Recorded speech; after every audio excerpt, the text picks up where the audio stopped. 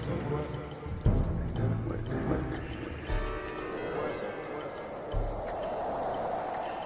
your daddy dead? Overlord is the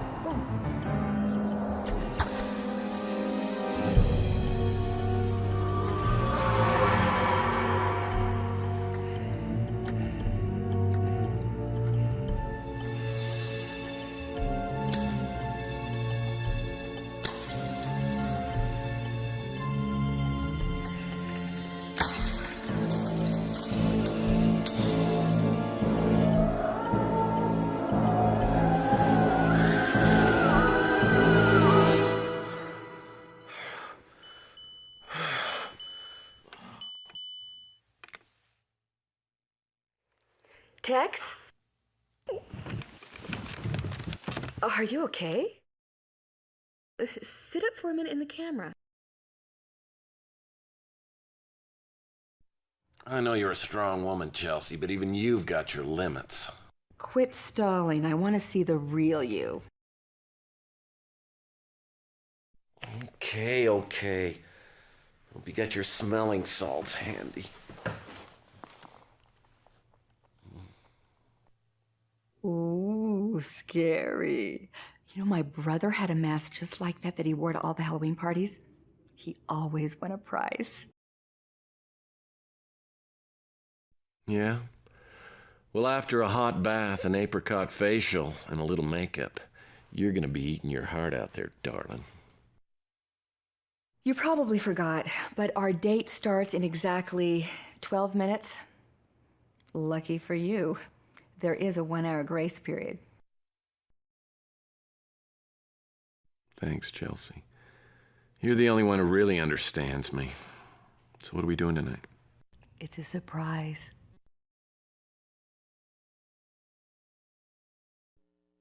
Well, it's not a formal surprise, is it? Because my tux, it's at the dry cleaners. No monkey suit required. All right. Well, I sure hope it's bowling, because I just got my ball waxed. No, we're not going to the 10-Pin Palace, and we're not having chili dogs either. Now don't go back to sleep. Make yourself beautiful as quick as you can and zip on over here. I'll be waiting.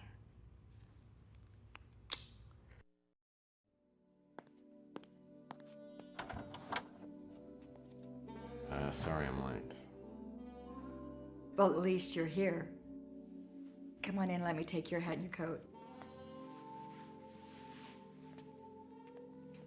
You know, in this light, you kind of look like a princess.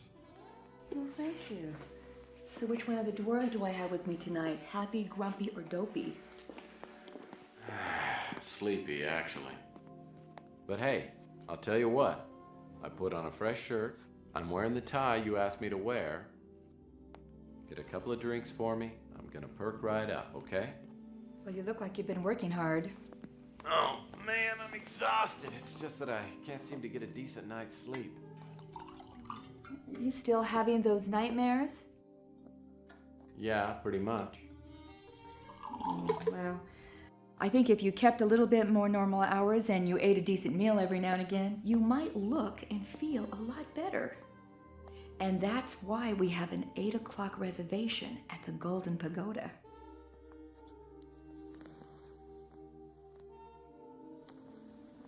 Well, since you got to pick the restaurant, maybe I could be in charge of the early evening entertainment.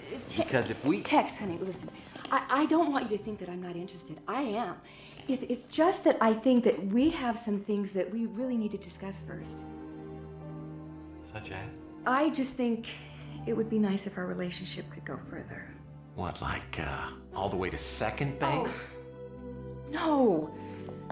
All I'm talking about is the ability to commit to something that has the potential to make us both very happy.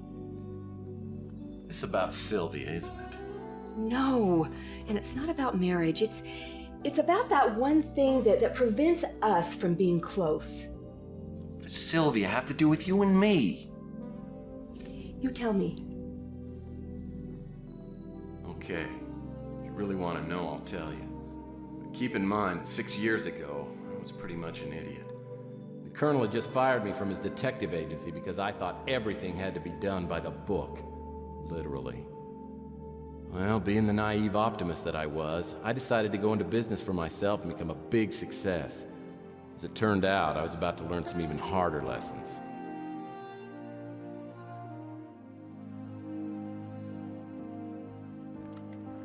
There I was in my shiny new office with all the trimmings, up to my ears in debt. Weeks had gone by and I was still waiting around for my first client to show up. I figured I'd have more work than I could handle in a big city like New San Francisco. And I was just starting to feel like a tiny bug on the windshield.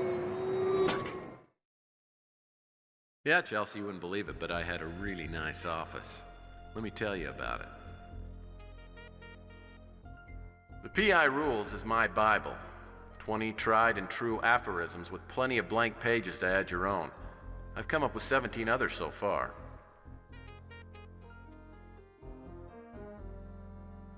The Colonel told me this book was for idiots, but I found these words of wisdom to be both inspiring and instructive.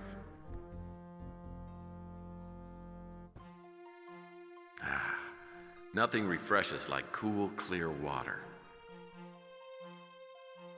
I fill my ashtray with candy in hopes that visitors will forego the dangers of smoking in favor of good, wholesome, processed sugar. Extreme Sports Illustrated is pretty cutting edge. The last issue had an article on ultimate chess, 30 men and 2 women in a literal fight to the death. I just got this phone, and it came with a free 2-week subscription to the American Information Database. I can request data on my cases, and it will be faxed to my office immediately. Welcome to the American Information Database. We hope you enjoy your free 2-week trial subscription. Our new voice recognition interface makes requesting information more convenient than ever before. Simply tell us the topic you want researched. The request will be immediately transmitted to our central database. Any available information will be sent, usually within seconds, to your fax number. What topic would you like us to research? A search for information on Tex Murphy has been initiated. What other topic would you like us to research? Thank you for using the American Information Database. Goodbye.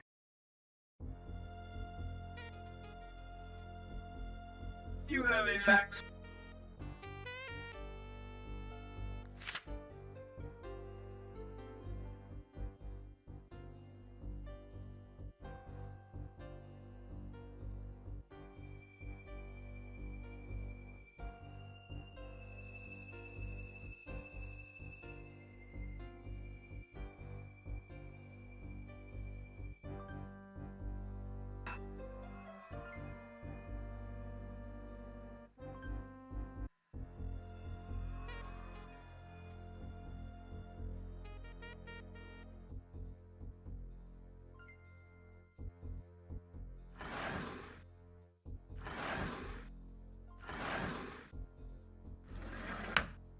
Just manuals for the phone and fax machine, you know, technical stuff.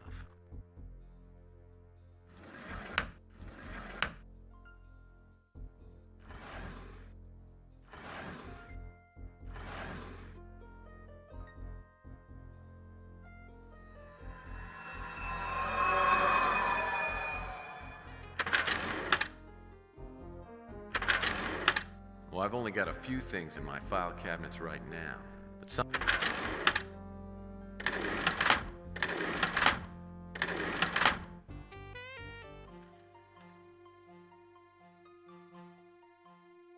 This here's my little buddy.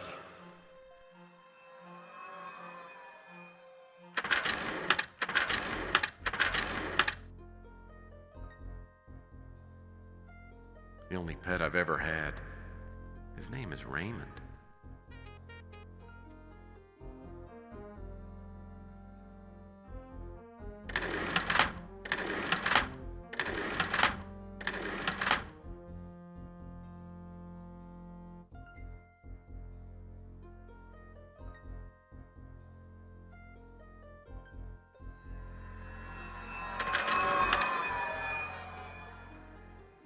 This is where letters of recommendation and thank yous from clients will go. Oops. This letter from the Colonel's been misfiled.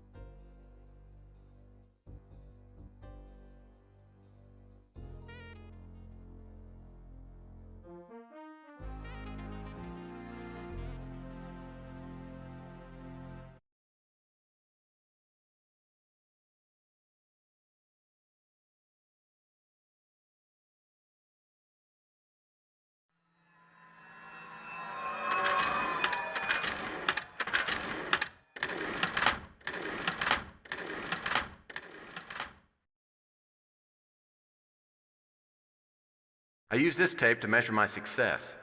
I've just got to dust it off and it'll work like a charm.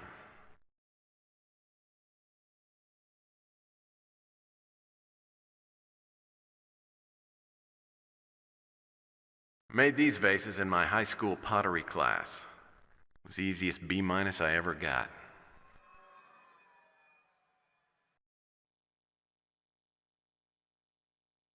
Oh, Boyd's Life. Annual fishing issue. I wonder what those twins are up to this month.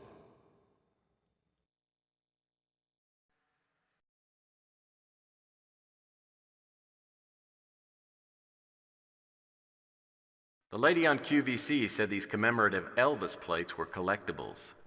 I figure I got my retirement all taken care of. This perpetual motion device just goes on and on and on. Reminds me of my crazy Uncle Cadmus.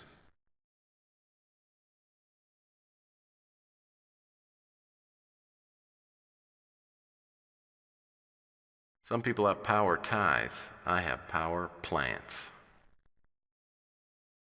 The guy who sold me my stone masks said either they were a fertility charm or would curse me to lifelong poverty and a violent death. Live dangerously, I say.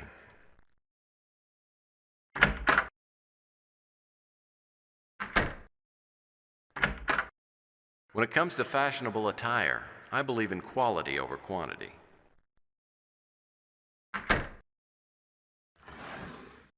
Uh-oh, only one pair left.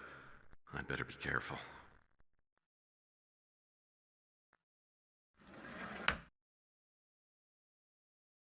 Humphrey Bogart, my one true inspiration. I'm saving these bottles of cold duck for a special romantic dinner. All of the flavor and none of the mind-numbing alcohol. This is the one thing that I refuse to skimp on. It's the finest cot that money can buy. Ah, the royal game of India. In my book, Parcheesi, Twister, and Ms. Pac-Man are the triumvirate of competitive gaming.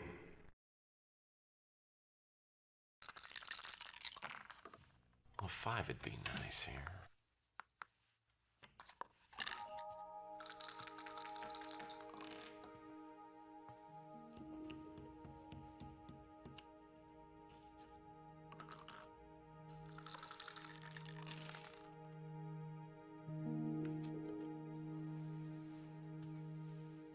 Are you the private investigator?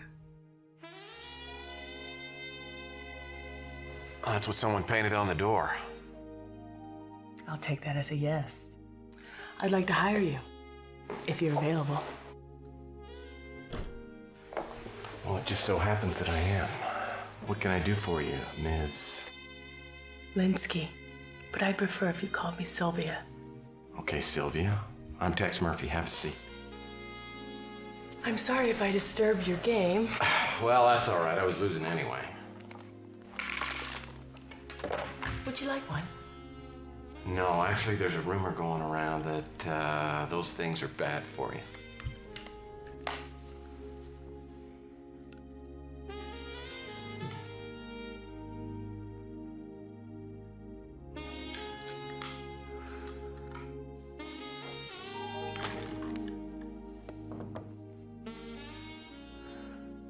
Lots of things are bad for you. That doesn't stop me from enjoying them. So, why are you in the market for a PI? My father, Carl Linsky, died a week ago. I'm sorry to hear that. The police think it's suicide. I believe they're wrong. Well, the police are usually pretty good in matters like this. I mean, I can't believe they'd make that big a mistake. My father wasn't suicidal, and I'll pay you to prove it. Okay, your father's name is... Sorry, was? Carl Linsky. Okay. Well, if we rule out the suicide, that leaves 3 other ways to go. I mean, it could have been an accident, or natural causes, or it could have been murder. The police say that they have witnesses that saw him jump off the Golden Gate Bridge. Well, I guess that rules out the first 2 then. So you think your father was murdered? He didn't kill himself, I know it. Look, if I take your case, you gotta understand there's no money-back guarantee. And it doesn't sound real promising. I just don't know what else to do. Who's the officer in charge? The detective's name is Eve Clements. All right, I'll go down and I'll talk to her. We can get together later and I'll tell you what I found out. I'm staying at my father's house. Here's the address. Now, about the money up front. How much do you need? Because I haven't got a lot. I'm running a special this week. If I decide not to take your case, there isn't gonna be any charge. Thank you. I'll be waiting.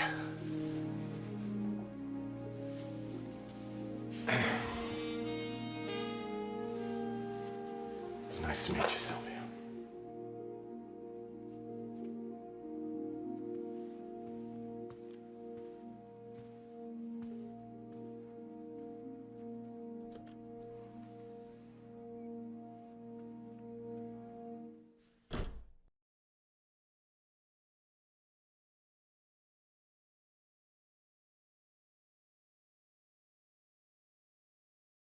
What topic would you like us to research? A search for information on Sylvia Linsky has been initiated. What other topic would you like us to research?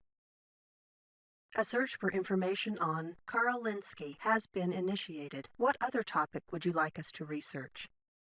A search for information on Detective Eve Clements has been initiated. What other topic would you like us to research? Thank you for using the American Information Database. Goodbye.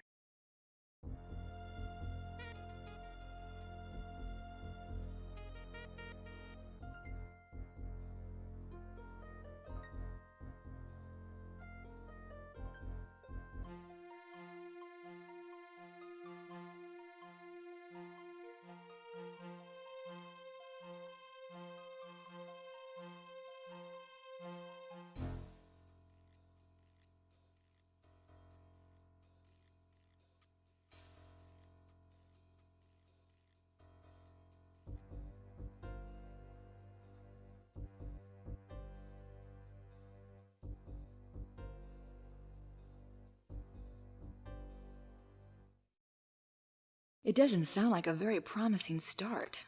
Well, like I said, I was running out of cash fast and was pretty desperate for a case. I knew Detective Clements and figured I'd pay her a visit. The only problem was she and the Colonel were pretty tight, and like I told you, I'd gotten the Colonel in some trouble not long before. Get out!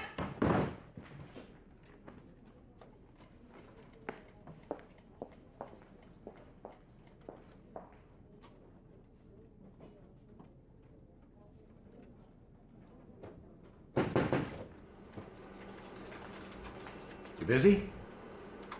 If it isn't Tex Murphy.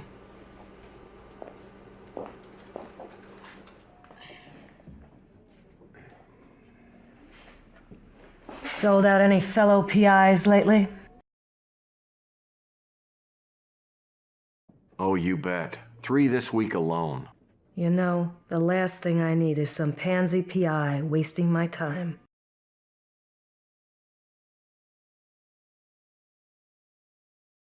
Look, I'll be so quick, you won't even know I was here. Give me one good reason why I should do any favors for you. Listen, I just went into business for myself, and I'm kind of relying on people like you to help me out. All right, Murphy. You're just lucky you caught me in a charitable mood. But be quick about it. 6 witnesses saw Linsky take the dive. Their stories matched up and they all checked out. And they all ID'd Linsky. Not exactly. None of them were close enough to make an absolutely positive ID, but they described his general appearance, build, and clothing. Body wasn't found for a couple of days. Wasn't in the best shape when we fished it out of the bay, but we were able to make an identification using the personal effects found on the body.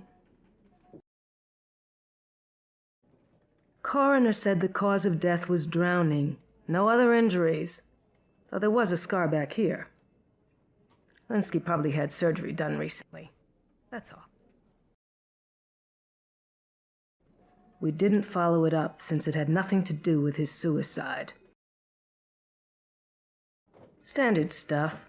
Wallet, keys, and a suicide note neatly sealed in a Ziploc bag. I'd let you see it, but it's logged in as evidence. The handwriting, incidentally, was 100% match. I'm willing to help you out because you're just getting started in the business. But don't abuse the privilege. As next of kin, she was notified and came in to identify her father's body. Didn't take it too well. One of the uniforms had to drive her home. The colonel seems to think you've got the potential to be a good PI, once you wake up to reality and get your priorities straight.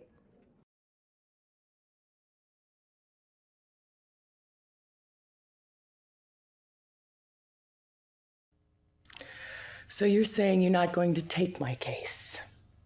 Well, I don't want to take your money if I can't help you. Fine. Leave. I'm just being straight up, okay? If you won't help me, I can do what I can on my own. It certainly won't be the first time.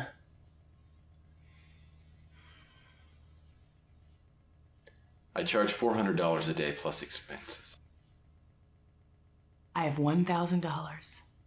If you can prove it wasn't suicide, I'll give you $10,000 later. It's a deal.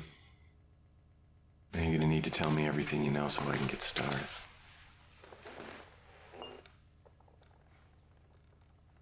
Oh, I will.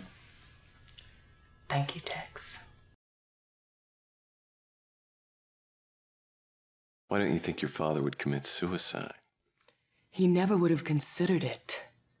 He took good care of himself, and he often told me he was going to celebrate his 100th birthday by going skydiving.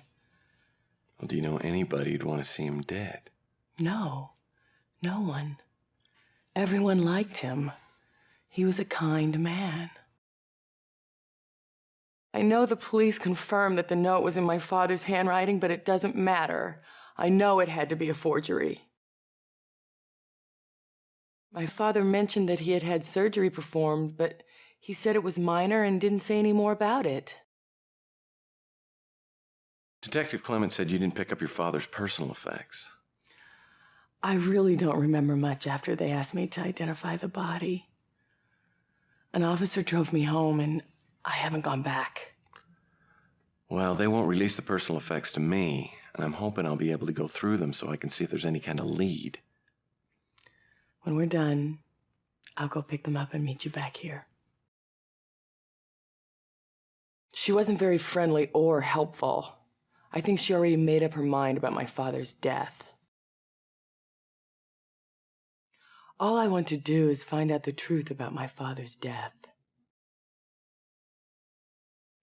I found a scrap of paper here with the address to your office written on it, no name. If my father didn't contact you, he must have gone to see someone else who works in your building. Before I came to see you, I checked the directory in the lobby, but didn't recognize any of the names. After I finished talking to Sylvia, she gave me a spare key and said I was free to look around the house. Oh, Sylvia was playing you like a kazoo. Well, more like a game of trouble, as I began to realize when I started poking around Linsky's house.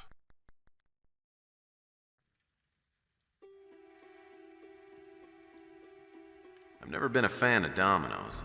I figured the time wasted playing dominoes could be time well spent playing a rousing game of Parcheesi.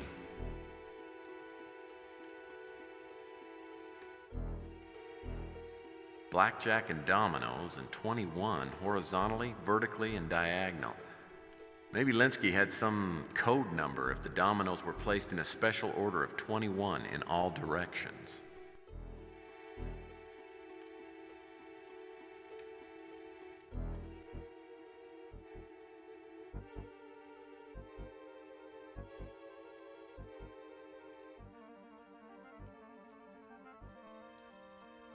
A light is flashing by the 4, the 9, and the 8. These 3 numbers are probably useful.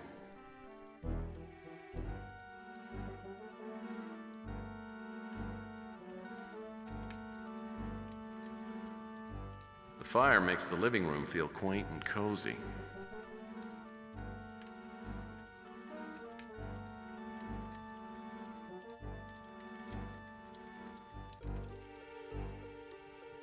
Linsky's taste in books ran the gamut from lackluster all the way to incomprehensible.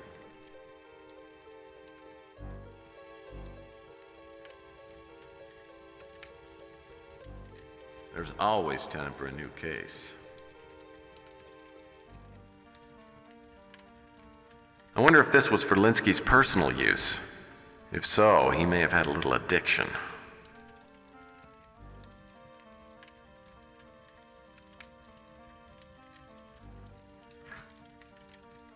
Freezer's well stocked.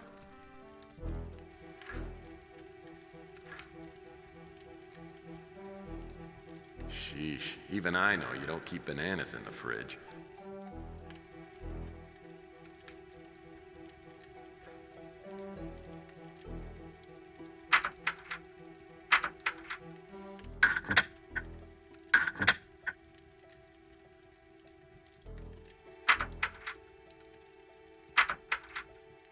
Waste not, want not.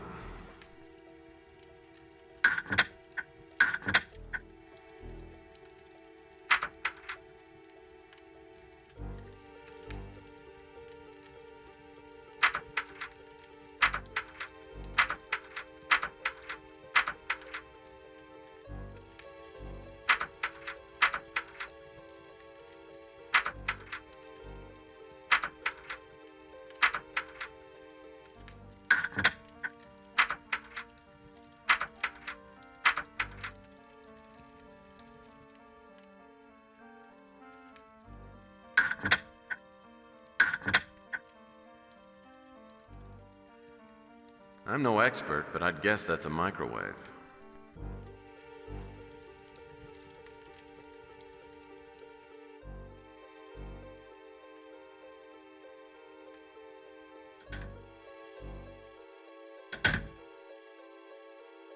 Looks like a half-finished letter.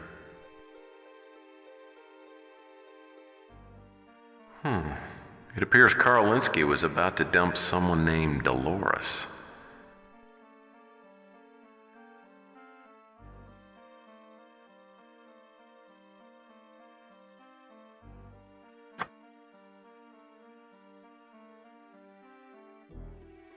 Scrap paper, notepad.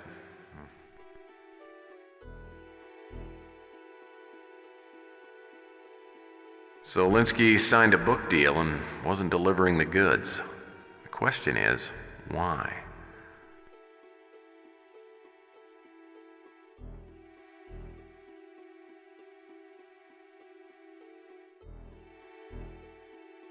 Junk mail, catalog.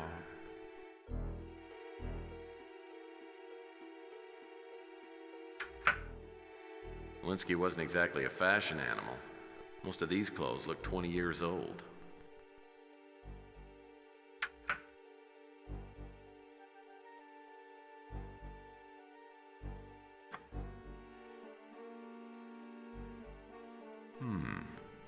I wonder if Linsky's little black book could be green.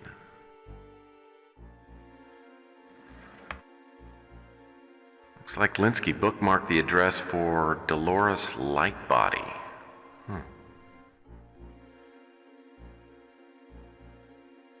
I guess Linsky didn't plan on entertaining when he bought this bed.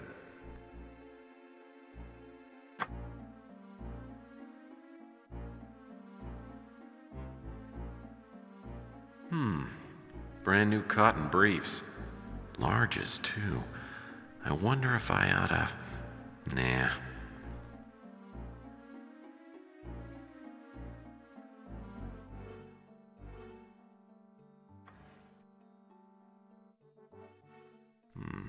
There are only 31 pieces on the chessboard.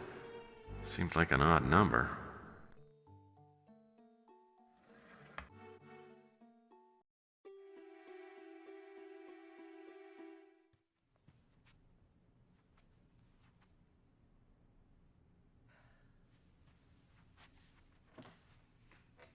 Dolores Lightbody? Yes, indeedy. My name's Tex Murphy. I'm a private investigator. I'm looking into the death of Carl Linsky. Oh, well, do come in. Thank you. You are very, very welcome. Well, this is certainly exciting. A real live PI. I love detective novels, you know. Is that right? I guess I've always had a certain fascination with private dicks.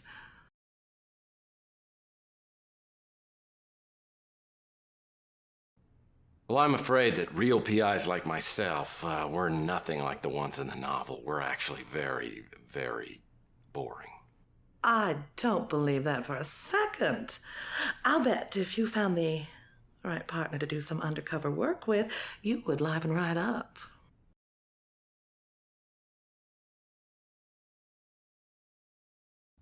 Tempting thought. But, you know, I'm just too much of a lone wolf, I guess. The best ones usually are.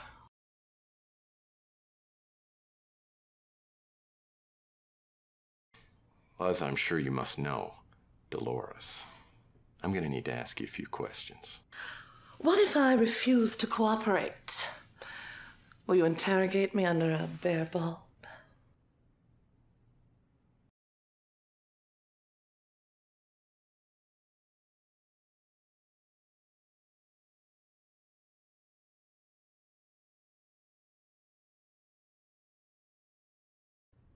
Well, I'm afraid, out of respect to the recently departed, I'm gonna have to ignore that little bit of innuendo.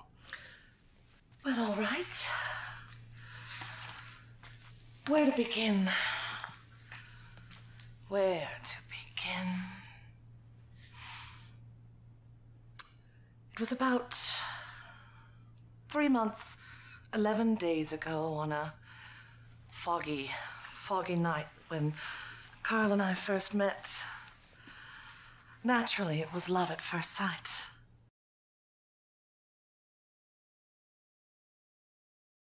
Ooh, sounds very romantic. Oh. Actually, Carl came to have me draw up his will. That's what I do for a living.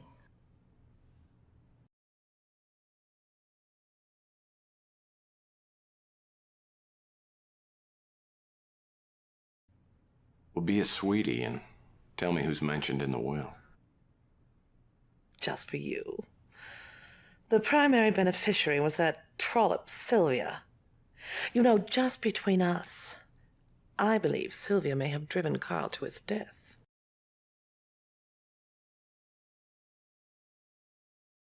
You think Sylvia's capable of it? Surely you don't mean murder.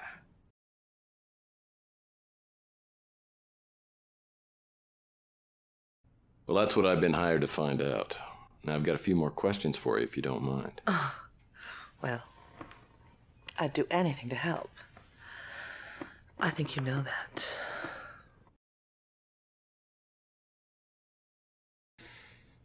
I loved Carl desperately. We were very happy together. I can't for the life of me imagine why he did what he did.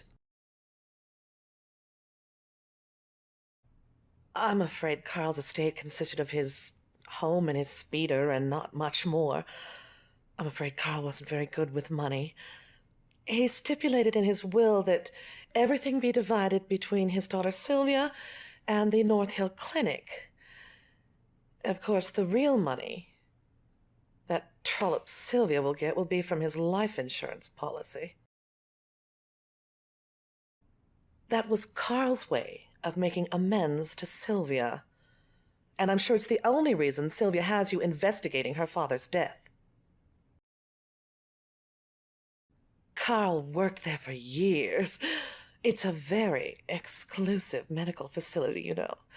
I've been in touch with the director, Arnold Sternwood. He's an extremely attractive man, but also very busy. If you'd like to see him, I can try to arrange an appointment with him. I'll call you and let you know. Then you'll have to owe me a favor. I don't play very well myself, but Carl did. He said that life itself is a chess match. Me? Oh, I'm still in shock, as you must imagine. It'll be weeks, maybe months, before I'm able to love again.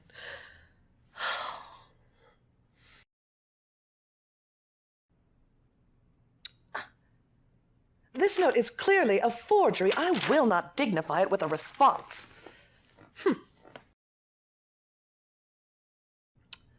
Carl received regular packages from them.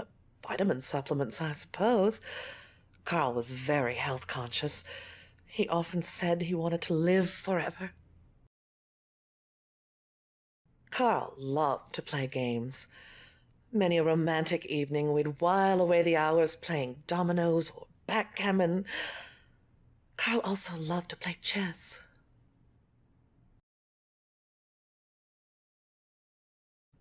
I can't really help you there. Carl's wife left soon after Sylvia was born. Oh, Carl did the best that he could, but he never felt that he'd done a very good job raising Sylvia, and she never appreciated her father. She left home when she was very young and went into some unsavory kind of work, escorting or something like that. Carl's heart was nearly broken. They hadn't been close in years. Oh, it's too soon, Tex. Allow me to grieve first, and then we'll see what grows between us.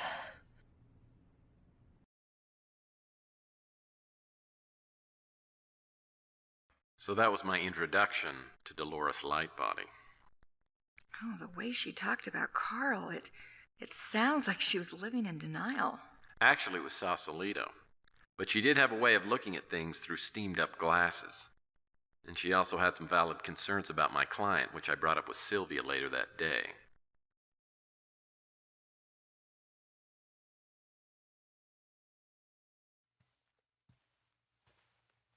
Here are the things from the police. There wasn't much. His wallet, a set of keys, 2 go to the house, 1 to the speeder. The other 2, I don't know what they go to. They also gave me a copy of the suicide note. I'll check them out. I've got a few things I need to run by you. I went out and I talked with Dolores Lightbody today. Apparently you two aren't exactly soul sisters. She is hideous. I don't know what kind of black magic she used on my father, but I can't think of any other explanation. Dolores told me about the will. Apparently you're the beneficiary. Why are you treating me like I'm a suspect? For your information, if I sold the house and the speeder and added it to the cash, I might be able to pay off my father's debt. I'm not going to benefit from this will. Except, of course, the $1 million life insurance policy. I'm not going to get a cent of that. I'm surprised you're even asking me about that. You know, life insurance policies don't pay off in cases of suicide. And that's why you retain my services. Well, you can think that if you want. But I don't have to stick around here and be insulted by the hired help. Ouch. Yeah, I violated PI Rule 17. Never upset a client. She was right. I was the hired help, so I went back to work. The manila envelope Sylvia had given me turned out to have some pretty useful items in it.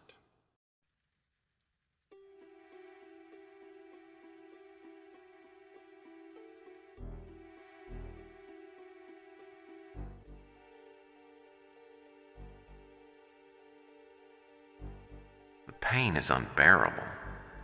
If Linsky really wrote this, I'd like to find out exactly what he's referring to.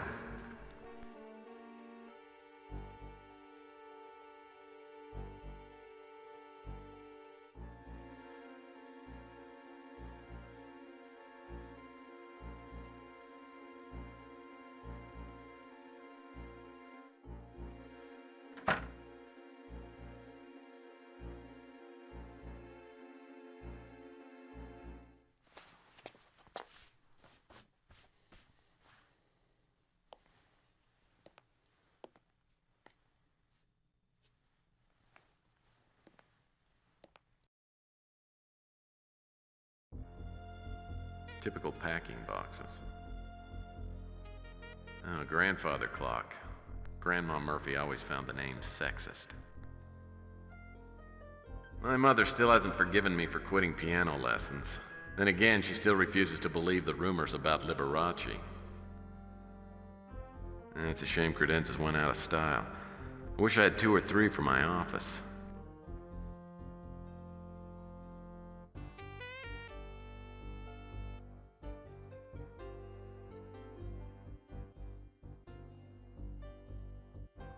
Why would anyone keep something this handsome and ornamental hidden away in the attic?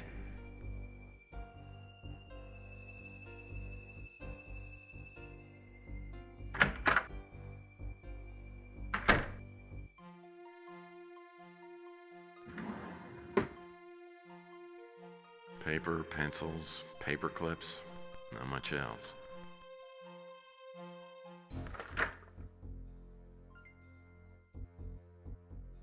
This could be worth looking at. Sylvia Linsky's credit report.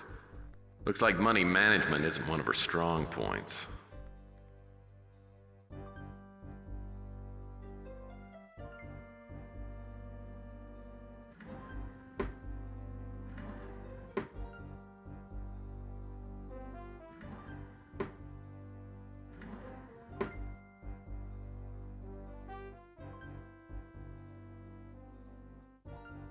Oh, a bunch of neurology textbooks. Intriguing. They're in my head. They're in my head. Get them out. Get them out. Get them out. They're in my head. Oh, get them out. Oh, get them out. I can't take it any longer. Get them out. Get them out. Ah. What the hell was that all about?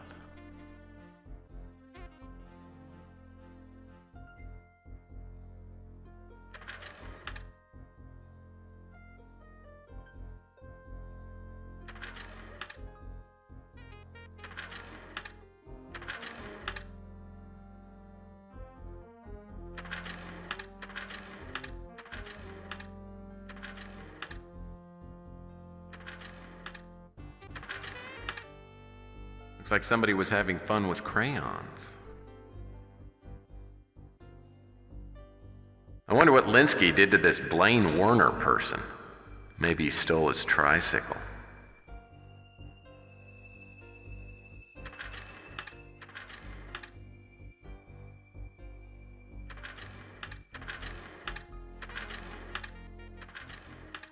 Well, I bet no one thought to look up here for a pirate's chest. Locked. I'll need to find a little something before I can open this.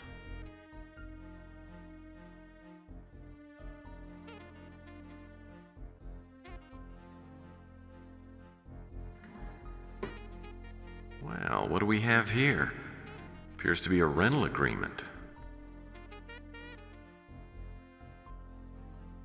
From the looks of this, Linsky had a secret special place that he didn't want anyone to know about.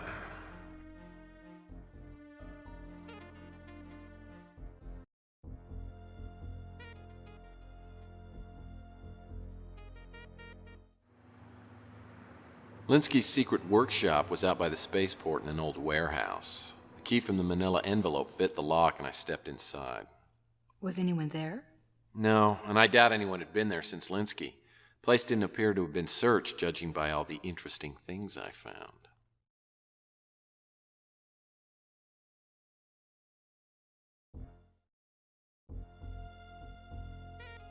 I'm fairly certain these barrels should stay nice and closed.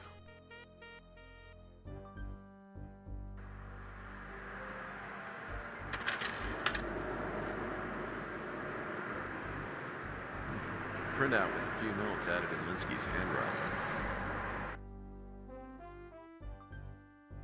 I'm willing to bet this project of Linsky's figures prominently into the case, not to mention whoever this Overlord character is.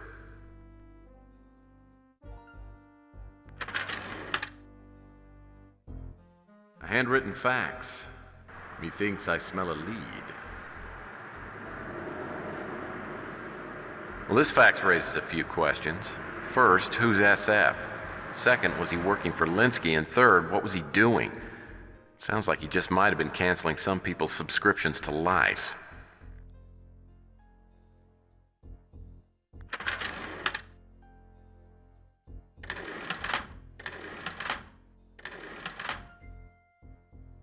I'll bet this computer is important, but it's got a security protect feature. I'll need to attach a passcard reader and use a security card with it before it'll operate.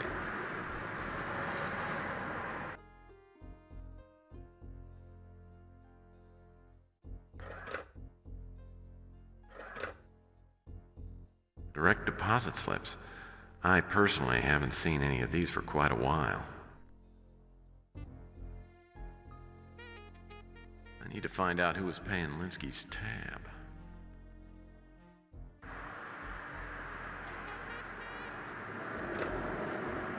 Newspaper clipping.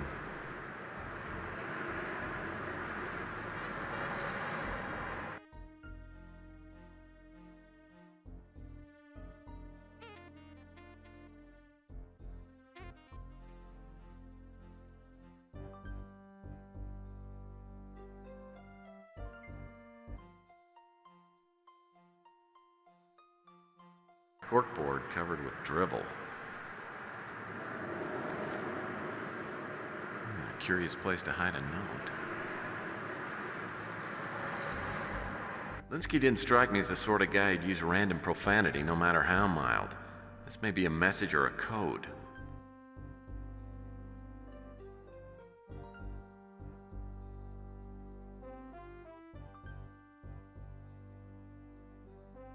The letter looks like it could be interesting.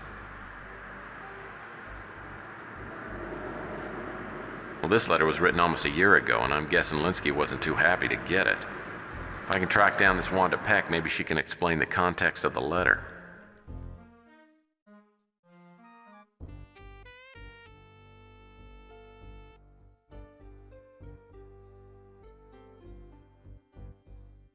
Bottle of pills. Linsky must have had trouble sleeping. These prescription pills would knock out an elephant.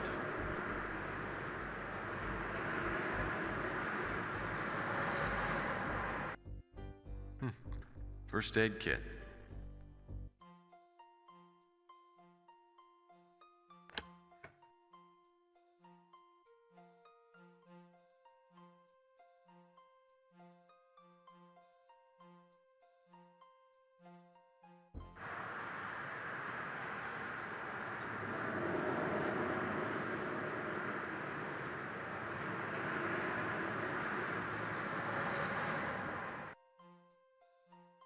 Looks like a package of electrical doohickeys.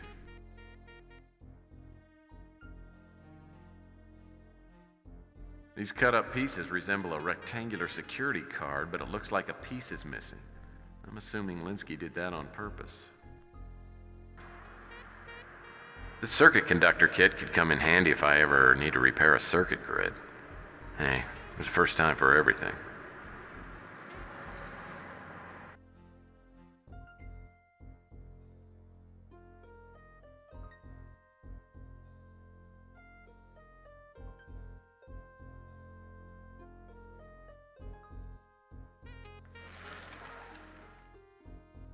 Either Linsky lost track of time in a big way, or this was just his favorite month. The word safe is a misnomer whenever I'm on a job.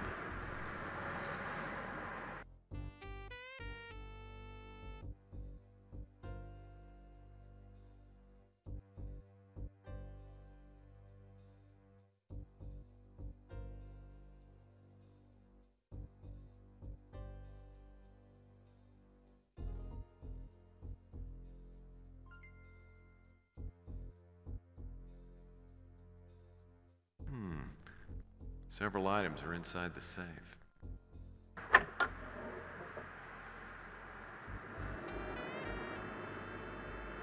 That's a passcard reader. If you attach it to a computer, then use a passcard on it. Well, this is a life insurance policy taken out by Carl Linsky. And the sole beneficiary is Sylvia Linsky.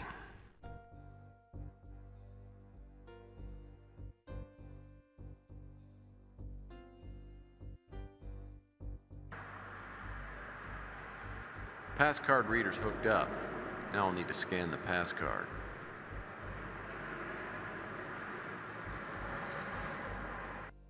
It sounds like you didn't find too many answers in Linsky's warehouse.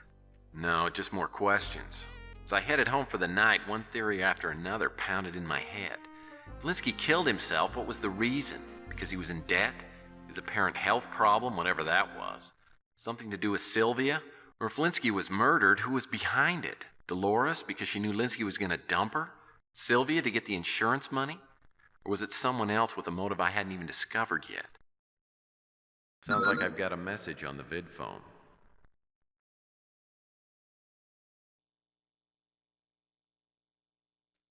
Hi, Tex. I need to talk to you as soon as possible. Could you come over to my father's house whenever you get this message? No matter how late it is. I'll be waiting for you. Ah, the mating call of the blonde bird of prey. Well, I guess it goes without saying you ran right over there. If I'd known how dangerous the situation was, I would have stopped to buy a gun. Turned out Sylvia had been talking to Mr. Absolute all evening.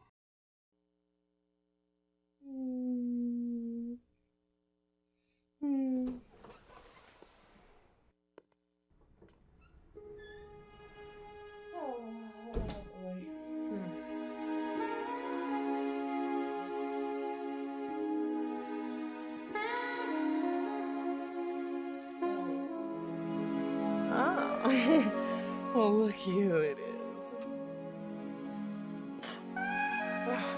Oh, look who it is. Tex Murphy, handsome PI on the case from hell. I bet you've solved this damn mystery by now, haven't you?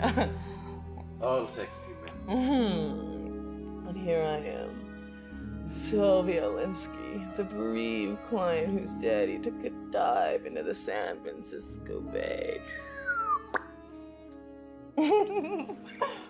It sounds interesting, doesn't it? Sounds like you've had too much to drink. Oh, don't tell me I've had too much to drink. I have plenty to drink about, more than you know.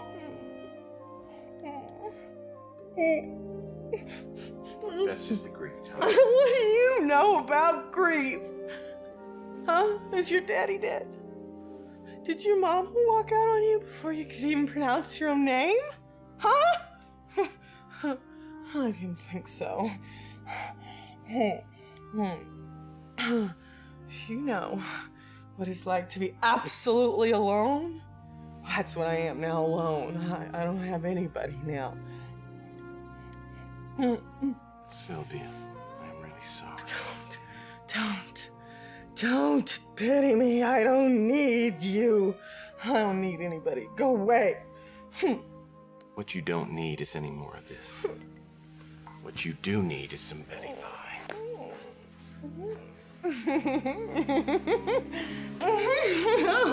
Mr. Murphy, I'm surprised at you taking advantage of a woman who's had too much to drink. Not tonight, Sylvia. I require my victims to be at least sober enough to sign a waiver. You passed that point a long time ago. Don't you like me, Tex? I like you. That's why I put you to bed. Now I'm gonna leave. You're no fun. Not one bit. Good night, Sylvia. Good night.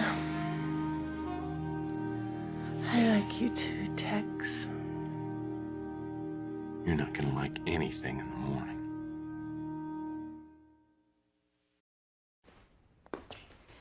You know, when we first met, it wasn't all that different from your night with Sylvia. But of course, you were the one that was sloppy drunk. What? You talking about the Bastille Day celebration at the Bruin Stew? I wasn't that drunk. Oh, no, we met before Louis' party. Don't you remember? Come on, sweetie. Oh, I do remember something, but I thought that was a dream. It's all kind of fuzzy.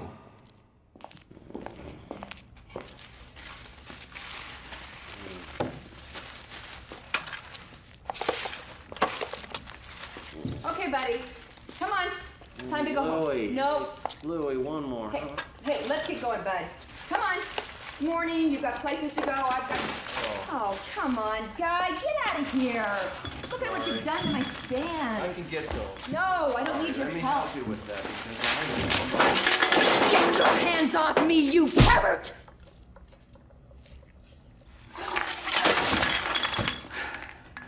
Yeah, I guess that wasn't a very promising start. Now I know why I don't remember. You punched me. I mean, my jaw hurt for a week and I never did figure out why. Well, it was kind of a down period in my life. Well, things have gotten better. Haven't they? Yeah. Oh, but I'm dying to find out how you went from the starch-pressed young PI to a puddle of drool. Let's hear some more about your story. Well, you're making it sound so glamorous. What did you do after you left Sylvia? Well, the next morning, Dolores Lightbody contacted me. She had got an appointment with Arnold Sternwood out at the North Hill Clinic. And I went out to see him.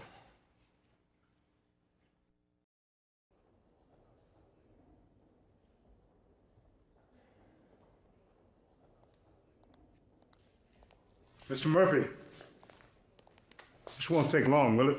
I have an extremely full docket.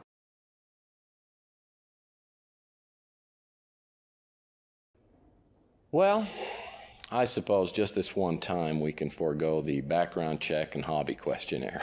So, what can I do for you? Okay, well, that's enough small talk. Now, did you or did you not have anything to do with the murder of Carl Linsky? It's my understanding Carl's death has been ruled a suicide. I don't know what else to tell you. Is there anything else?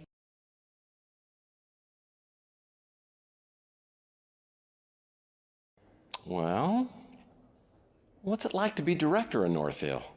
Bet you got some horror stories to tell, huh? I feel fortunate to hold this position, in light of our ranking as one of the world's finest medical facilities. So can you tell me what Carl Linsky did around here, using words I can understand? When he was younger, he was one of the very best neurosurgeons. Do you know what that means? For the past few years, he worked mostly in research. Now, I don't mean to be unaccommodating, Mr. Murphy, but I really do have urgent matters to attend to. Look, sorry, can I just have a couple of minutes? Carl worked here for 26 years. Over the past few years, his age forced him to give up surgery in favor of research. We were friends, though not extremely close. I was sorry to learn of his premature death. I can't give you any details regarding that. Miss Peck works for Capricorn. While I respect her professionalism and the ideas of the organization for which she works, I don't look back on our brief association with any fondness. The name is unfamiliar. I can't give you any details regarding that. I've never heard of it. Warner worked for us as an intern. He was fired as a result of his unprofessional behavior. I have no idea where he is now. I assure you, Mr. Murphy, I had no part in the death of Carl Linsky. I can't give you any details regarding that. I consider it an honor to work here in light of the clinic's well-deserved reputation. Until Ms. Lightbody contacted me, I was unaware that Carl had made North Hill a beneficiary in his will.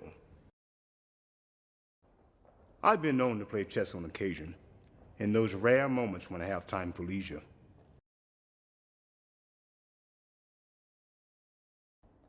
I believe she was Carl's fiancée, as well as the executor of his will. I didn't know her prior to Carl's death. I've never heard of it. That company supplies us with many technologically advanced medications, including what you might call anti-aging drugs. They're very much on the cutting edge in their field. Carl gave me no indication of being suicidal. Of course, I hadn't seen him in over 2 months. That young woman is trouble. I won't burden you with details. Suffice it to say that she has a way with older men and knows how to get what she wants. I don't want to seem rude, but I really do have many pressing engagements. Let's stick to business, shall we?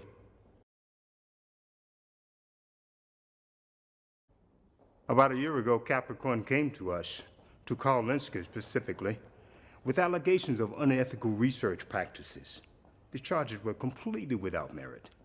But Carl decided to take a voluntary leave of absence, and Capricorn decided to not pursue the investigation.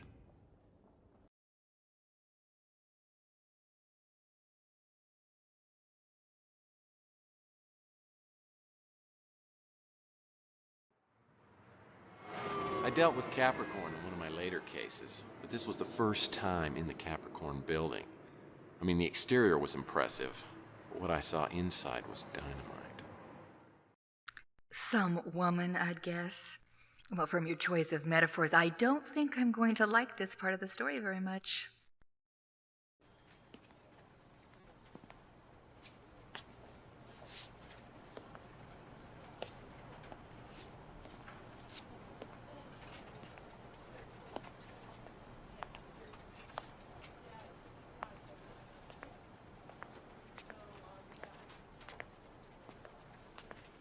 Want to pack?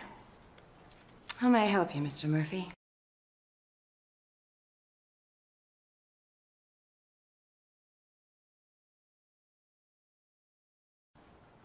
Weren't you in the Miss Universe pageant last year? Yes. I was working undercover, investigating allegations of bra stuffing. Well, that's good work if you can get it.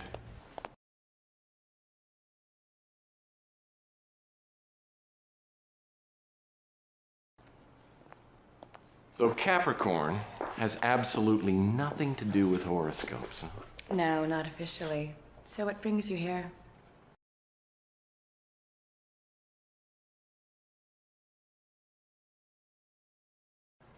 I'm looking into the suicide of a man who you investigated at the North Hill Clinic.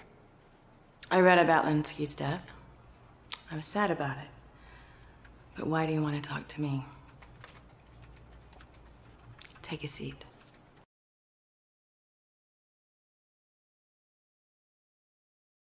Frankly, leads in this case have been harder to find than a good Pauly Shore movie. I get the feeling you're not convinced that Linsky's death was a suicide. If that's the case, I would be happy to help you in your investigation.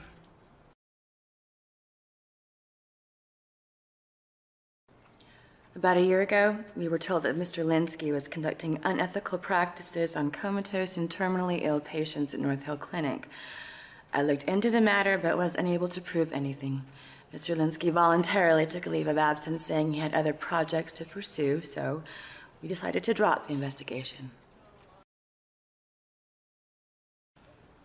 Capricorn's primary mission is to identify, then infiltrate organizations suspected of practicing extreme discrimination. These include everything from UFO cults to hate groups to unethical research scientists. I don't have any information on that. Never heard that name before? I keep hearing the word overlord, especially linked to the Law and Order party. I don't know if it's a person, place, or thing, but it seems to represent a lot of power. Can't help you there. As the director of the clinic, he was understandably eager to avoid any scandal and was very helpful throughout our investigation of Carl Linsky. I don't have any information on that. As you probably know, the clinic has an outstanding reputation. We were surprised when the allegations against Carl Linsky came up. I haven't the faintest idea what that is. I play occasionally, but I like my sports a little more physical. We're putting a lot of our resources into investigating law and order. Their legal people make sure they don't cross the line publicly, but their ideology is pretty frightening to anyone with any intelligence or belief in human rights.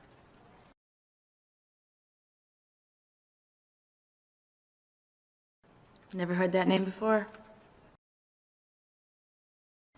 Can't help you there.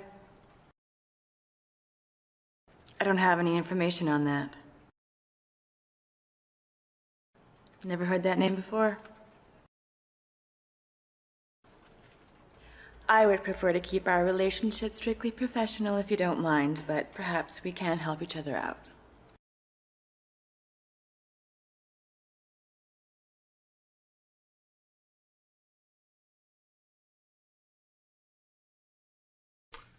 I knew you'd be back. I just never dreamed it would be so soon. Well, the last time I was here, you were a big help, and I do mean that literally. I'll do anything to help. Anything. Well, they're a bit too right-wing for me, but I do agree with many of their policies. Oh, and they have the most handsome and attractive gubernatorial candidate. That's some sort of spy organization. Carl didn't think too fondly of it for some reason. That was Carl's way of making amends to Sylvia. And I'm sure it's the only reason Sylvia has you investigating her father's death. Oh, I wish I could be of more help. I'm afraid I haven't heard of it. I seem to remember Carl mentioning somebody with those initials. It was Sonny something or other, Sonny Fletcher. Yes, I'm certain that it was Sonny Fletcher. I think he was a PI, like you. Although I doubt he was as handsome. I don't know what he was doing for Carl.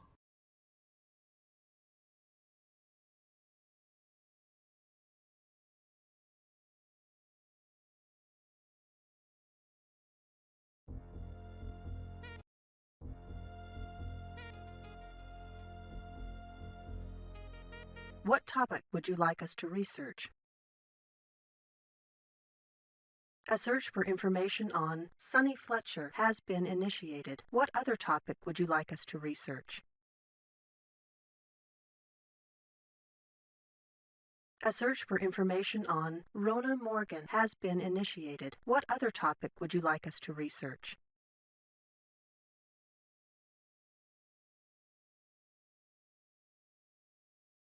A search for information on Dolores Lightbody has been initiated. What other topic would you like us to research?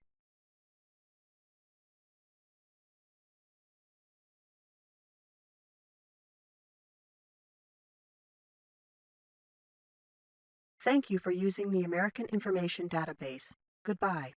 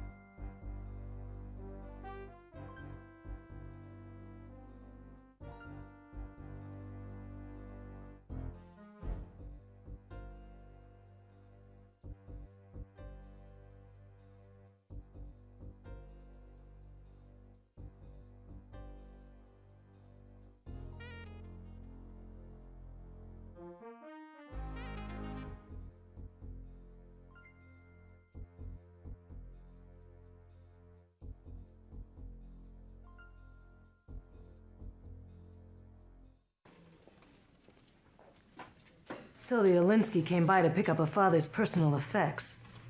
Must be nice having a job for a change.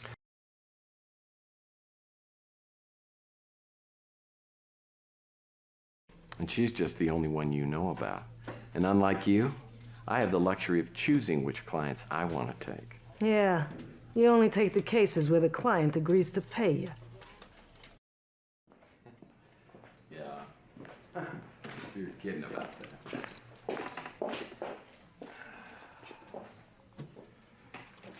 You know, Lieutenant, I mean, we could sit here all day and trade friendly insults. And that might be pretty fun. But you know what I need right now? I need the help of an intelligent, knowledgeable, not to mention gorgeous policewoman right now. You're not as charming as you think, Murphy. What do you want?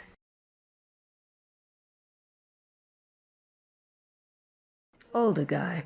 He's a PI like you, or used to be. He has a little problem with the bottle. Okay, look. Fletcher's had a few DUIs. He's a friend of the Colonel's, and as a favor, we didn't make him do any time. If you can keep that to yourself, I'll call Fletcher's parole officer and let you know where you can find Sonny. I don't meddle in politics, but I like most of what I've heard from the Law and Order party. It's about time government did something to clean up the streets and get rid of all the illegals.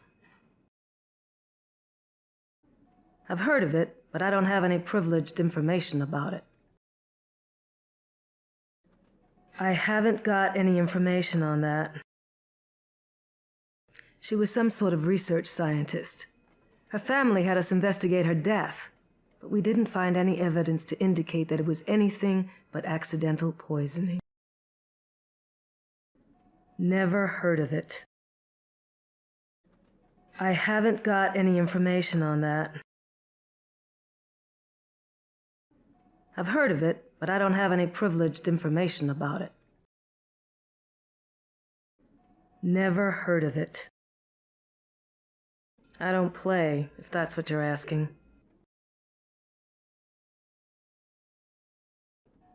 I don't know the name.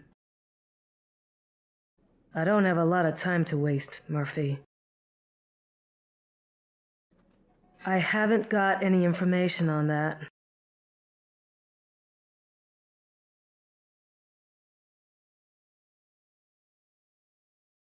The address Detective Clements got from Sonny Fletcher's parole officer turned out to be a filthy, vermin-infested motel. It was a dump, and it smelled like a porta potty at a chili cook-off. Ugh, okay, I get the point. Sorry. I just couldn't imagine why Carl Linsky would hire a detective who lived in a place like that.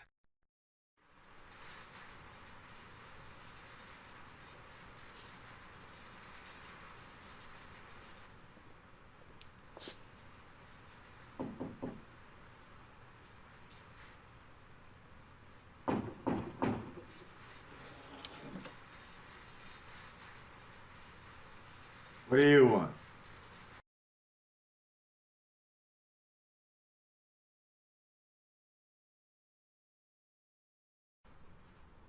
Hi, yeah, I'm on a scavenger hunt. I'm looking for a spool of thread, a shoehorn, and the answer to a question. Why did Carl Linsky throw himself off the Golden Gate Bridge? What makes you think I know Carl Linsky?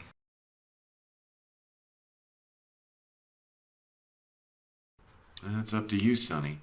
I mean, I can invite Linsky's girlfriend and your parole officer over for a game of truth or dare. You can just humor me right now. Let me tell you something.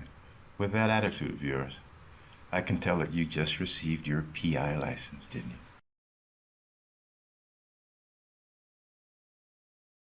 Well, that's what I tell all the chicks.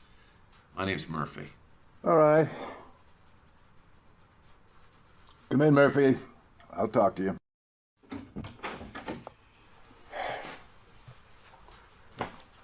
Mi casa es tu casa. Thanks. Close the door.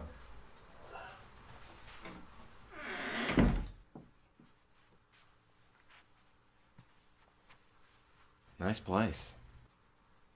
Yeah. My travel agent got it for me. I'd get a new travel agent. Is this your permanent residence? It just might be. Why? It's just... It's like you're hiding out from bill collectors or something. I guess you could say that. Come on! What do you want from me, huh? I understand Carl Linsky had hired you. At least, before he died.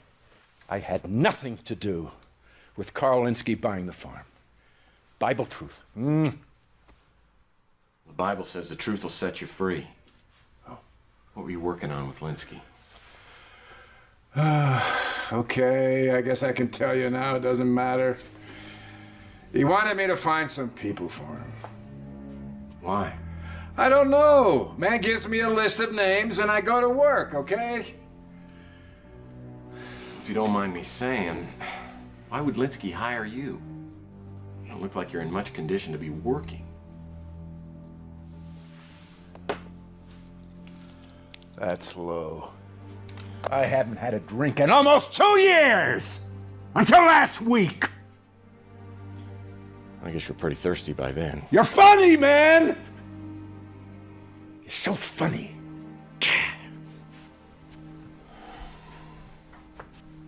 Jeez.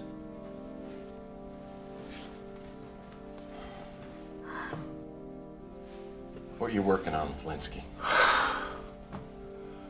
Look, I just tracked down 2 people, all right? It was a Val Davis and a Rona Morgan. Didn't take me any time. I found out where they were. They were in the ground, and they hadn't been there too long. Is that when you dropped the case? Yeah, around there. Look, I prefer not to talk about this anymore, okay? Okay. Gracias. If you could just give me some more information about the names on the list. I can't remember. Come on, don't hold out on me. You want a bribe or something? You know that's illegal. I can't remember. Bible's truth. Okay, I'm gonna give it to you straight. I'm working on Linsky's suicide, and I just need some information, a clue or a lead, something to keep the thing going. Wait a minute. All right. Tell me to hang on to it, a bee's up, in case anything happened to him.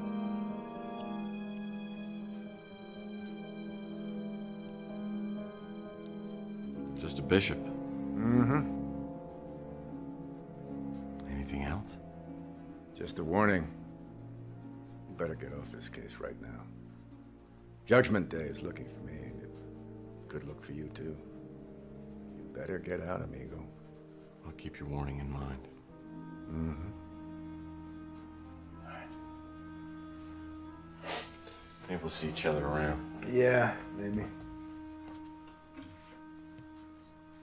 Hey. I'll shut the door.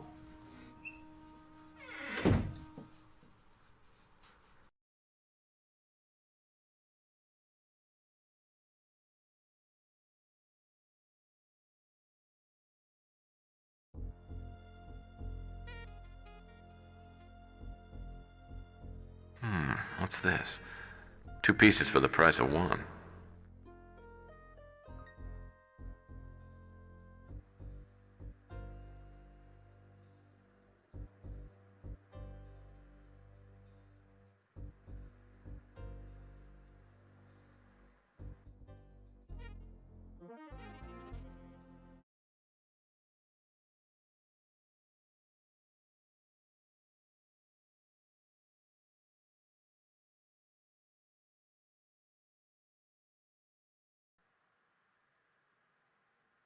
Pass card E.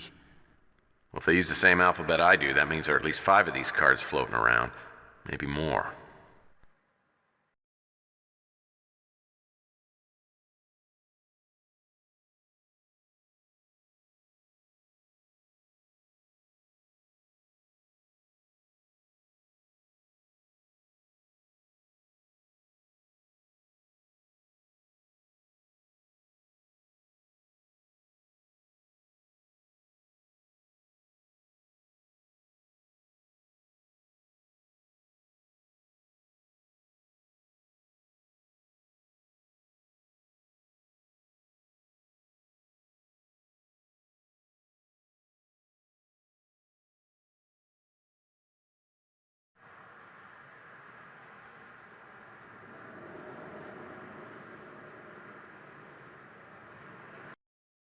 The Fresno address was in the heart of the hot zone, in what might have been a strip mall, at least before the bombs fell. It seemed pretty obvious the place was a front, a red herring meant to throw off any passing bloodhounds. But I'd made the trip, so I decided to check it out.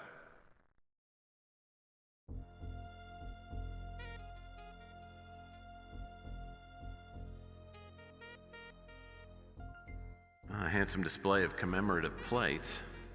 Interesting. Looks like the plates can be rotated. Looks like there were a few packing boxes left over from the move.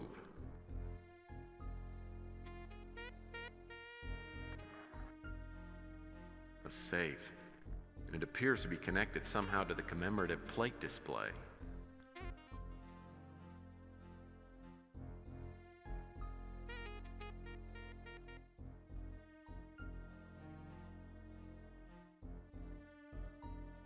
Electric bill.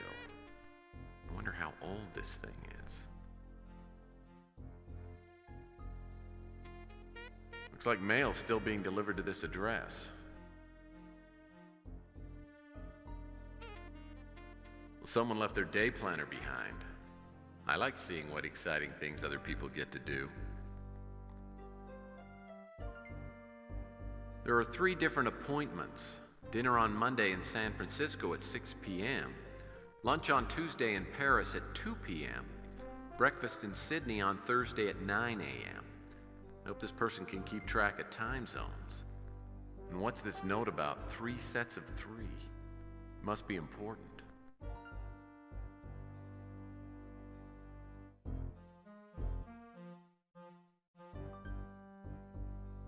It's a map of the world with 3 different time zones highlighted.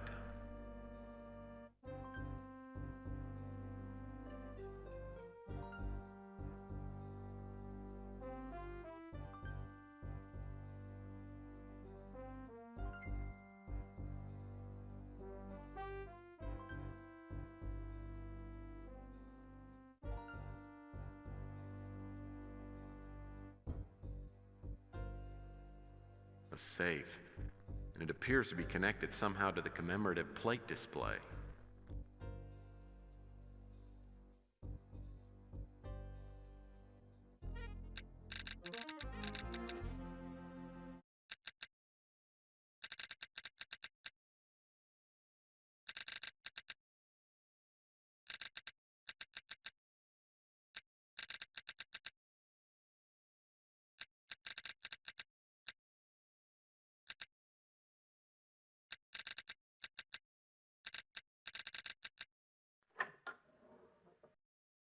A photograph.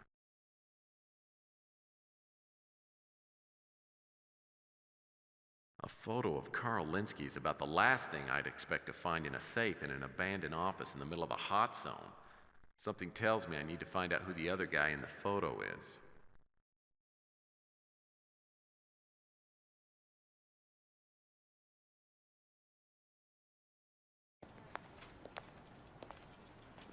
So, how is your investigation progressing?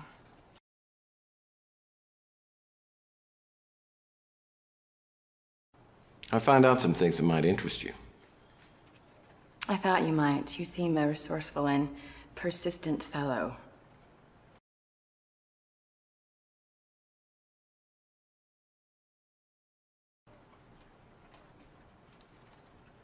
Carl Linsky and John Klaus together. This is extremely interesting.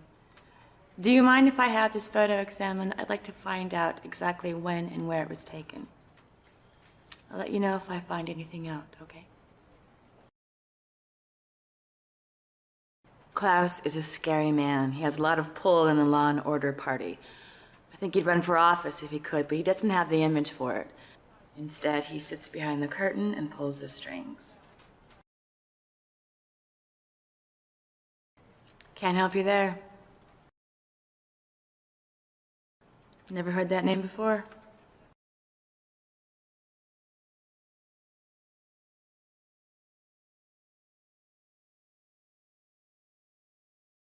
When I returned to Sonny's motel room, he wasn't there, but he'd left a letter for me taped to the door.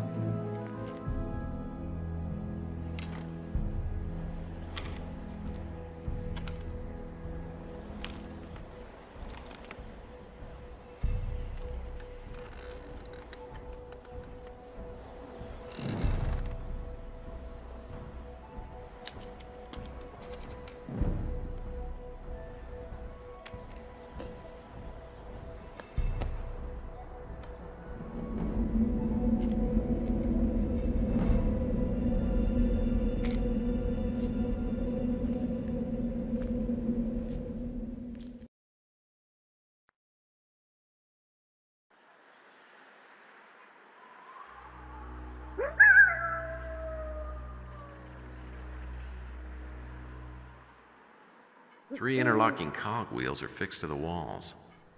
Mysterious. Well, I'm no expert on Anasazi culture, but it looks to me like I'll have to line up the red dots on the cogs to the corresponding red marks on the wall.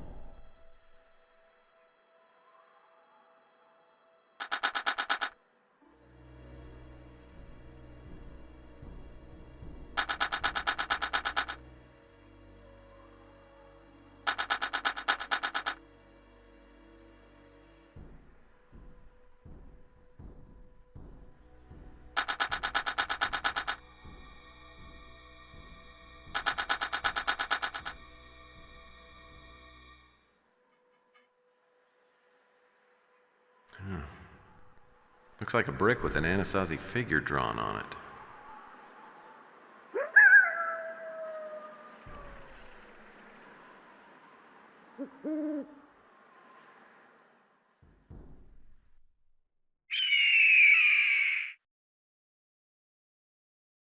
There's a bucket down there with a brick in it.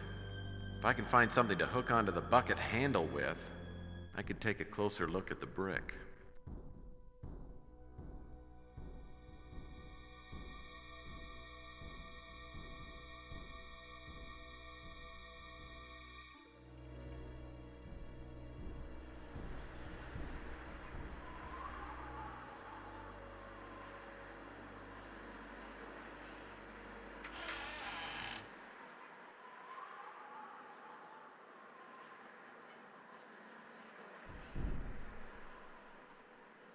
Interior decorating, Anasazi style.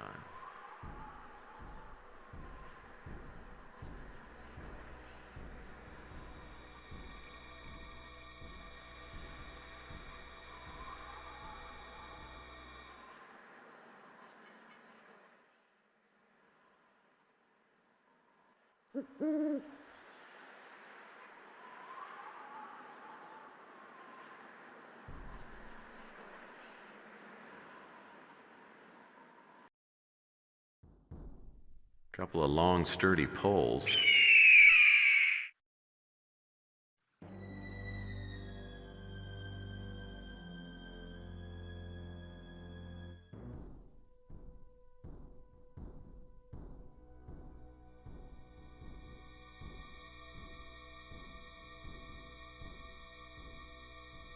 Wooden box.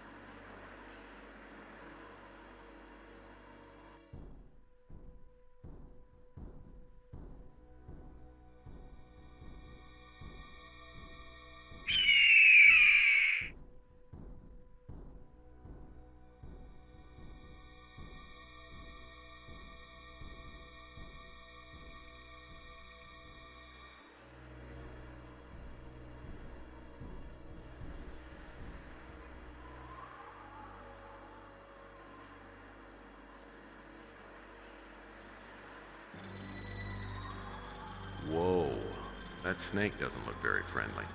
And it doesn't look like it's gonna move away from that brick anytime soon. Maybe I can bait it into moving.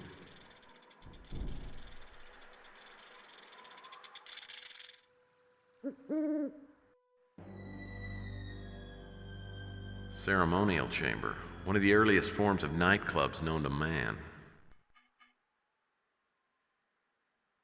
A length of rope made of woven fibers.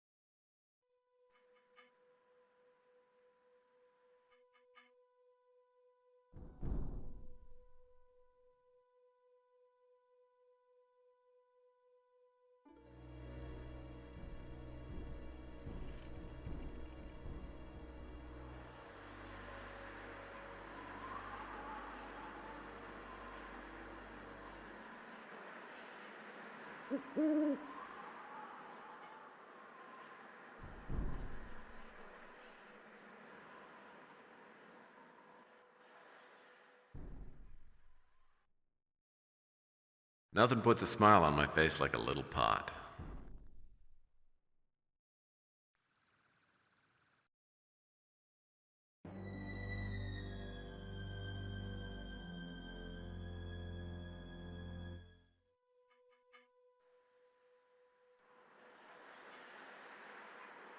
Well, this looks suspiciously like a primitive fishing pole.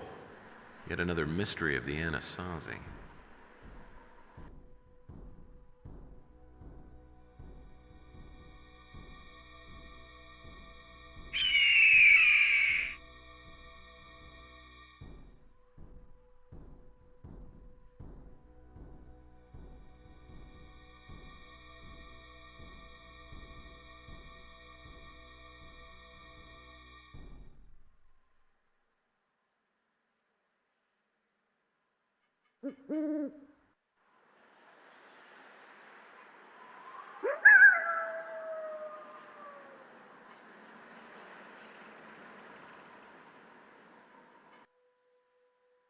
The holes in the walls are the same size as the bricks I've found with the Anasazi drawings on them. I'm guessing that 8 bricks inserted into the correct openings will cause something cool to happen. Interior decorating, Anasazi style. This door doesn't open. I'll have to find another way in. Now there's no apparent way to open this door. Maybe it's connected somehow to that weird thing on the other wall.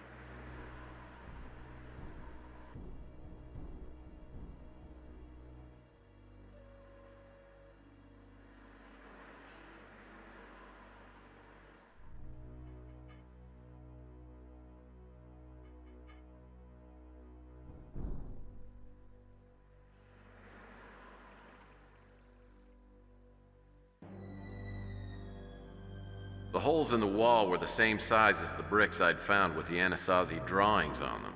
It seemed likely that I'd have to insert the bricks into the correct openings. Then I assumed something really cool would happen.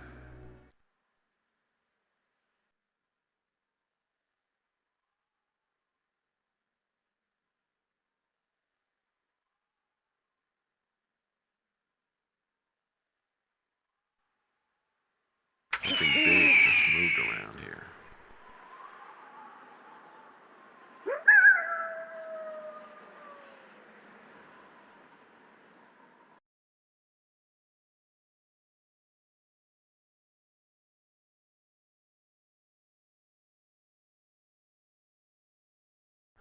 Rare Anasazi light fixtures.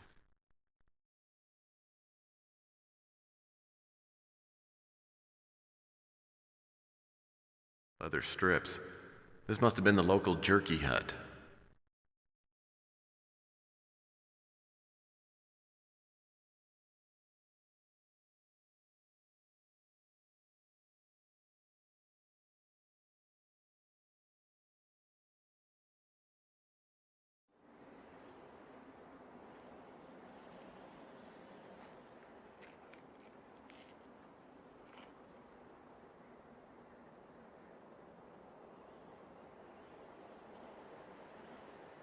There are more structures over there. Looks as though a natural bridge spanned this at one time, but it's long gone. I guess I need to find another way across, but how?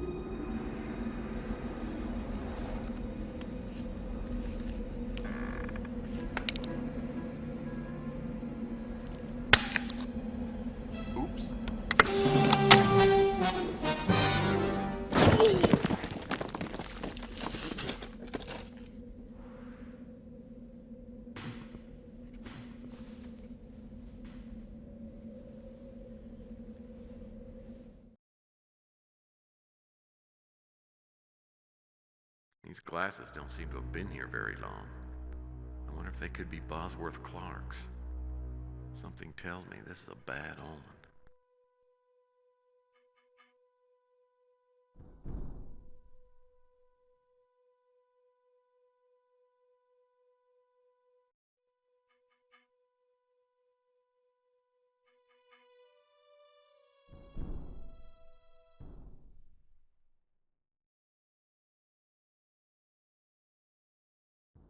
One thin dime. What I could use right now is a lucky penny, but this'll just have to do.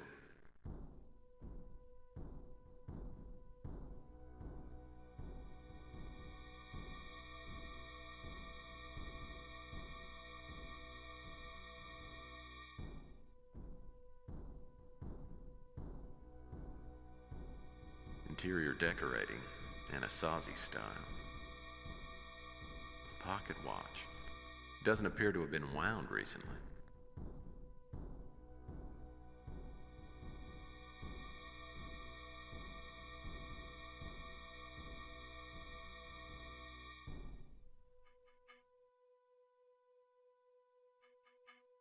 Now whatever's behind this panel must control the door. Well, I'm no expert, but I don't think metal doors are typical of early Native American cultures. I know the government built dozens of secret military installations around the turn of the century and then abandoned them after World War III. Maybe this is one of them.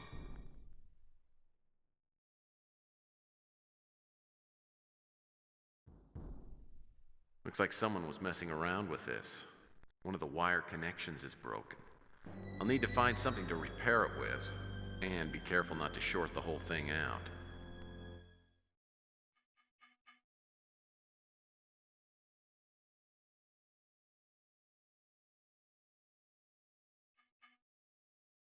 As I entered Clark's lab, something caught my eye. What was it? It was blood, and it was all over the floor. Probably walked into the middle of a murder scene, and the question was, where was Bosworth Clark? Something tells me if these display monitors were on, I might find out what Bosworth Clark was working on. I'll never figure out how to get this thing working. I've had a hard enough time operating anything more high-tech than a coffee maker.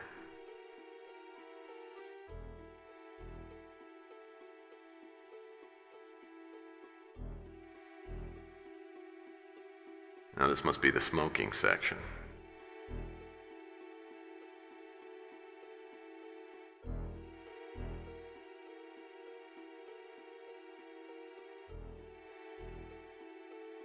Calendar doesn't tell me too much. Clark's taste in posters is banal at best.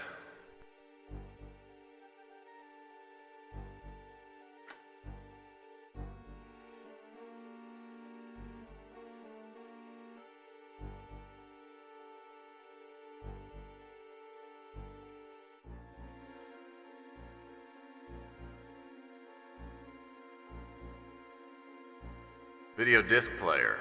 This must have been Clark's only entertainment out here in the middle of nowhere.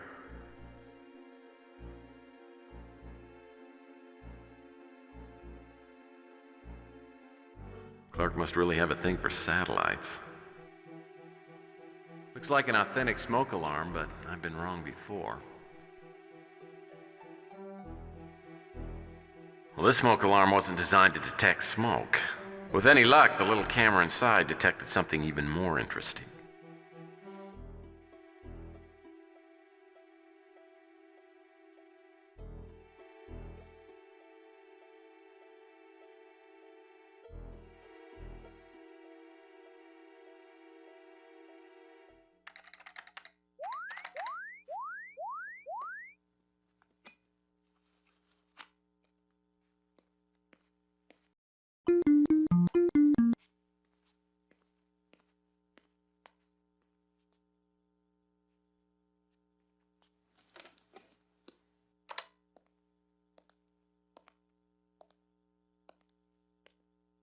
Bosworth? Oh, yes, yes. Bosworth Clark. Yes. What is this? We're going to play a little game. What do you think? 1 in 6 chances.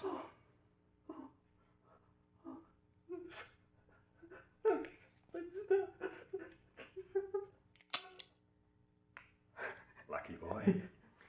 One more time. No, don't.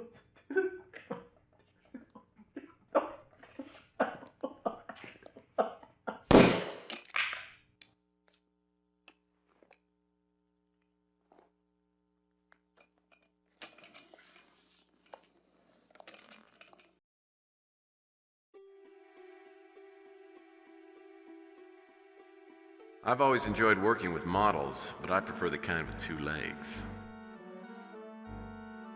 The computer looks like it should work, but it's got a weird keypad on it.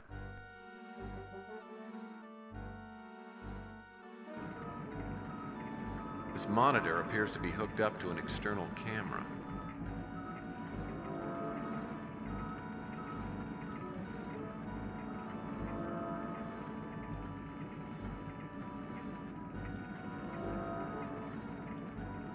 Question is this the unpronounceable name of some Anasazi god, or something even less obvious?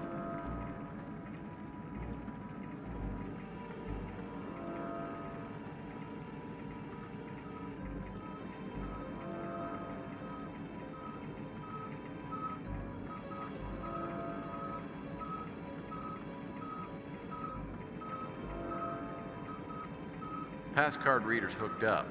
Now I'll need to scan the pass card.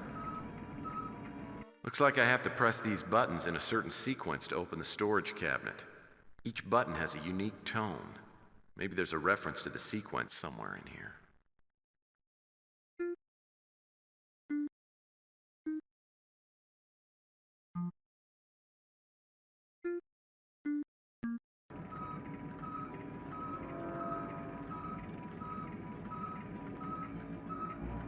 I can find the password somewhere in here.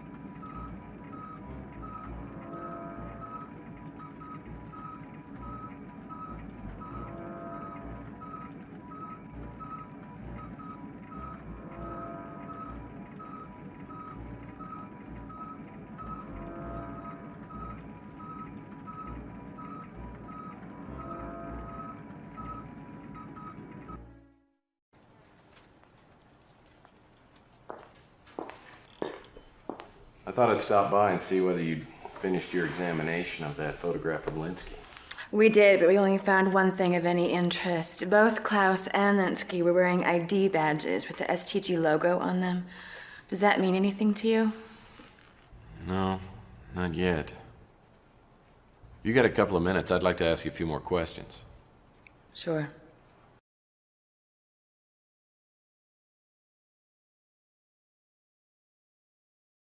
I've heard only one reference to STG. It was in a letter sent to me anonymously about a month ago.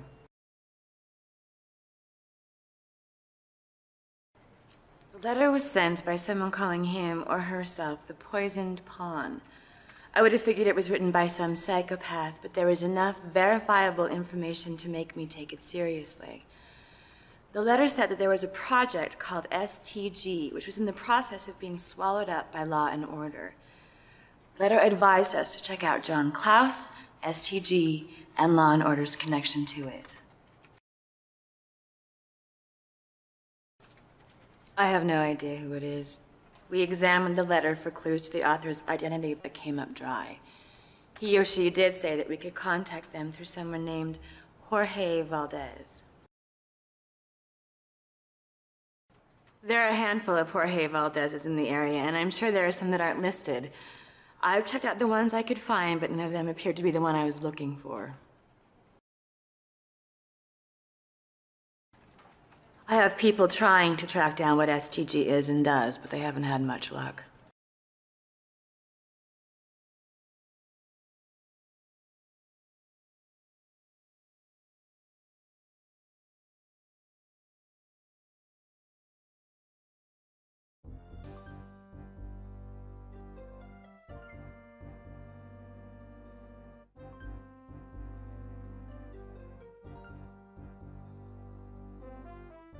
What topic would you like us to research? A search for information on STG Corporation has been initiated. What other topic would you like us to research? Thank you for using the American Information Database. Goodbye.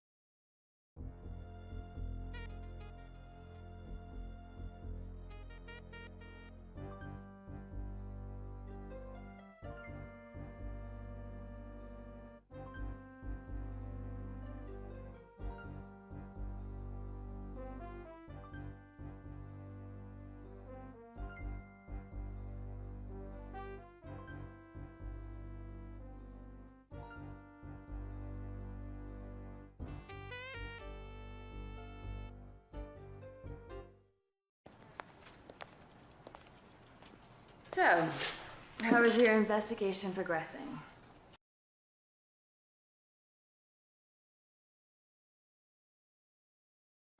I found out some things that might interest you. I thought you might. You seem a resourceful and persistent fellow.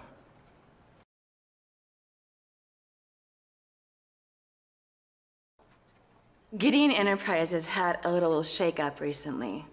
The chairman of the board, Frank Schimming, pulled a coup on Jason Gideon, who's now practically out of a job. It was all legal, but underhanded. Gideon helped us design some of our most valuable and top-secret surveillance equipment.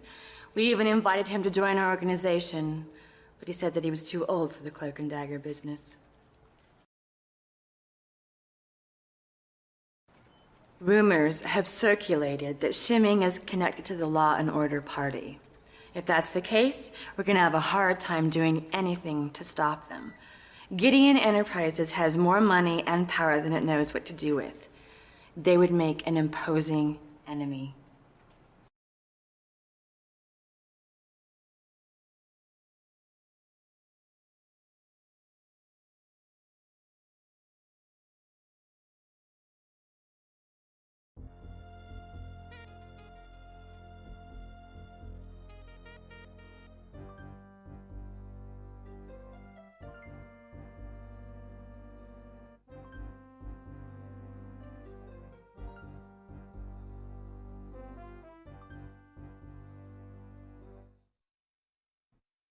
Yes?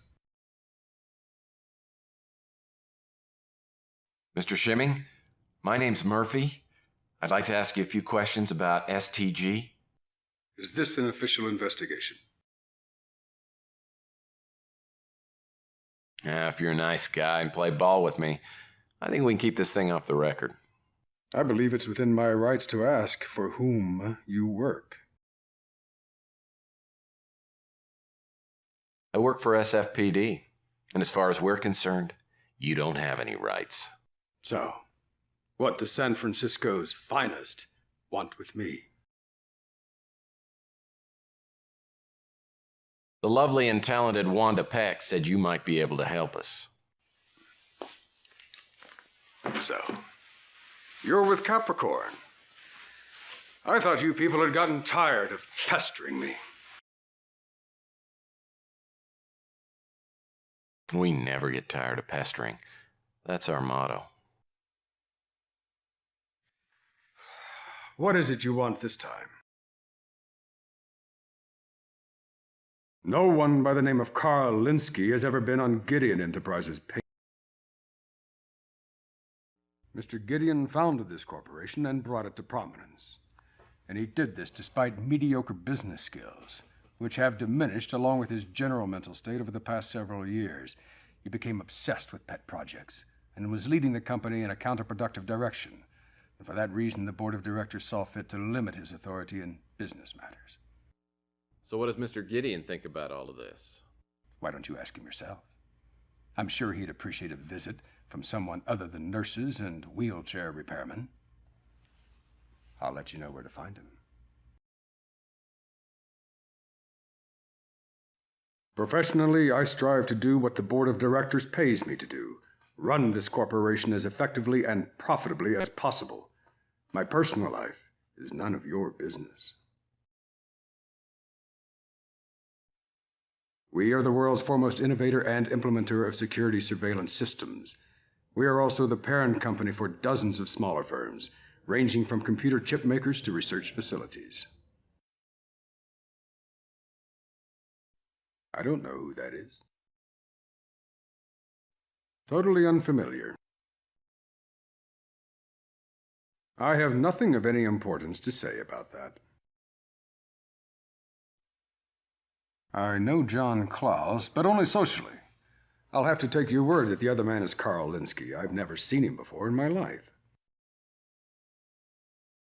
We have many small subsidiary companies. If I remember correctly, STG was research-based and probably more of a write-off than anything. I know it is no longer in existence and was unimportant, to say the least.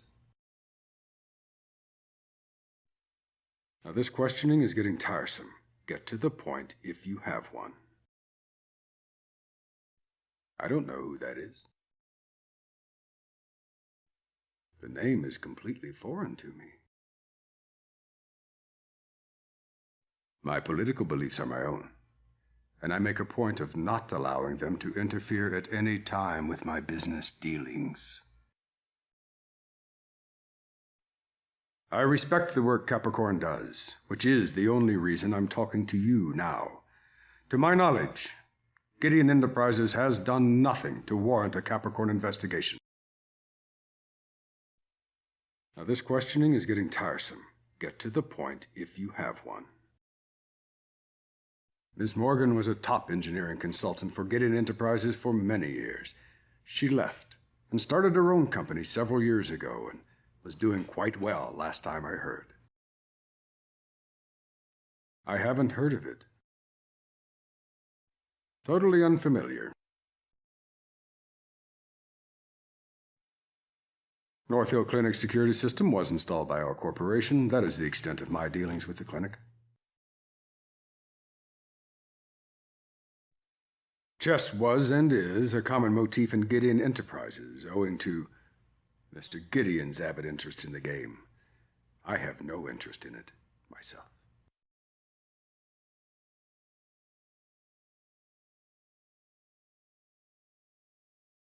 I have nothing of any importance to say about that. Now, this questioning is getting tiresome. Get to the point if you have one.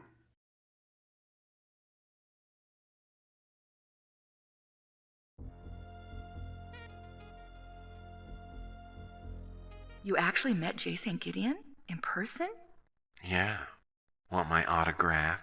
Well, what was he like? What about the mansion? Oh, I heard it was spectacular. A little garish for my taste, but nice. Now, the mansion, on the other hand... Very funny.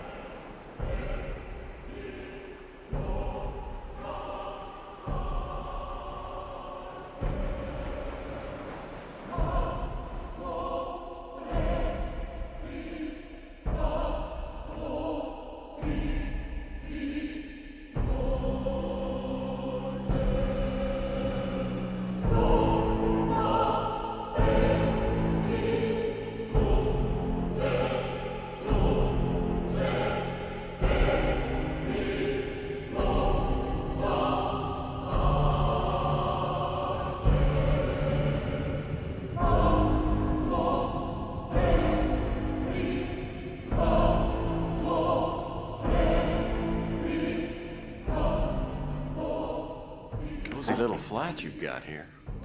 You must find it ostentatious. I bet I do as well. It's certainly too much home for only one person. You don't live here alone, do you? I'm afraid so.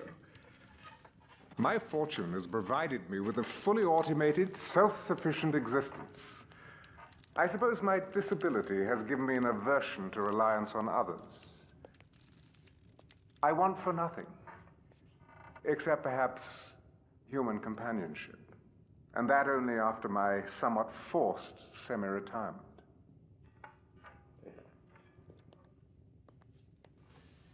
Well, don't you worry about your safety. I mean, given your condition. Gideon Enterprises defines state-of-the-art with regard to security systems. I am surrounded, perhaps imprisoned, by the very finest electronic moat. No, I don't worry about my safety, though I thank you for your concern. Now, to what do I owe this welcome visit? I'm investigating the death of Carl Linsky. He was an employee in your corporation. Oh, no, Gideon Enterprises is no longer mine, I'm afraid. I'm sure that Frank Shimming would be a better source of information than I. I already talked with Frank Shimming. He was about as helpful as a DMV employee in the middle of his 2-week notice. Well, that doesn't surprise me. I won't mince words. I don't like Shimming. My complete trust in him was repaid with his exploiting my lack of management acumen, then usurping my position as head of Gideon. But you're still president of the corporation. Oh, yes. I have no more real authority to run my company than the King of England has to run his country. I'm merely a figurehead, nothing more. Why don't you just sack him, as the English say? Even if I could, what would be the point, huh? My time is past. I'm as outdated as this antique. Such is the cutthroat nature of business. Though I dare say the world itself has become nothing more than a business run by a select few.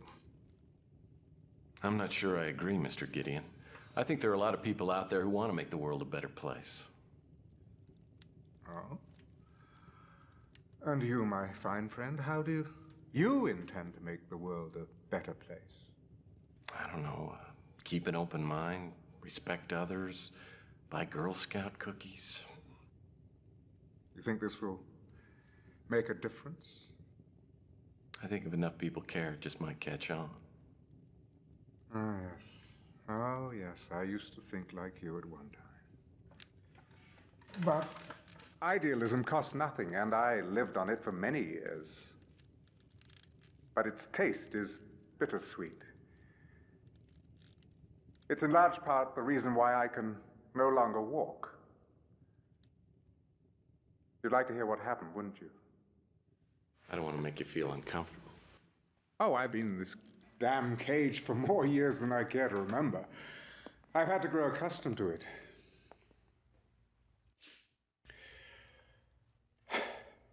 It was 2013. I was in Geneva to attend a covert meeting of UN operatives. There were 14 of us, and at least one was a traitor, armed with an explosive device. I was the only survivor. Did you ever find out who it was? No. It could have been any one of a score of countries or organizations. Well, I don't suppose it matters anymore. It was the beginning of the end.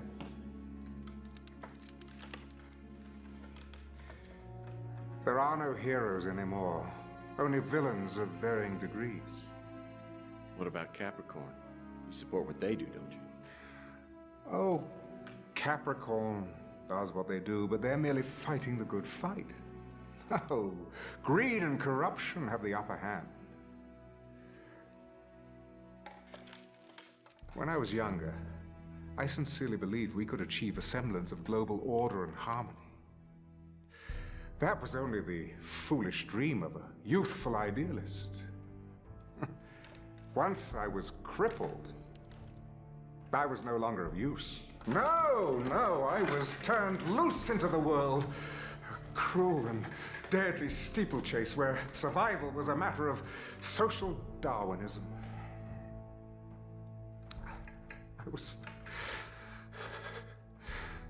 I was lost. I believed that my handicap had denied me my destiny. Years and years passed before I realized that I still had much to offer. With little more than a plan, I laid the foundations of Gideon Enterprises.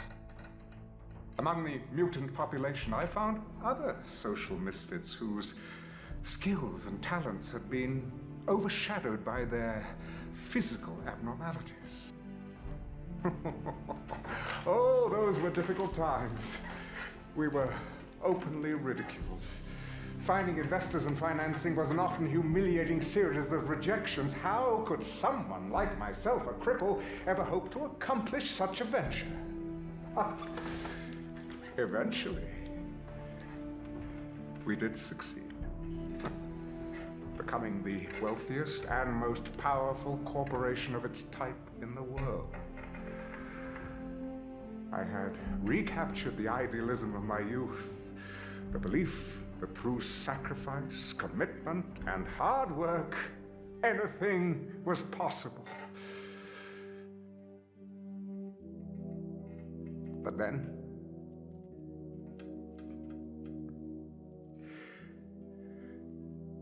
it happened again. In the blink of an eye, all those years of investment and careful nurturing were torn from me by thieves and liars masquerading as board members and stockholders. And now, towering over them all is Frank Shimming. His disregard for integrity is matched only by his worship of dividends and profit margins.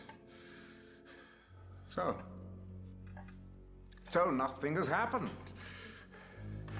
I have come full circle. And once again, I'm unwanted, unneeded, and facing a purposeless existence.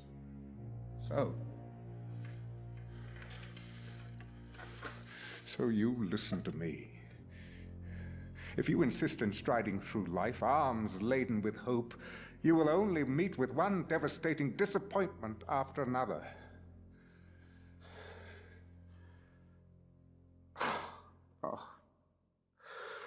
Oh, please forgive me, Mr. Murphy. You must be a very busy man. I must apologize for monopolizing your time with my ramblings. I don't mind. Oh, it's good of you to indulge me. It's just that I receive so few visitors these days. But we must return to your investigation. Please, Tell me what I can do to assist you.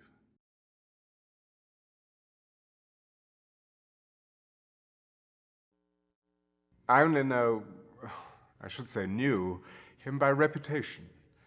He was an outstanding neurologist in his time. I read about his suicide in the newspapers.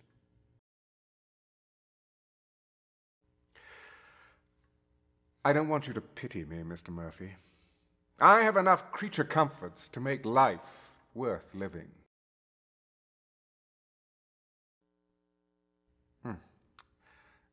I'd rather talk about something more pleasant. Suffice to say that Mr. Shimming will not be receiving a Christmas card from me this year.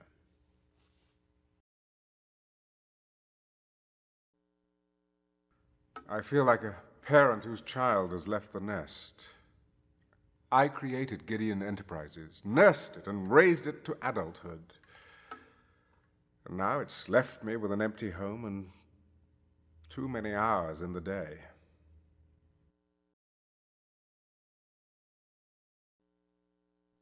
Mr. Valdez runs a chess shop called the Rank and File in the old city. We play quite often over the Ethernet. Yes, he's one of the few worthy opponents I've found. In chess terminology, a poisoned pawn is the bait in a trap. Whoever is going by that name probably considers him or herself a sacrificial lamb, so to speak.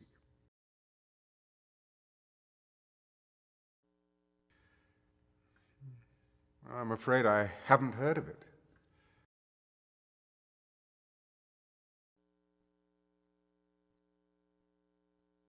This is Carl Linsky?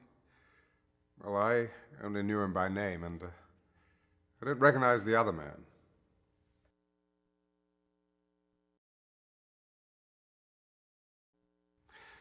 I know nothing about that. I wish I could be of more assistance.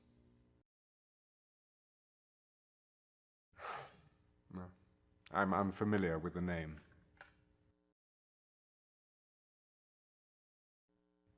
I am unacquainted with her. The Law and Order Party is merely a Machiavellian byproduct of our society's decay. Their goals are not altogether unworthy, but those ends do not justify their means. But, unfortunately, they've struck a chord with the public. And with an appealing candidate like Robert Knott, they will surely gain a great deal of power.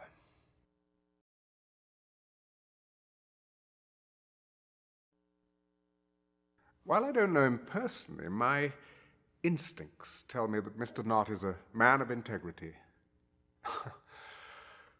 But I've been wrong before.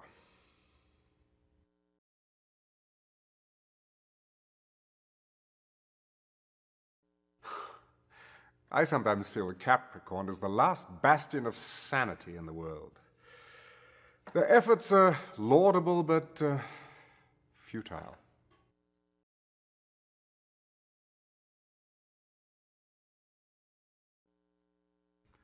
Rona Morgan was a beautiful, intelligent woman trapped in a deformed shell. She joined our engineering team early on and soon proved her immense value. She went into business for herself some time ago, with my blessing.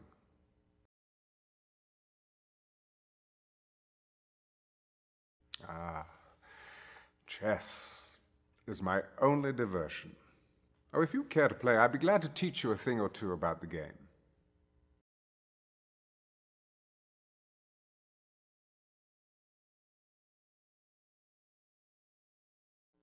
I owe what quality of life I have to a variety of DHS medications. Without them, I probably would not be having this conversation. I wish I could be of more assistance.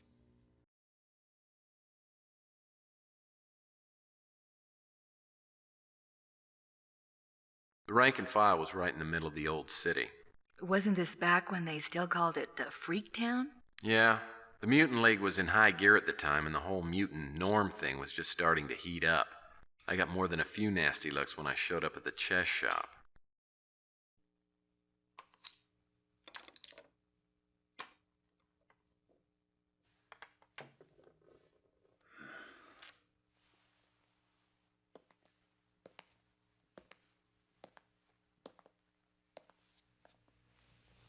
How's the game going? Welcome to the rank and file. What can I do for you?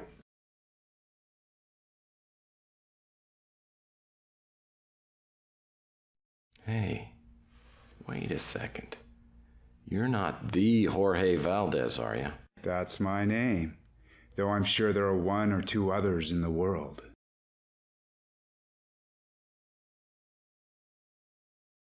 My name's Tex Murphy. I'm a private investigator. Look, I don't want any trouble.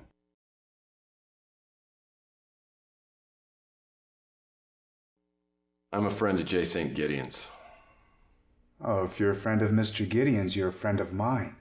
How can I help you?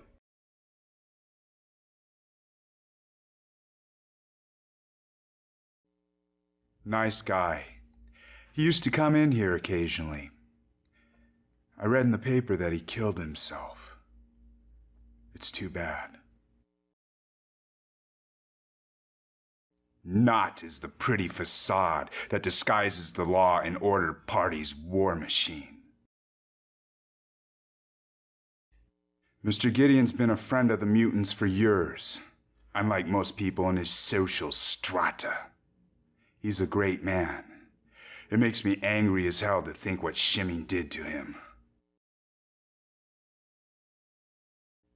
Back when I was a programmer, I worked there for a couple of years, until shimming took over. Everything changed for the worse. It was like working under Stalin.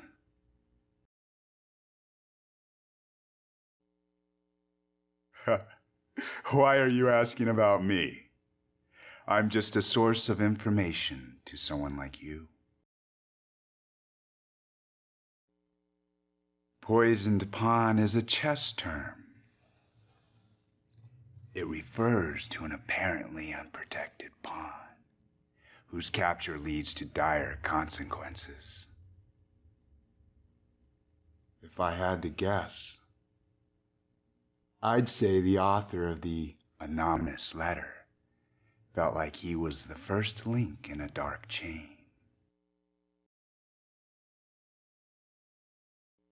I don't know anything about the letter, or why my name was mentioned in it.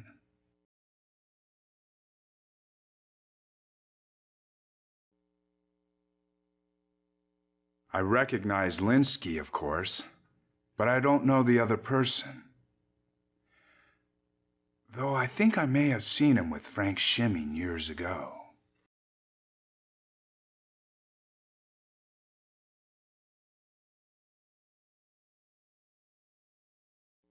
Haven't heard of her.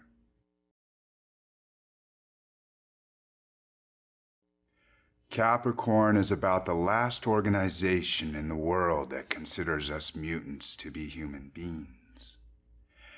I think there's a battle brewing between them and the Law and Order Party.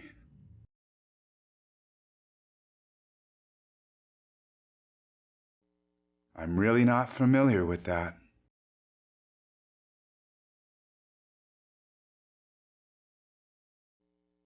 You know what the Law and Order Party is? It's the Fourth Reich. They won't rest until every mutant is deported, imprisoned, or dead.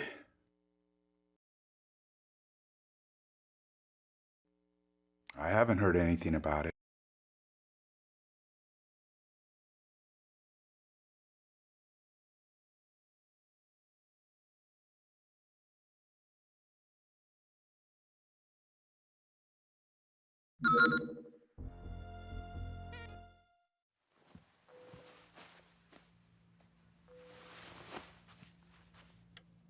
Tex Murphy here. Are you investigating the death of Carl Linsky? Well, it depends. Who's asking?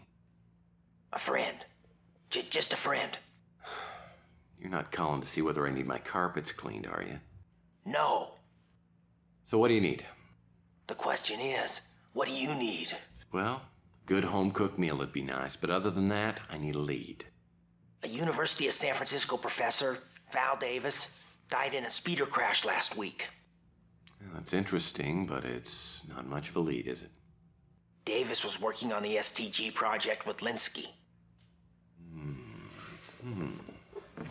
Okay. Now you've got my attention. There are answers to be found in Davis's laboratory on the USF campus, Building C. If you get there within the hour, the doors will be unlocked. Okay, I'm on my way, but what am I looking for? The chess move. I'll be watching. When you find it, I'll contact you again.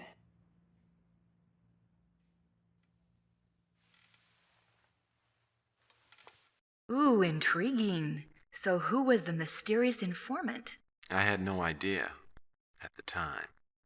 You're not going to tell me, are you? I'll tell you this. I didn't waste any time getting over to the USF campus and into Val Davis's lab. Sure enough, it was unlocked, and I started looking around.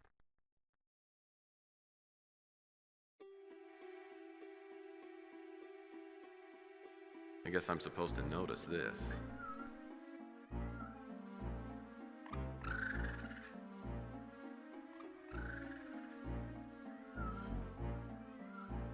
It's another computer that's hooked up to the security passcard network.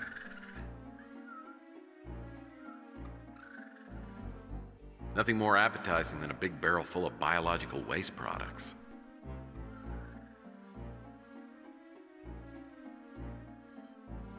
I shudder to think what kind of experiments are done on these poor, helpless, stinky animals.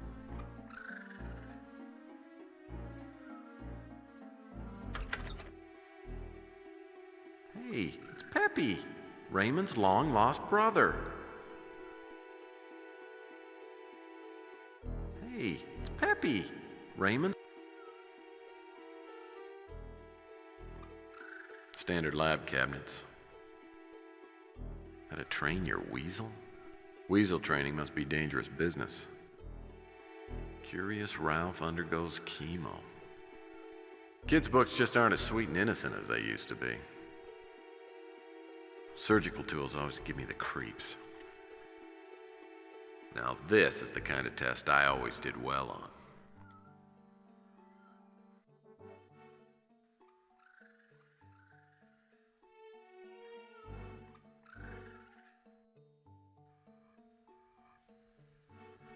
Quite a few empty cages. Of course, I'd imagine this place has a pretty high turnover. Whip it good. Weasels. Boy, I'd love to see one of these things go pop. When I looked in the cage, I saw an ape and he was holding a small box. It seemed like a good place to hide something, so I figured I needed to get it. Well, that shouldn't have been too tough, seeing as how your thought processes aren't that far apart on the evolutionary scale. What do you mean by that? My point exactly, monkey boy.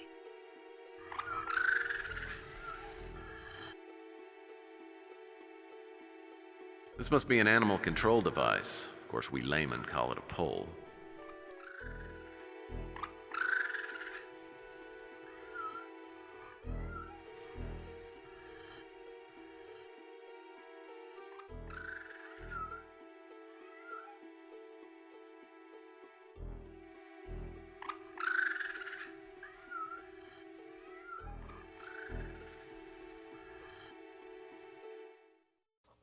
Monkey, look what I got for you. Huh? Nice, huh? You want a banana, huh? Here you go. That's it. Go on, monkey. Good. It's good, isn't it? That's it. That's good. Good. Good. Oh, is the monkey tired? Oh, look at the poor dumb monkey.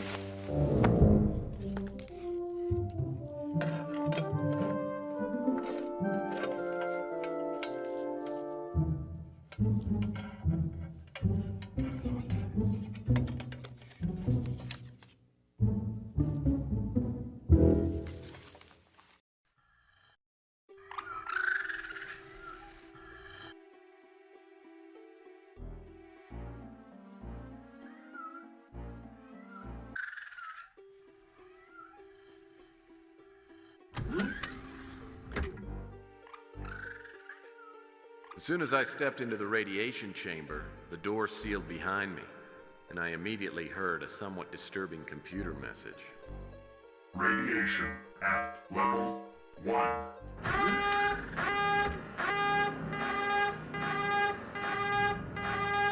Someone had taken a laser blade to the emergency override panel. So it was a trap. Was it meant for you? Well, it could have been. Or maybe Val Davis, but then she died before she had a chance to fall into it. Either way, I had to find a way to repair the circuit board before time ran out. Fortunately, I brought along that circuit conductor kit I found in Linsky's warehouse. Radiation at level 2. Oh boy, this is bad. Someone slashed the connections. If I don't find a way to connect 2 horizontal terminals and 2 vertical terminals, I'm gonna get microwaved into an early grave.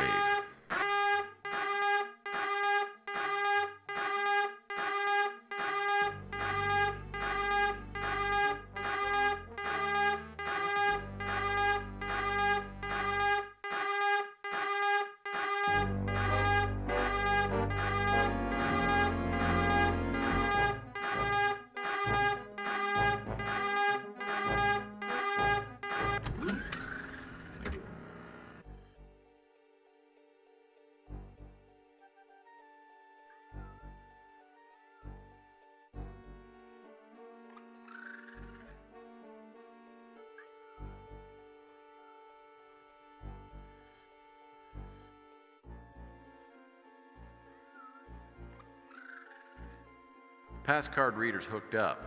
Now I'll need to scan the pass card.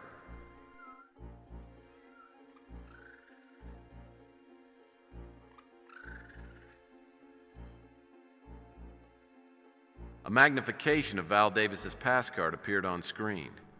QXD7 was written in tiny characters on the card. It had to be the chess move the mysterious informant had told me to find.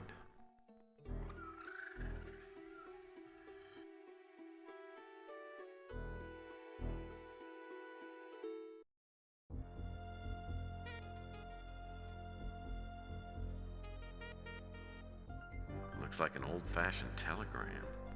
Who would send one of these instead of a fax or an email?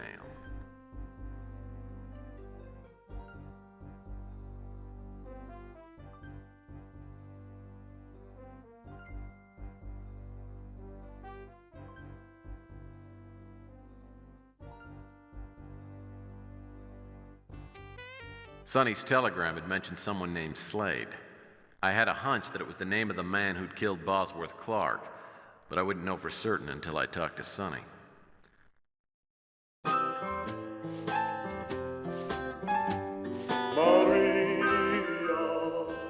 sé que voy a morir desde el cielo. Come in. Me falta tu sonrisa. Sonny, ¿qué pasa, hombre? Hey, adelante. Compadre. I didn't expect to see you looking so good. Murphy, I've come face to face with my demon. Slade. What happened? In the depths of my despair, I had a vision of redemption. I realized I couldn't pass on without confronting what I feared most in life. Slade. I tracked him to his lodge. I broke in. I'm still a good detective. So was Slade there? No. Not at first. So what happened? I had to take something from him. Something important. Nothing could replace Maria. I found something, Murphy. I know it's important because it was hidden. Here. God, you are hurt. I've got to get you to the hospital. No, there's no need. I've had my last drink, amigo. Maybe not. Maybe there's time for one more. Uno más.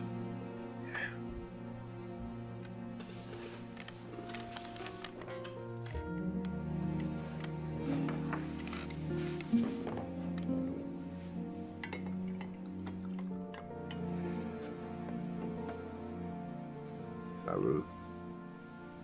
No. Pour one for yourself. I'm not really a drinker. For old time. All right.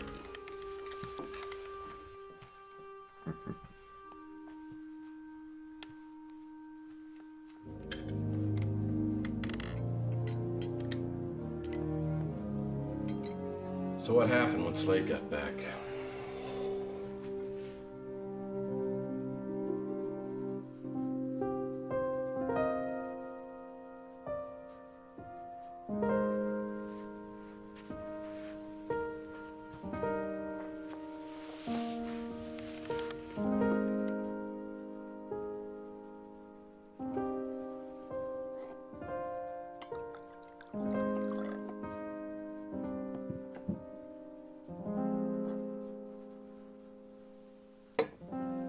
Salud, hombre.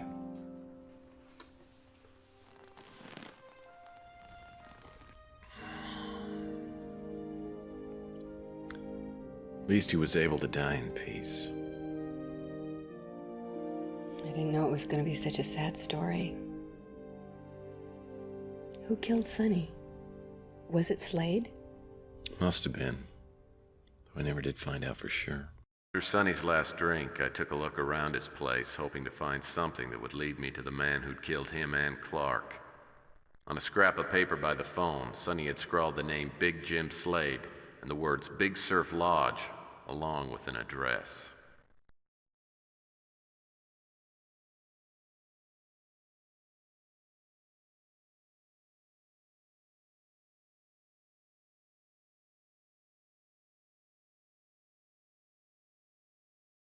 You didn't go to the Big Surf Lodge alone, did you? What?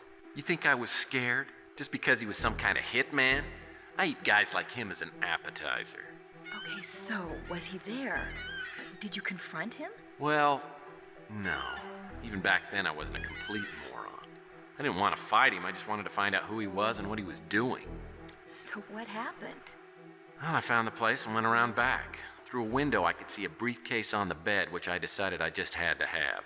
It sounded like he was in the shower, which would give me a good chance to snatch the briefcase, but first I had to figure out how to unlock the back door.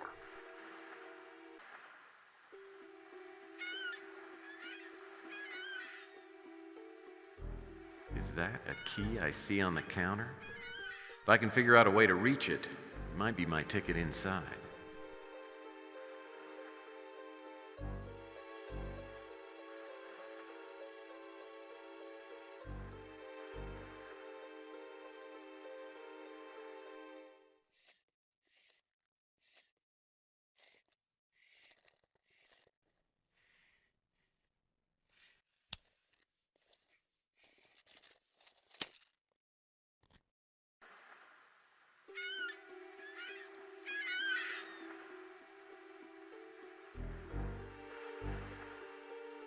As long as the shower's running, I should be free to look around. I just have to be careful to leave things the way I find them, and have a hiding place picked out in case Slade makes a surprise appearance. What? No license to kill?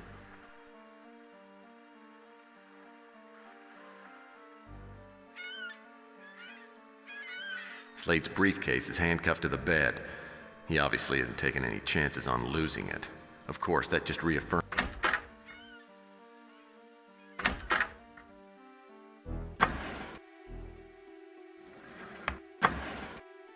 Slade will probably notice if I take.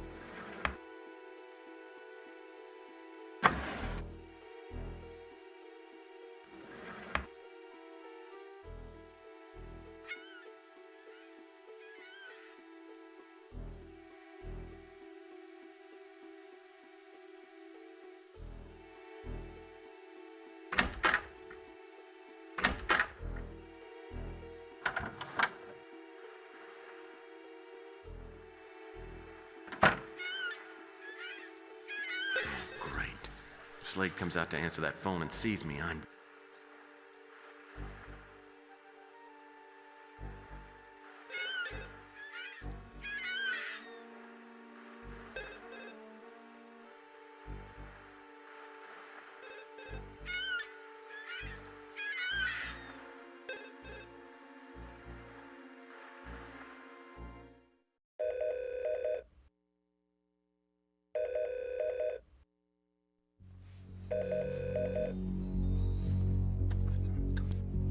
Slade here. Yeah, took her number 6. One of my lucky numbers. Enjoyed that one.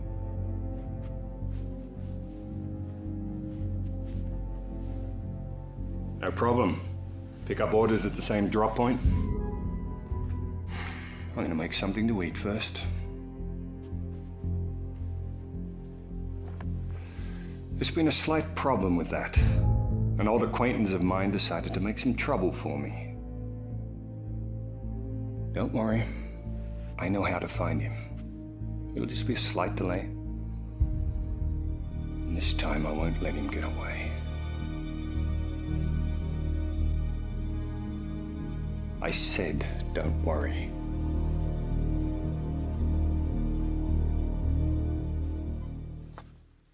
So he had already killed 6 people?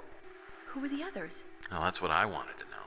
I also wanted to find out about the drop point where he was supposed to pick up his next orders. I decided if I could get there first, I could probably find out a lot about what was going on.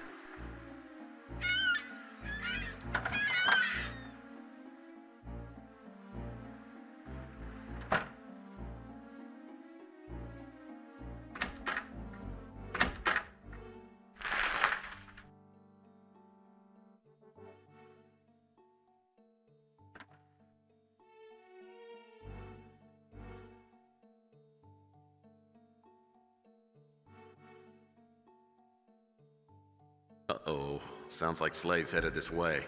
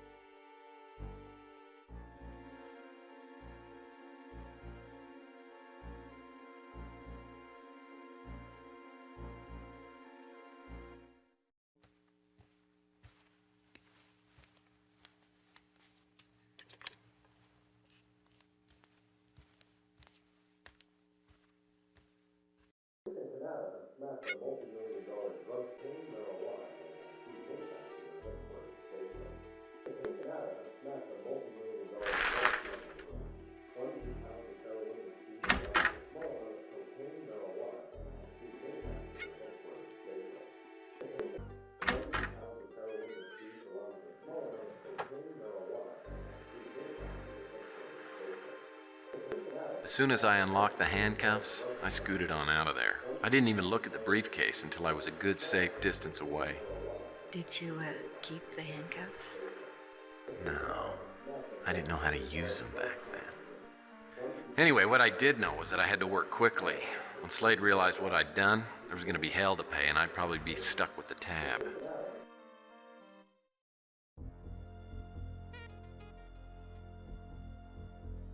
I guess Slade's gambling includes more than roulette. These must be his lucky numbers.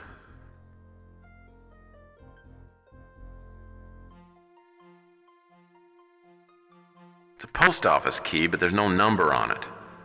That makes this a real needle in the haystack. This is the pass card Sonny Fletcher stole from Slade. I'm willing to bet this chart is packed full of hidden messages, but I need something else to find them. Chloral hydrate. We PIs refer to this stuff as a Mickey Finn. A few drops in a drink and the lights go out. Gideon's Bible. Wonder if Jay Saint makes a royalty off these things. This thing has anagram written all over it. Well, I mean, not literally.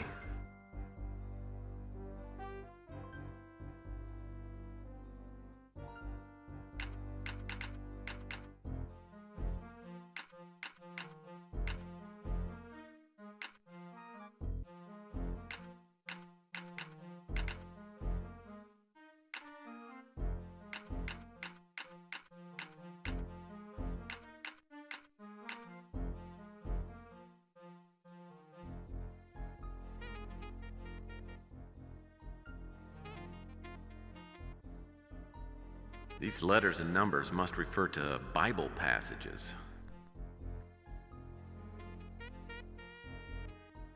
I saw this thing in my book of secret codes. It's called a grill. Now we just need to find the chart that goes underneath it.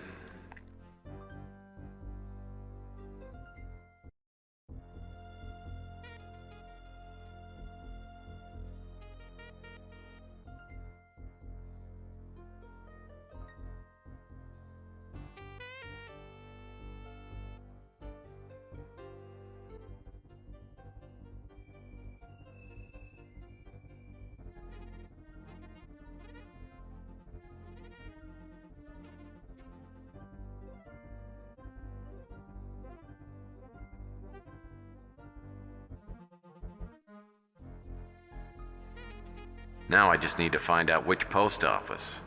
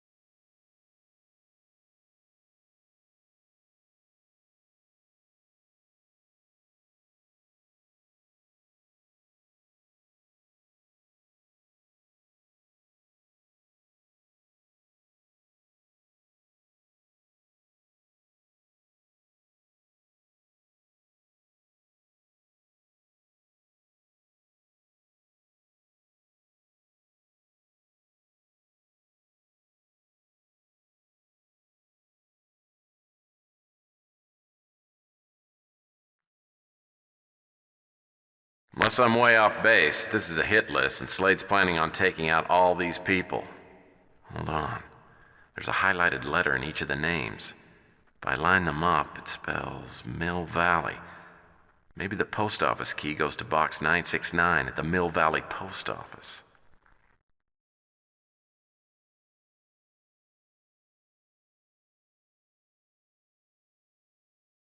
Now that I knew the location of the drop point, I drove like a maniac to the Mill Valley Post Office. I kept my eyes peeled, but either Slade hadn't used this place as a drop point before, or he was elsewhere looking for something to kill. I didn't want to take any chances, though, so I hurried inside and found box 969.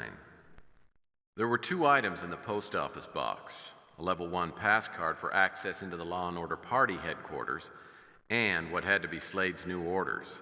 Unfortunately, I didn't have any way to decode them, not yet at any rate.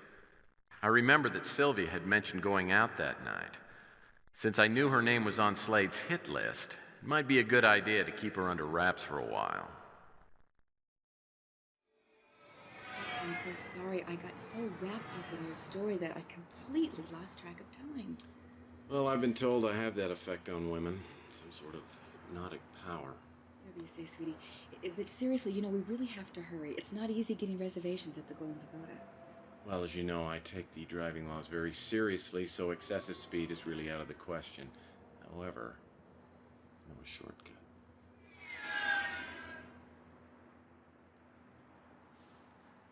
This isn't the way home. Where are you taking me? Found out some information just before I picked you up for dinner. That you're falling madly in love with me? I have reason to believe you're in the same danger your father was. Why?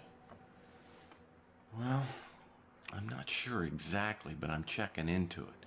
Regardless, I'm really nervous about your safety, and I think you ought to stay at the warehouse where your father was working.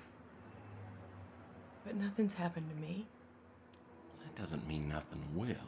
Besides, it reflects very poorly on me if my clients get bumped off during a case.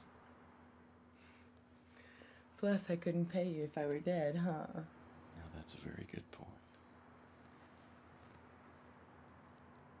You're such a tough guy. Okay. I'll lay low for a few days if you want me to. But only because I don't want you to worry.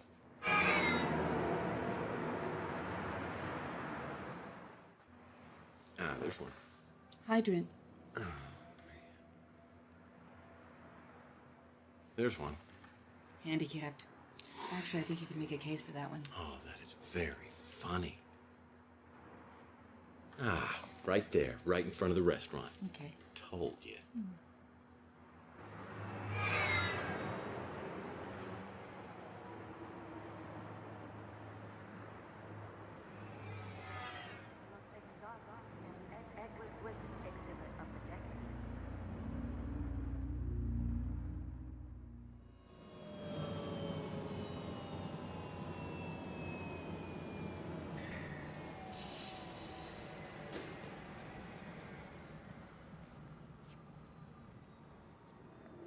Tex, tell me the rest of the story. Well, after I took Sylvia back to the warehouse, I decided to go over to the Law and Order party. Well, it was after midnight, so I figured nobody'd be around. I could ransack the place. Unfortunately, I was wrong.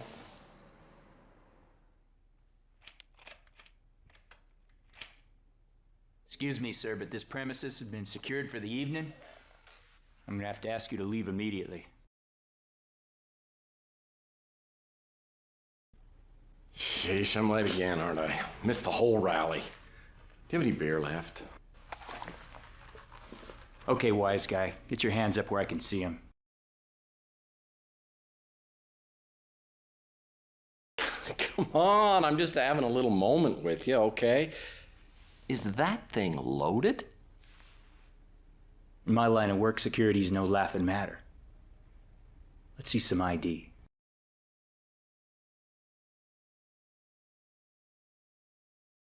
Okay, pal, listen up, because I'm only gonna say this once. I've been hired by the Law and Order party to do a few jobs, so I don't need ID. So you just back up and nobody's gonna get hurt. Look, mister, I'm not looking for any trouble. But I want to hold on to my job. I won't call you in, but I need to log in the ID number off the access badge you used to get in here.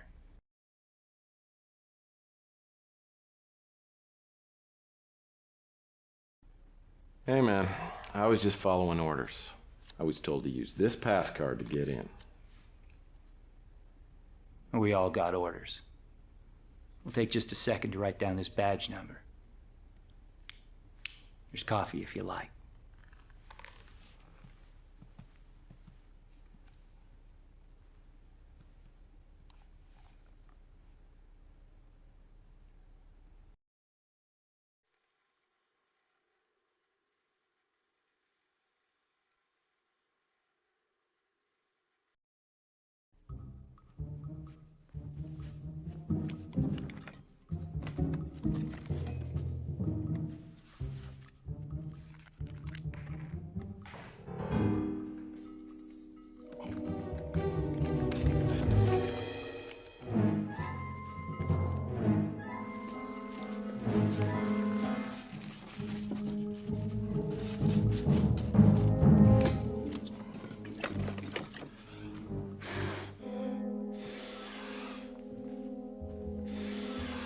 What the hell are you doing? Contact problem. Got it on again, though. Once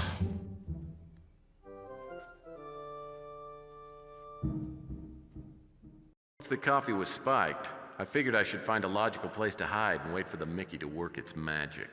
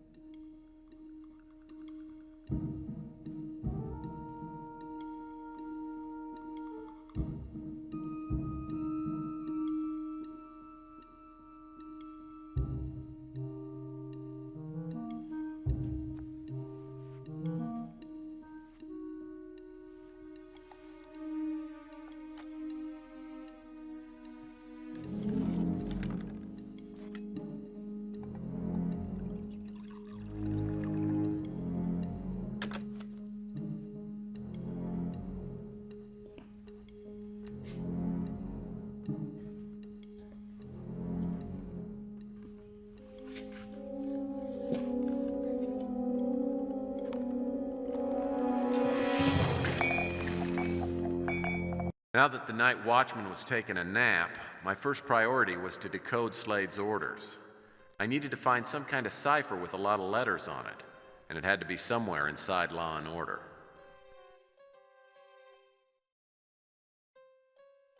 Another coded message. I've seen this type before. I need to find a reference document and count the letters in it. Unfortunately, I have no idea which document to use, though I'm guessing it's something related to the Law and Order party.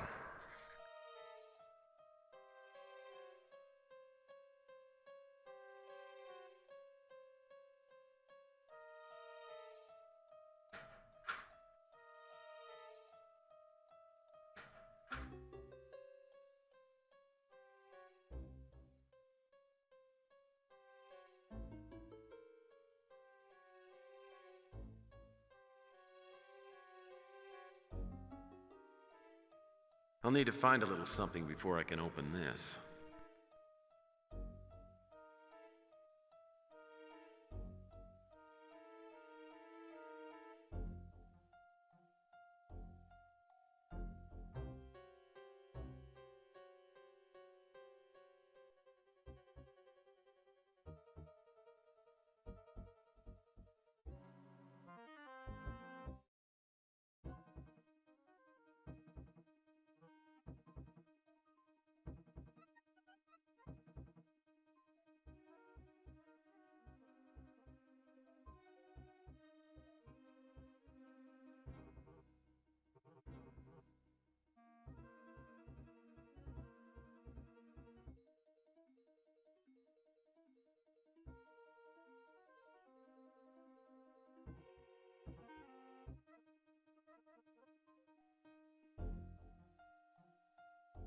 Well, I guess Robert Knott isn't behind the hit list. He's on top of it. Slade's not going to get this message, but that'll only be temporary. If I can find Knott and warn him off, maybe he'll tell me what's going on here.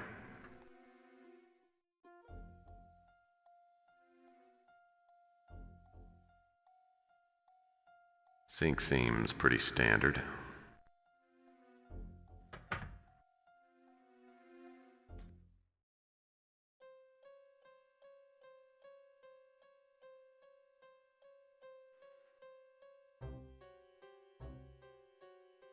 Well, someone around here is a heavy coffee drinker, and I'm betting it's our night watchman.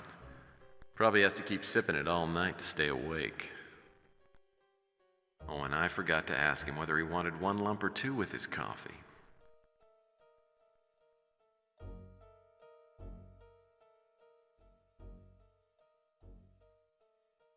There must be hidden cameras in all the rooms. This could be a problem with a conscious security guard hanging around.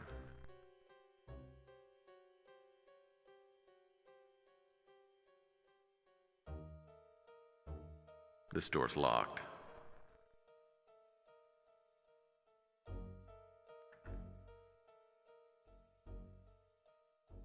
As soon as I entered Robert Knott's office, I heard the familiar beeping sound coming from a panel on the wall by the door. It was an alarm countdown. Even with the night watchman knocked out, I figured setting off an alarm would not be good.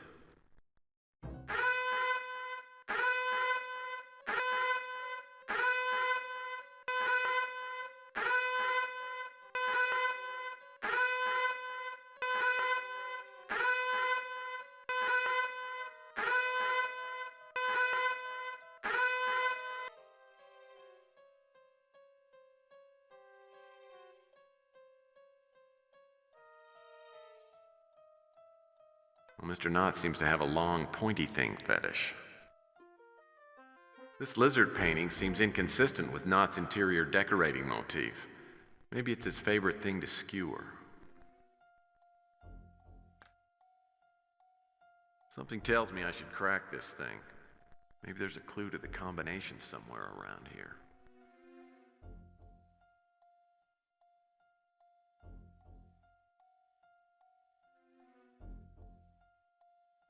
I wonder what's at this address. Maybe it's where Robert Knott's hiding out. Yeah, and maybe I'm the Queen of England. But I guess I'd be stupid not to check it out.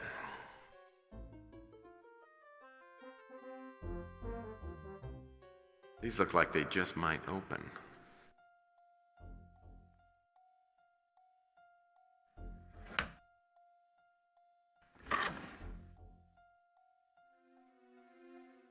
Looks like Robert Knott was doing some checking up on John Klaus. Interesting.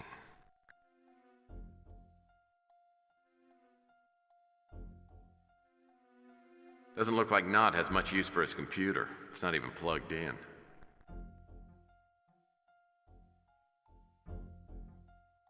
Oh, I'm sure he's read all these books.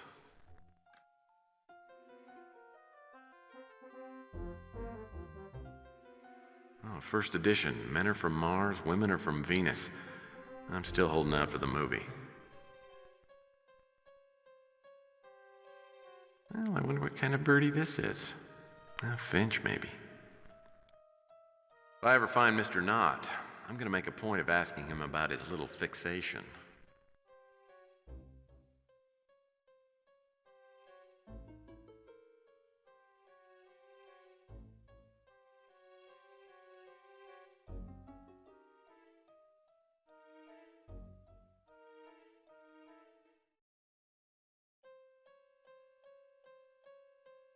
A Law and Order ID badge. This was probably left here to give Slade access into party headquarters, though I'm guessing it might work for me just as well.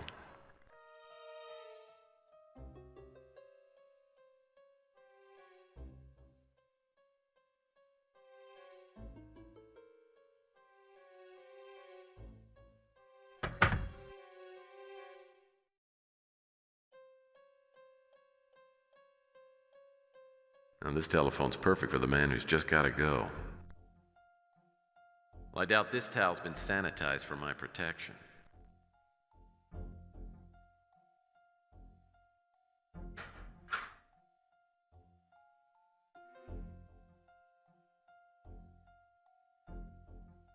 This doesn't look like any name I've seen in a Rolodex. Maybe it's a code. I guess I should play with it a bit.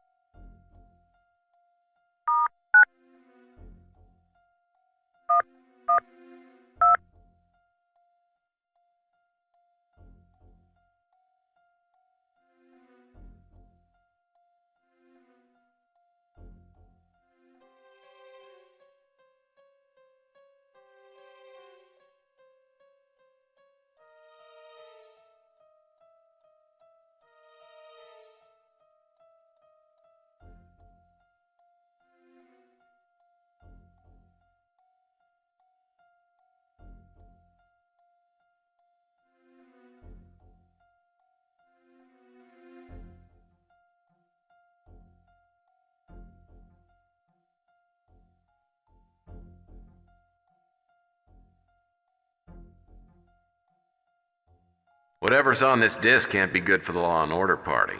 Maybe this explains why Robert Knott's on the chopping block. I'll bet Wanda would do just about anything for this little tortilla.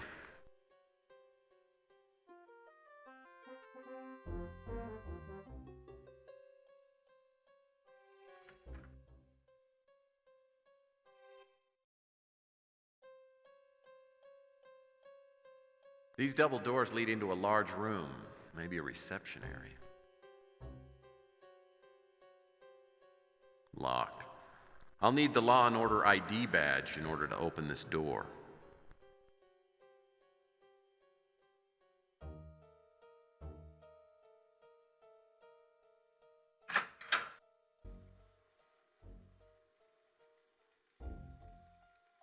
That mystery address turned out to be a seedy-looking tavern on the waterfront. Even had a condemned sign plastered across the front door. Well, you should have felt right at home. Oh, that's funny. But what happened next wasn't. Despite a clear warning from my spider sense, I walked around back and found an open door.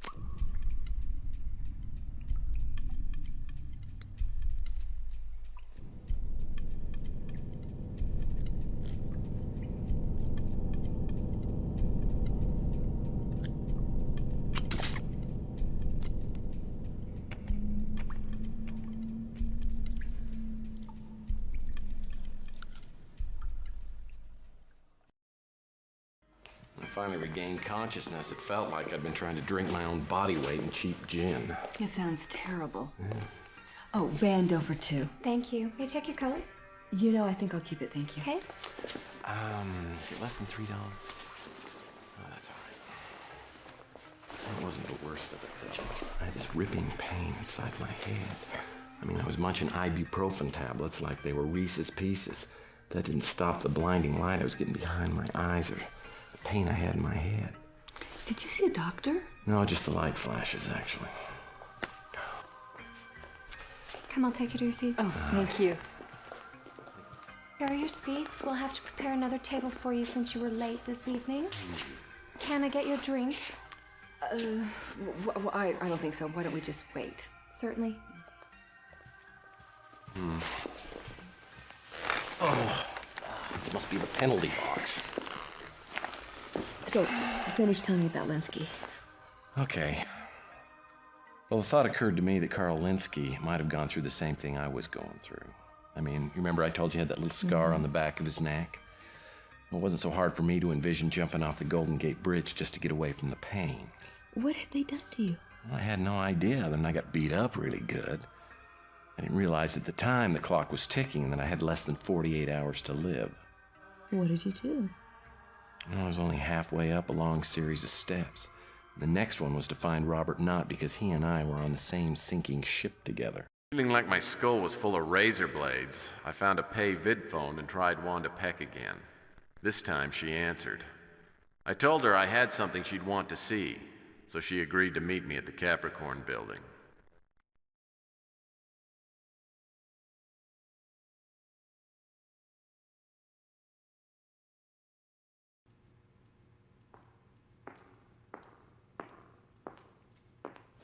What was so important that you wanted to meet me after hours? I've got something that might interest even you. I'm listening. This disc is from Robert Knott's office. How'd you get that? Off the record, I stole it. Robert Knott's fallen out of favor with the Law and Order Party. And for all I know, he could be dead. But if he's alive, I want to know where he is. Well, off the record, I know Robert personally. I like him. I don't know where he is, but I can give you the best guess I have. He owns a cabin up north, which no one knows about. Well, almost no one. I'll give you directions. Wait here.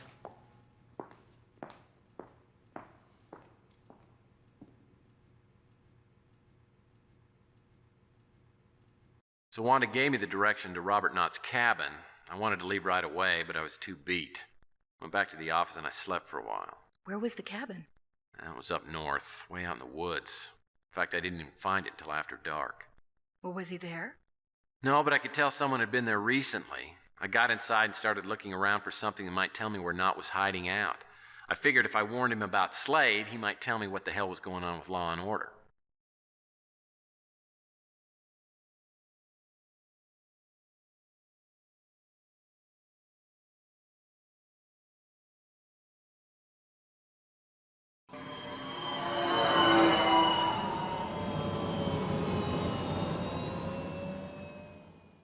Lights were on inside the cabin. I knocked on the door, but there was no answer, so I let myself in.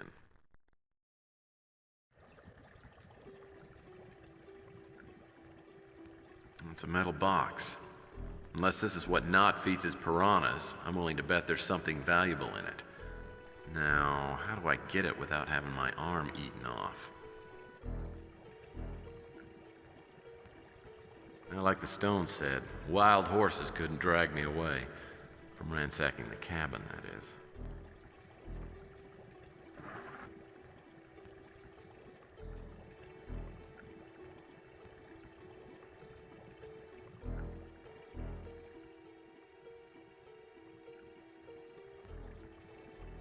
Nothing nicer than a relaxing evening in front of the fire with a jug of hooch at your elbow.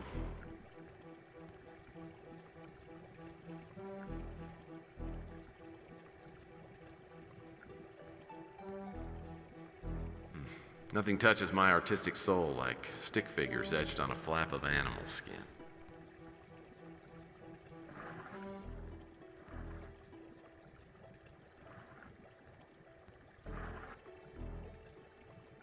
This is really kind of gruesome when you think about it.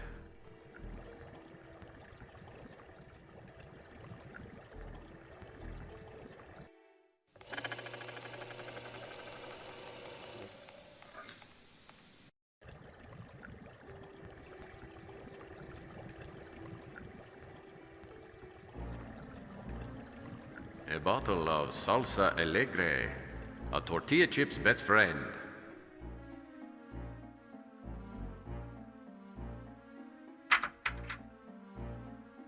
Mini torch. There's gotta be some way I can use this.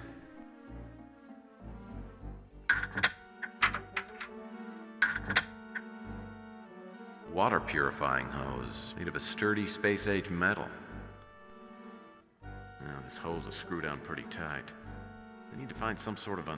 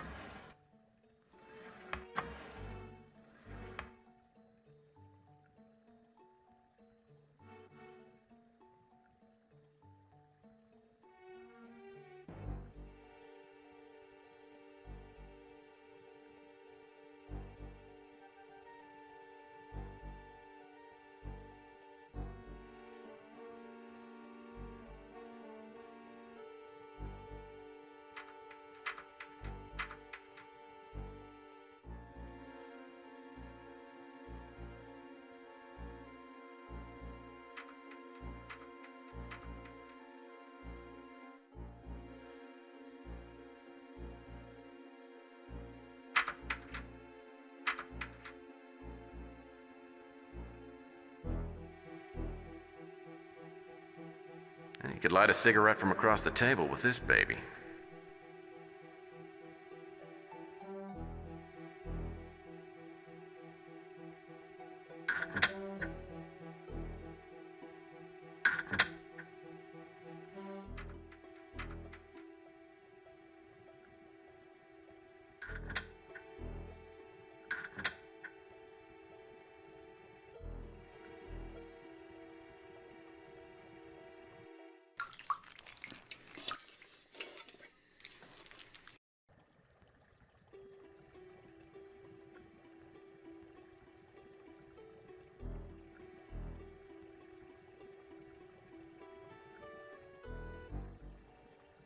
Robert Knott's top-level ID badge. This might give me access to someplace special in Law and Order Party headquarters.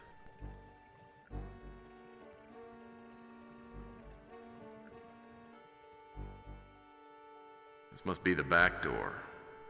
No need to check out the yard.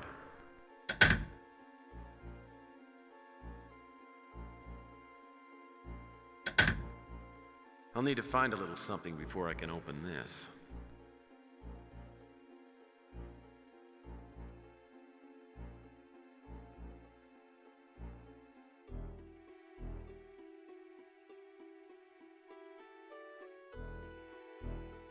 This quilt makes me want to find a bunch of hubcaps and have a game of super checkers.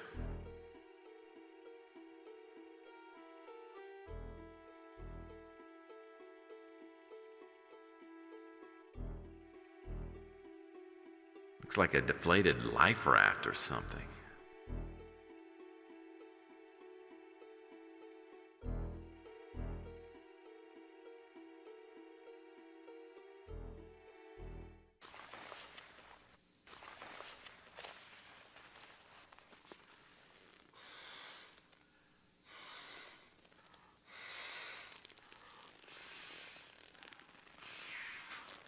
Sounds like you'd worked with blow-up dolls before. Hey, I have never been that lonely. But at the time, I had no one else to turn to.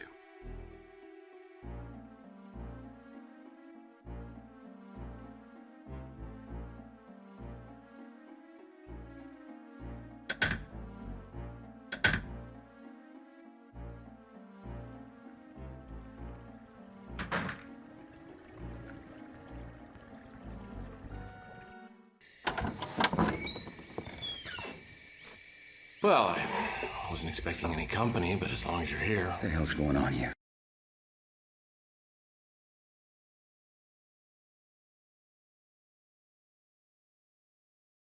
Whoa!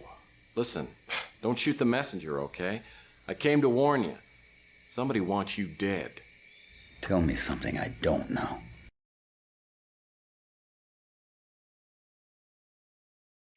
Well, as you may or may not know, a lot of people have been dying lately, of self-inflicted and/or accidental causes. And you and I just might be next in line. Anything else?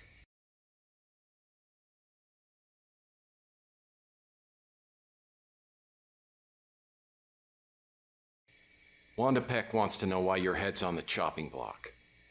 So who the hell are you? And what's your relationship to Wanda Peck?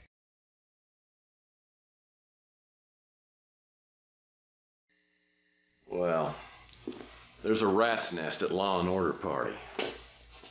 And for different reasons, we both want to find it. You don't say. Well, that makes 3 of us. You really think you're safe here? It's as good a place as any. Doesn't really matter anyway.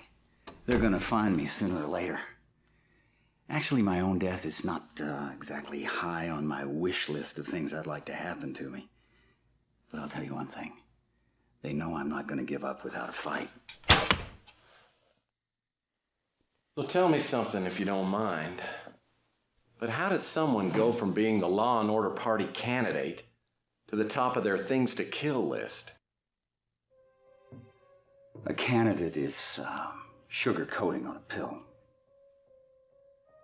The party sets an agenda, and all I do is try to make it a little easier for the public to swallow. What's Law and Order trying to force feed us? What'd you say your name was? Murphy. Tex Murphy. Well, you gotta believe what I'm gonna tell you, Tex. Why not? I'm pretty gullible.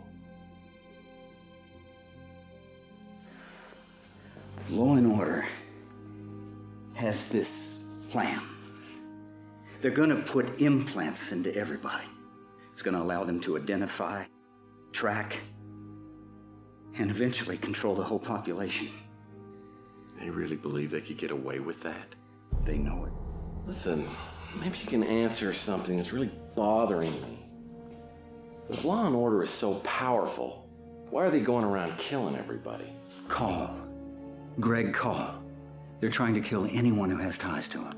He used to work for Gideon Enterprises. Well, how about I go talk to Frank Shimming? Shimming? Oh, he's squarely in the camp of law and order. Well, maybe he's behind this whole thing. I mean, Shimming could be the Overlord. You know about Overlord, too?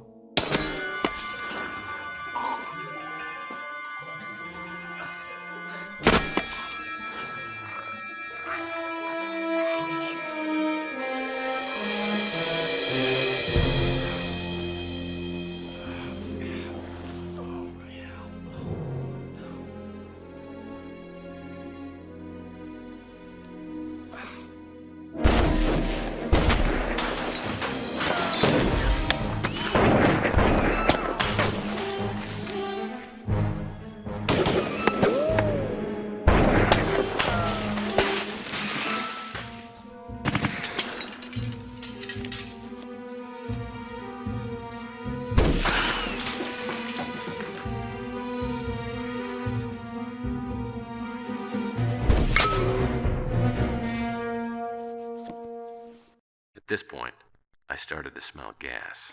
Let me guess. You grabbed a couple of chili dogs for the flight up. Not that kind. One of the bullets had hit the stove. Now the whole cabin was being flooded with gas. Who are those guys? Probably a hit squad. Looks like they accomplished their task. Now it took a couple of slugs before he hit the floor.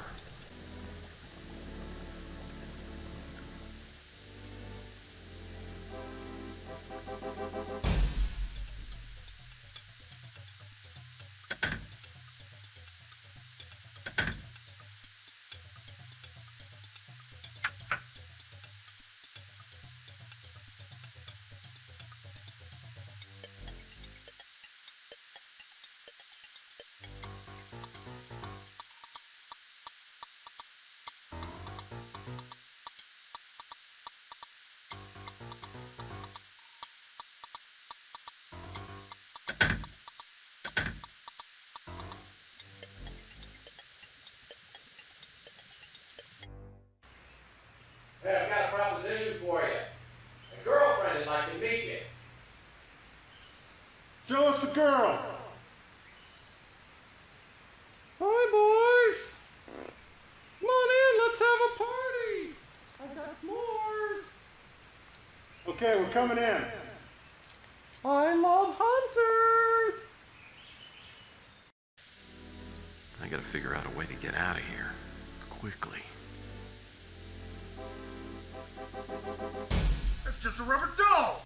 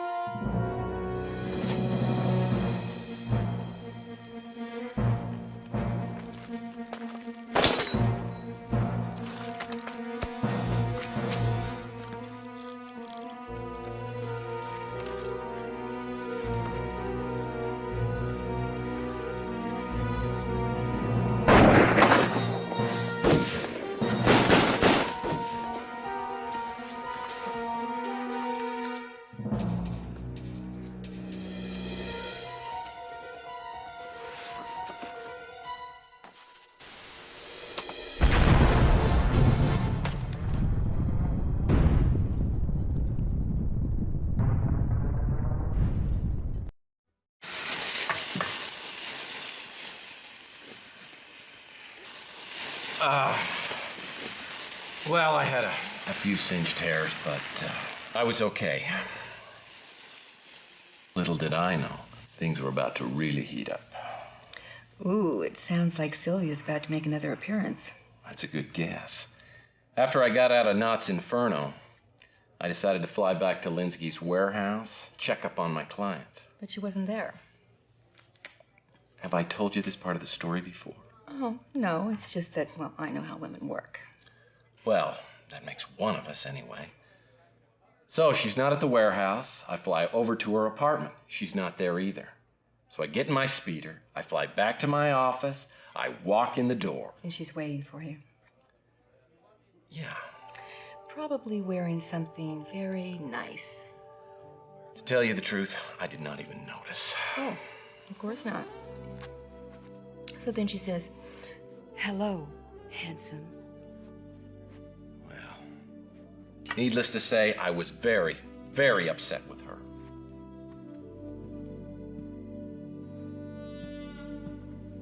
I thought we agreed that you would stay at the warehouse.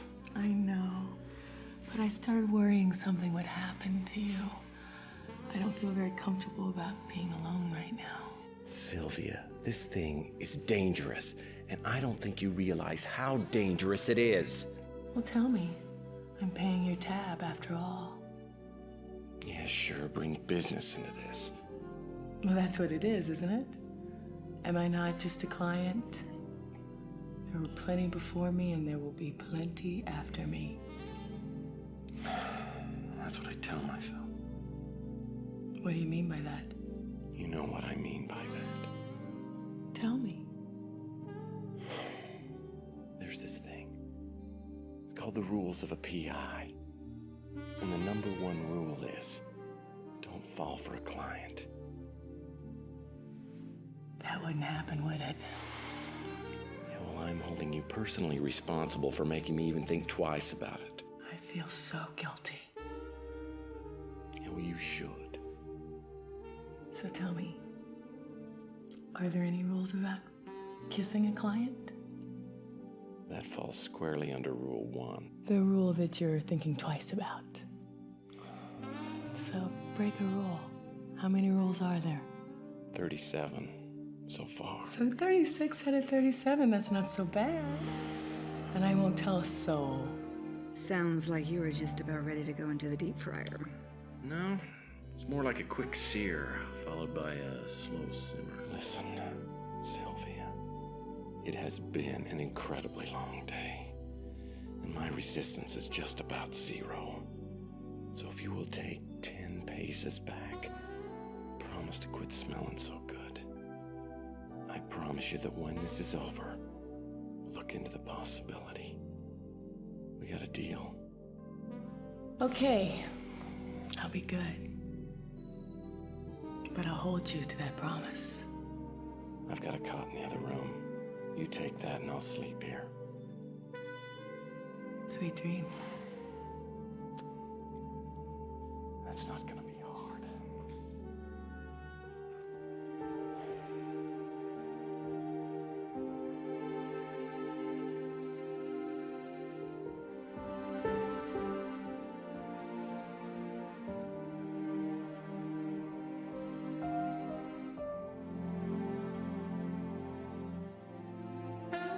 Do you miss her? Oh, yeah. This again. You know, as soon as I lose some weight, I think I'm gonna get rid of it. I don't think I need to be reminded anymore. No, I don't think I do. Good. Because I'm very selfish, you know. That's one of the things that really attracts me to you. Boy, that makes me happy to hear it. So now that you've described to me just about every temptation a man can stand, what happens next? Nothing happened? Nothing happened, okay? Actually, I flew Sylvia back to the warehouse. Good. I thought you'd like that part. I went back to the office and I had a call. You find the chess move? I did. It was in the design of Val Davis's pass card. Look, I'm ready to meet with you. Just tell me when and where. It isn't safe yet, but I have another lead for you. Find out about Greg Call. Who's Greg Call? He was the lead programmer on the STG project. He knew about Overlord. Well, how do I find him? Greg Call. Overlord. Either one. Call is dead. Oh, that's gonna make him easy to find. Call suspected that someone on the inside was selling out the STG project. For that reason, he relocated to a secret base of operation. If you find that, all your questions will be answered. Any hints on how I'm supposed to do that? The police were warned that Call might turn up dead. They may have found something that could lead you to where he was working. Oh, I gotta go. So Greg Call was the head of the SDG project. Yeah, but he was the dead head. So now you went back to see Detective Clements, right? Good guess. You seem to think I'm some sort of street informant. I'm gonna start charging you for these consultations.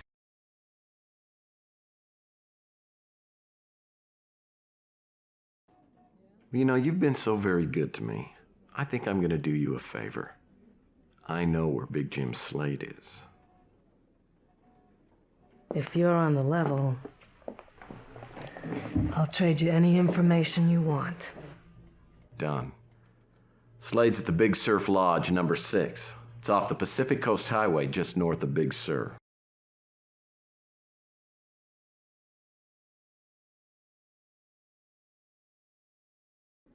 Never heard of it. Never heard of him. I don't have a... How do you find out about these people? He died a few days ago. We would have chalked it up to natural causes. An aneurysm, maybe. Except we got an anonymous tip through 911 the day before he died. Tipster said that if he died, we should perform an autopsy. It only turned up one unusual thing. A small capsule planted under the skin. Inside was a plastic tag with markings on it. We couldn't make heads or tails of it. Maybe you should give it a try. He's a hitman for hire, and he's on Interpol's 10 Most Wanted. If you're mixed up with him, I'd make sure your affairs are in order. Seems like a decent guy for a politician. I'll probably vote for him. I know he's a billionaire and runs Gideon Enterprises. That's about it. I've heard of it, but I don't have any privileged information about it. Never heard of him.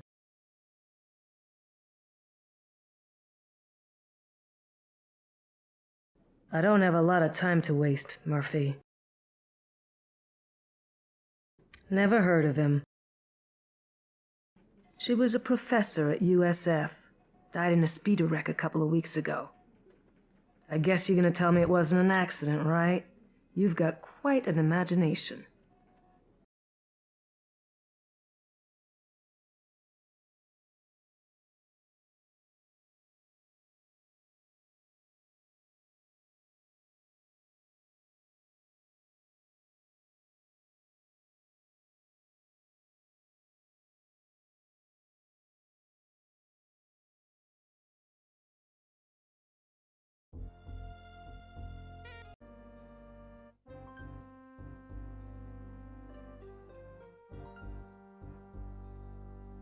Curious. This UPEX package wasn't here before.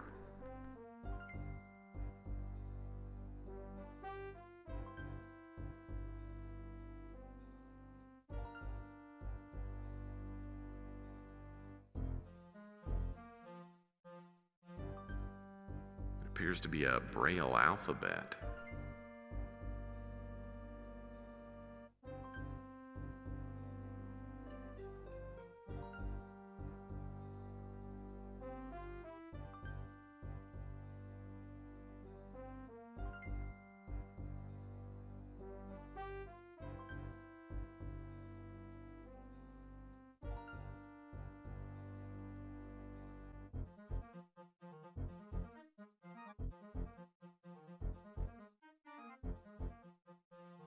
Nexus? What does that stand for? I'm not sure it stood for anything. But I surmised that it had to do with Greg Call's secret base of operations.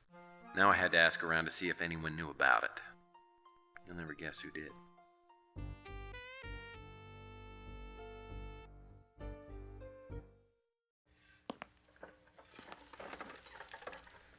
You caught me at the last moment, Mr. Murphy. I was preparing to go abroad.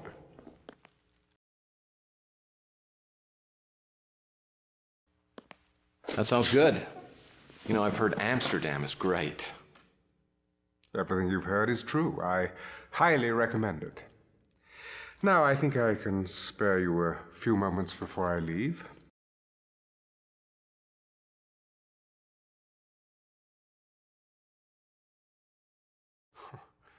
Your investigation has certainly got you into some obscure channels. Years ago, well after the government signed the UNGP treaty, Gideon Enterprises bought the rights to utilize dozens of abandoned government installations. Nexus was the code name for an underground military facility located in Washington State near Mount Shasta. I don't believe we ever used the location.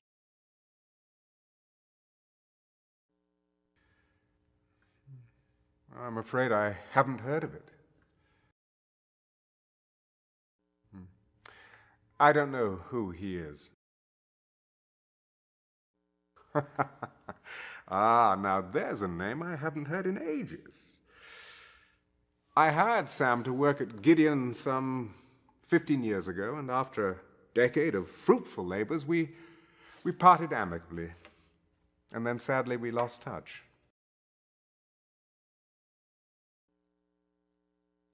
Gregory was my right-hand man when I founded Gideon Enterprises, a brilliant programmer.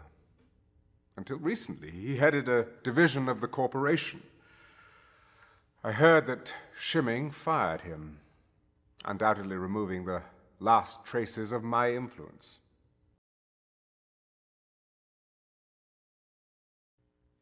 I wish I could be of more assistance. Well, these chess moves are curious and vaguely familiar. Or perhaps they were part of some fabled match I may have read about. I can't say for certain.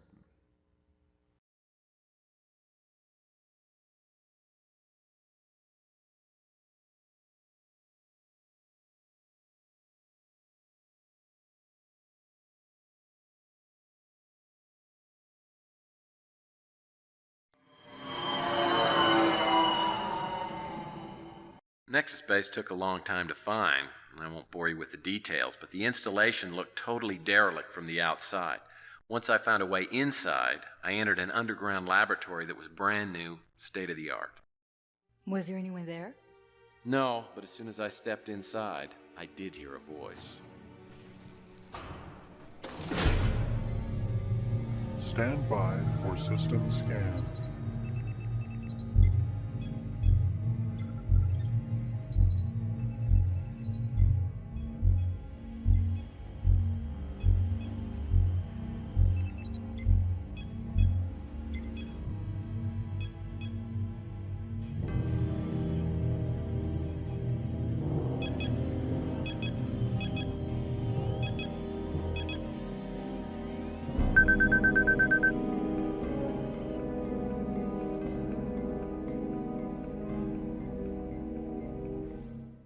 Those men that jumped you had put some sort of implant into your head. Exactly. And it seemed like I was in the best possible place to do something to remove it. I started looking around with just that in mind. Just that in mind. No pun intended, I'm sure.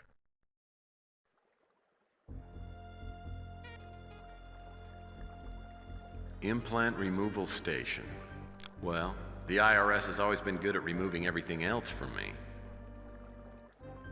Well, apparently I have to do something else before I can start the implant removal procedure.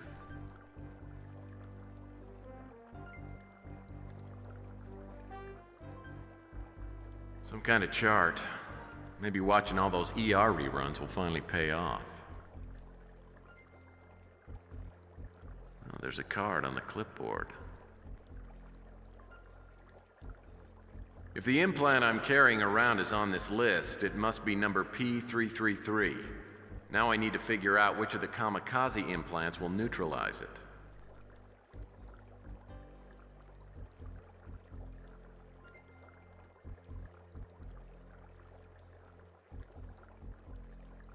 Standard keyboard. The mysterious informant said I'd find answers to all my questions if I found this place. Maybe this computer is the motherlode. Seems to be a large light panel.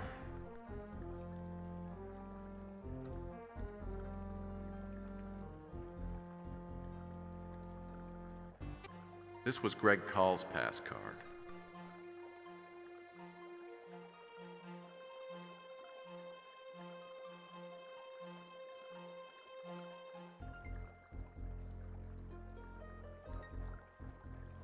STG must have bought these pass card readers in bulk.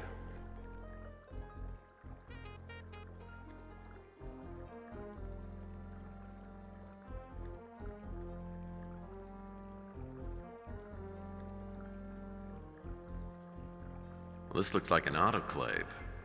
It's used for storing items in a sterile environment.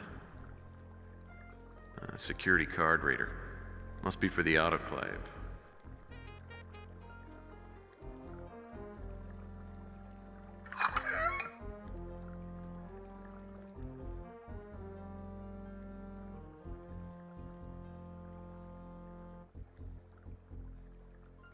That's the one I'm looking for. I guess Greg Call must have designed the solution to neutralize the Overseer implants. Now I have to find a way to inject it into my bloodstream.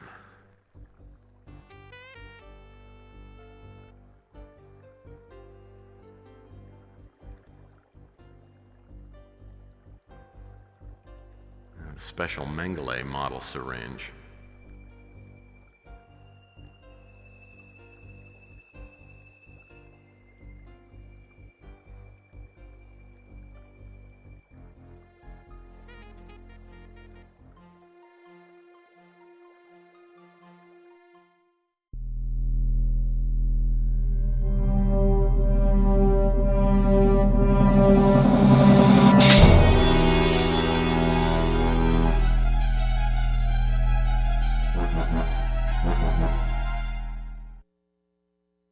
You injected yourself with that thing? I had to. Then I went into the scanning booth. The fun was just starting.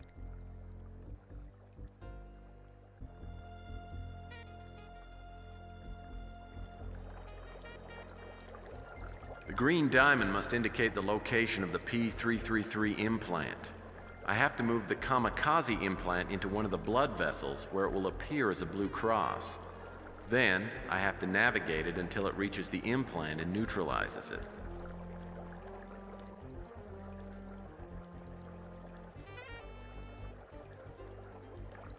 Uh-oh.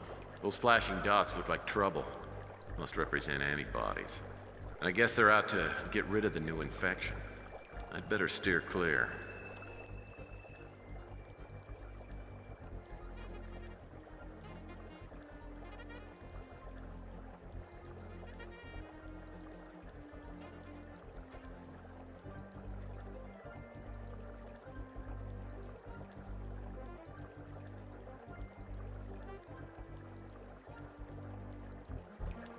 I'd neutralized the Overseer chip, which someone had designed to be fatal in my case, or a controlling device to others. I still had no idea who was pulling the strings, but as I stepped out of the removal station, I heard sounds just outside the main entrance. I ducked behind a display panel and waited to see who it was.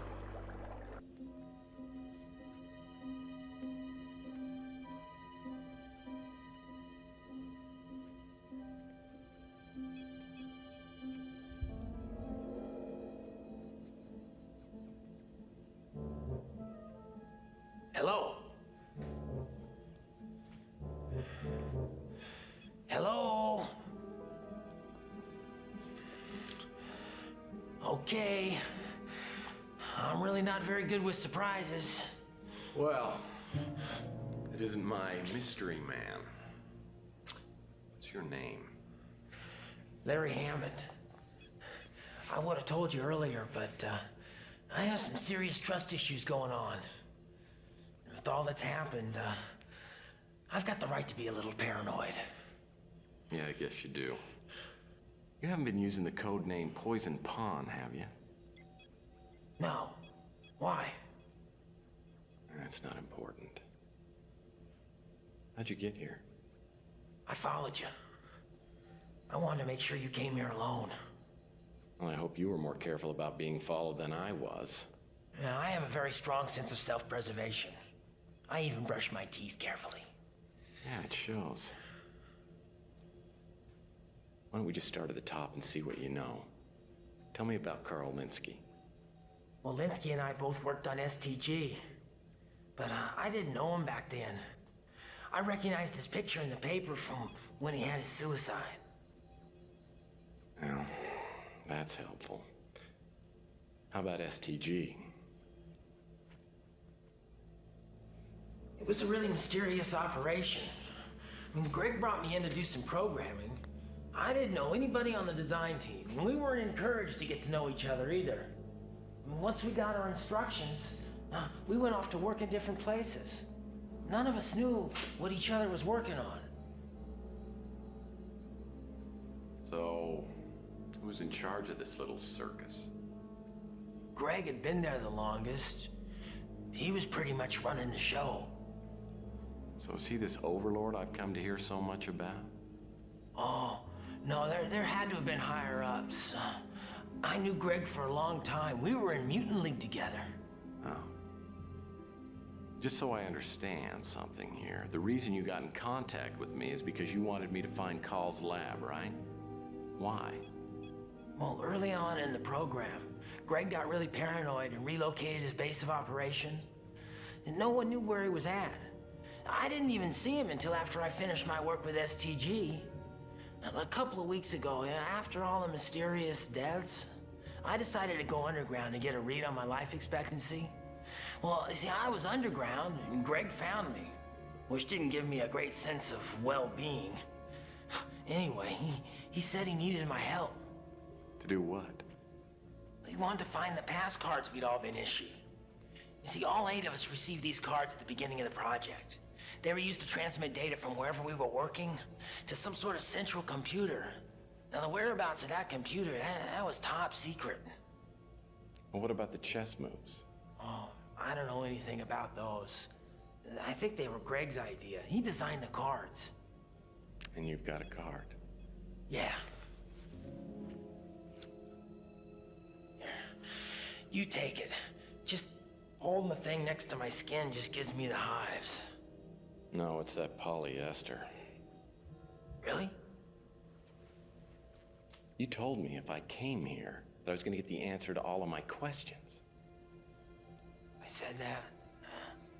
No, I was just guessing. I've got something that might help. Now, Greg gave me this the last time I saw him. Now, he said, don't open it unless something happened to him. I think something happened to him. What are we supposed to do with it? What are we supposed to do with it? It's your problem now. I told you everything I know. I gave you a pass card, and I gave you what Greg gave me. I'm out of here. I'm gonna go somewhere and try not to get killed. Hasta la pasta, baby. Hey, Larry. Thanks for the help. Anytime.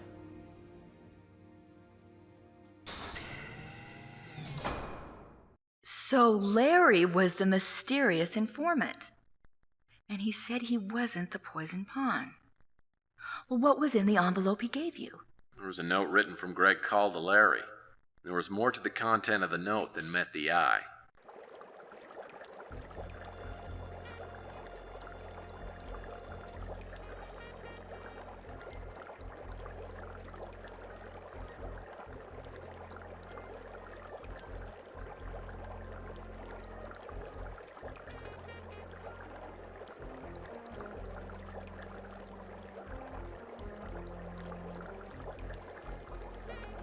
Larry's pass card. The corresponding scrambled password is written on the envelope Larry gave me. Carl told Larry not to read this message unless something happened to him. There must be some sort of secret message contained in this note.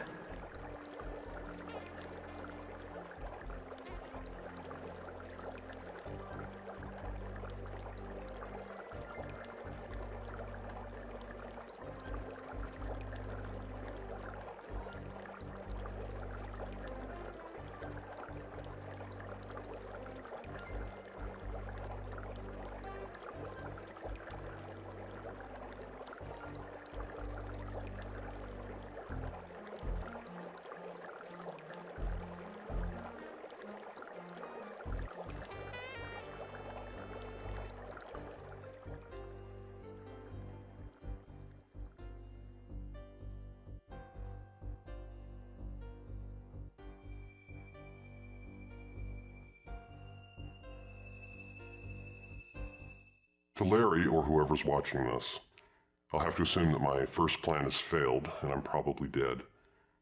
The purpose of this message is a warning, and afterwards my computer will reformat, so listen up. I've enjoyed a long friendship with J. St. Gideon. We founded Gideon Enterprises together years ago, and I believe that he is a good man and has honorable intentions, regardless of how I may disagree with his philosophy. For years, he has worked on a program called Overlord, a worldwide surveillance system which would allow him ultimately to control key political figures, thereby speeding up the world peace process. This was all made possible about a year ago. A breakthrough in nanotechnology allowed us to create microscopic devices that, once implanted inside someone, would allow us to control the physiological reactions, the chemical reactions, make the person a slave to positive response. And in this way was born the STG project, sort of a Pavlovian remote control program. We recruited 7 other scientists and put them on different phases of the project so none of them would know what the entire project was about. We gave them pass cards which would allow them to transmit data to a central overlord computer. I found out shortly thereafter that John Klaus, one of the scientists, was intending to sell out the project to the Law and Order party. When I went to Gideon with my fears, he disregarded them. Either he knew something that I didn't, or he was simply too obsessed to listen to reason. Regardless, I took it upon myself to implement a fail-safe program into Overlord, which I called Stalemate. Now, in order to activate this Stalemate fail-safe program in the Overlord system, all 8 STG pass cards are required. I made a plan to track down the other 7 pass cards. I started with Carl Linsky's home once I'd learned that he'd committed suicide, but I was unable to find the card. The thought crossed my mind that since Carl Linsky and John Klaus were friends, that possibly Linsky staged his own death and is working with Law and Order and John Klaus. But I can't substantiate that. At this point, I'm not sure who I can trust, outside of Larry Hammond and J. St. Gideon, though I'm not sure how much J. St. Gideon will listen to me at this point. Regardless, Gideon's program, Overlord, must be deactivated. If not by me, then by whoever's watching this message. I knew it! You knew what? Sylvia was behind the whole thing. Oh, it all fits together now. Of course, Linsky staged his own suicide. Okay, you got yourself an interesting theory now. Play with it. Well, okay. Linsky worked at the clinic, right? And, well, there's a lot of patients there, and, you know, maybe one was in a coma or terminally ill, and Linsky finds one that is about his same size, maybe even looks like him. And I think that's where Linsky probably gets the idea. So he dresses the patient in his clothes. He, you know, plants the wallet, the keys, and the suicide note on him. They, you know, dump the body in the bay, and it's recovered, and who identifies it? Sylvia. Please, we're finished, please. Well, did I get it? Did I figure it out? Maybe. Okay. Maybe so. So, well, then why don't you tell me the rest? Actually, I'm fascinated by your story. Why don't you tell me what you'd do next? If it were me, I would probably go to the Law and Order party headquarters. That's exactly where I went, because now I had Robert Knott's pass card. This time, there was no sign of our friendly night watchman, though I figured he was around somewhere. I doubted the coffee trick would work again, so I had to figure out another plan.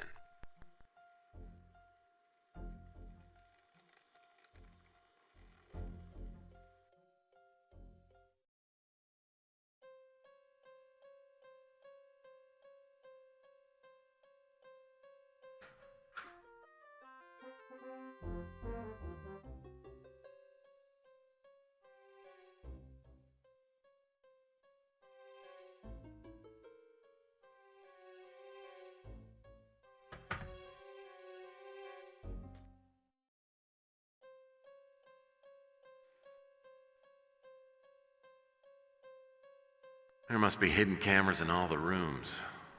This could be a problem with a conscious security guard hanging around.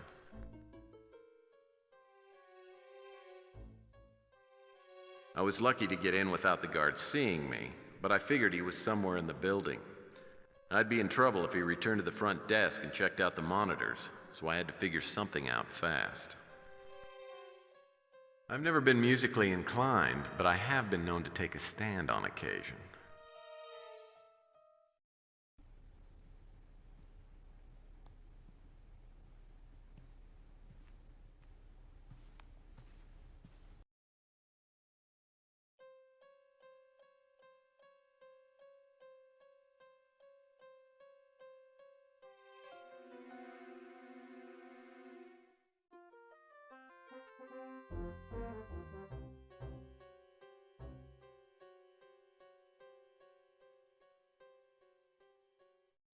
Pretty smart. You saw that on Mission Impossible, didn't you? Oh? Did they use that trick too? Why, I had no idea. Did you have any problems setting up the photo? Are you kidding? What do you think I am, an idiot?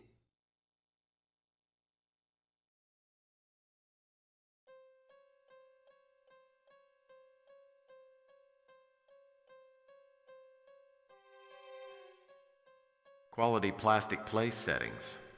Only the best for Law and Order party boosters. Quality plastic place settings. Only the best for Law and Order party boosters. Well, it never occurred to me to make Jell-O with fruit chunky style. Rug lo mein.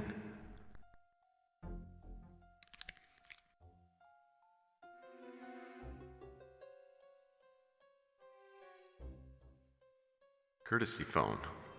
No way in the world this thing's bugged.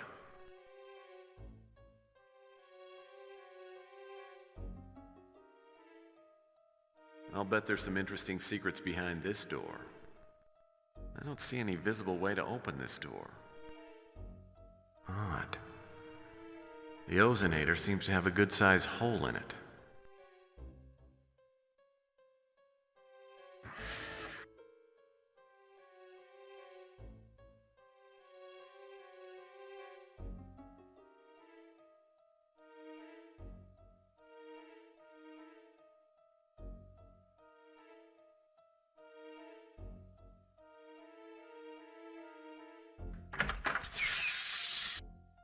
This must be John Klaus's little shop of horrors. Chances are probably about 0 that I'll get into Klaus's computer. I think Klaus has night fever, and he knows how to show it. Something tells me I may not want to look at this photo. Not Gideon, too. This time, Sylvia has a lot of explaining to do. Maybe Klaus moonlights as a film critic. Well, here's something they filed on the floor.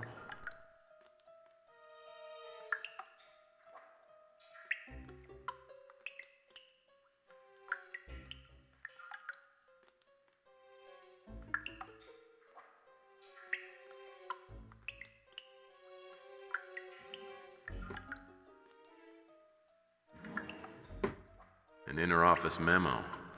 I have a weak spot for insider information.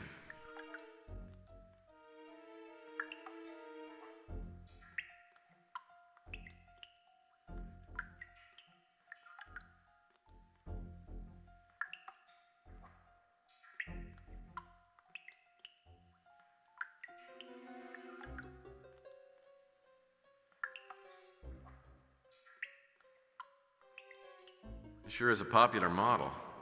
I see it everywhere.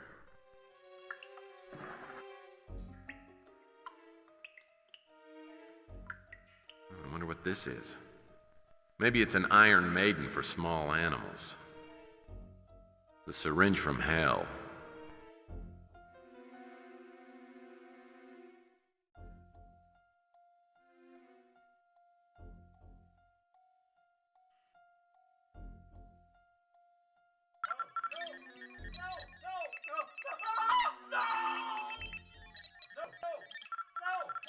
Carl Linsky's name is on the printout.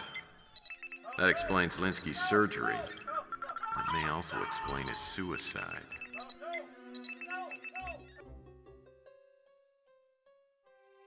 Implant procedures. Question is, if they just want to kill people, why did they go through all the trouble of the implants? What's the real purpose behind using them?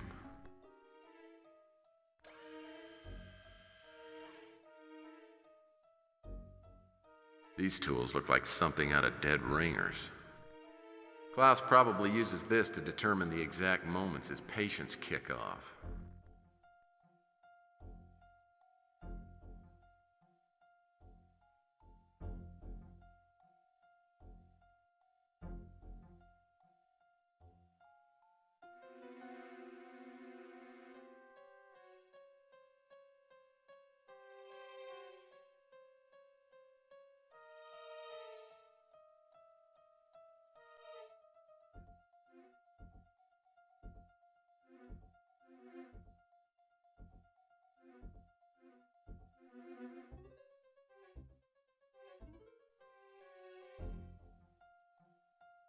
Slade must have given this pass card to Klaus after he murdered whoever it belonged to.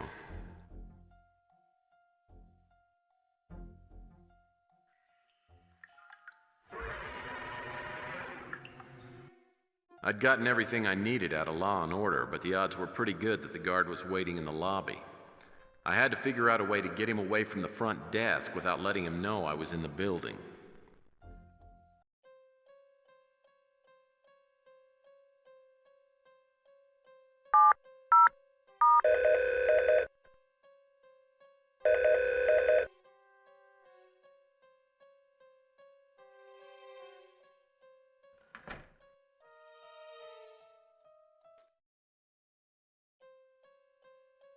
Locked. I'll need the Law and Order ID badge in order to open this door. After my narrow escape from Law and Order, I went home and crashed, but I slept like hell. Slade was still out there, undoubtedly looking for me, and I had nightmares about John Klaus, the mad scientist, turning everyone into zombies. When I woke up the next day, I had no idea what was going to happen. Little did I know, later that day, I'd find out the identity of the poisoned pawn.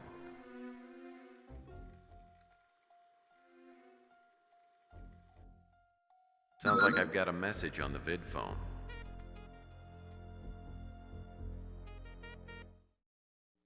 I have a message for you. You'll probably think it's important. You can pick it up at my shop whenever you get the time to see me. Ciao for now. Like I've got a message on the vid phone. Good afternoon, Mr. Murphy. I just wanted to call and thank you for bringing me the disc from Robert Knott. It has everything we need to take down the Law and Order party. The evidence is overwhelming. I owe you a big favor. Within reason, of course. Thank you again.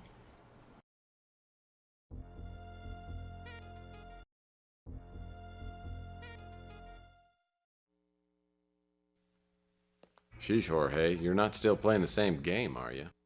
So, you got my message. Yeah, I did. I was contacted on the internet by the poisoned pawn you asked me about. He sent an email for you. For me? It's over there on that computer. Thanks. There was no return address. That's all right.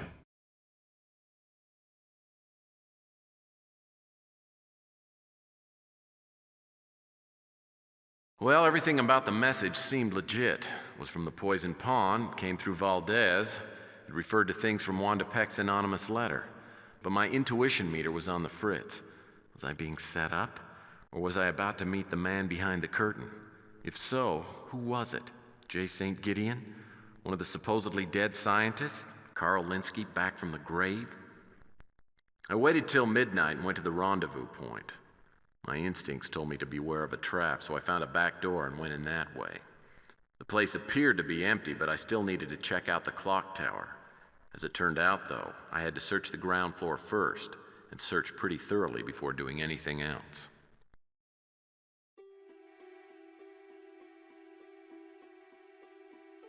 An elevator. Well, like they say, what goes up must come down.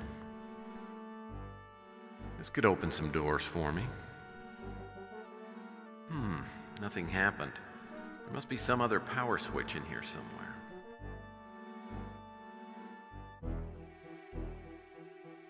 These crates don't look like they've been moved in quite a while.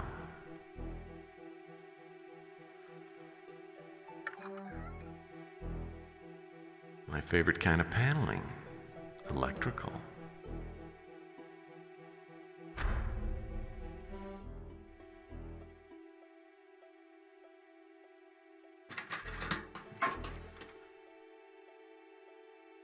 Old toolboxes? Well, they're like Christmas presents for an amateur handyman like myself.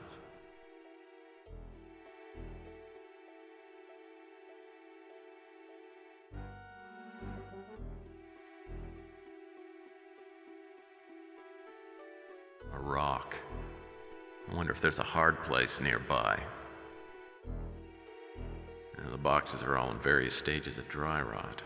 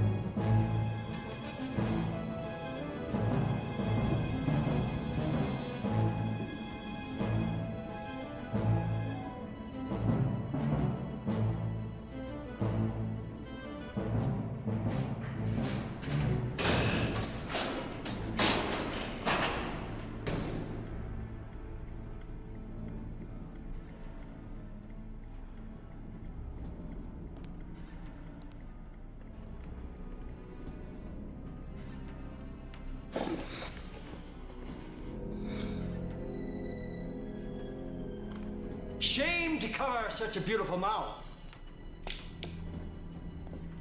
Don't you think so, Mr. Murphy?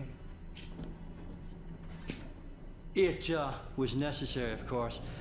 You see, I couldn't have Dulcinea warning off her knight errant from charging the windmill. I was wondering when you'd crawl out of that rat's nest. Contraire, Senor Quixote. It is you who are the rat.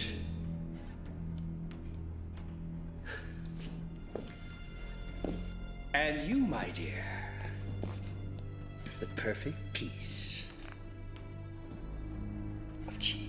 Who's the poison pawn? Is it you? Is it Sylvia here? Sylvia? The poison pawn? It was Miss Linsky's father who wrote the anonymous letter to Capricorn. We found copies of it while we were going through his papers after his unfortunate death. So why'd you have to trick me into coming here? I brought you here to offer you a trade. You tell me what you know, and I let the little missy free. So, let's begin with the STG pass cards. Where are they? The best of my recollection there, somewhere on the Spanish High Plains with my trusted servant, Sancho. I've got him with me. Excellent. Now, in 30 words or less, tell me everything you know about the STG project. Not too much. I mean, I've heard implants, mind control, satellite tracking. And then there was that little experiment you pulled on me. Unfortunately, it didn't work out quite as we had planned. You were supposed to be a good little detective and die, like Mr. Linsky. I mean, Linsky was your friend. I'd hate to see what you do to your enemies. Well, you're about to find out. Now, for the sake of Miss Linsky here, tell me what else you found out about. Well, there's someone running around with the name Overlord. He seems to be running things. You know, I think that's you. Excellent! Excellent! Now, as a token of my appreciation,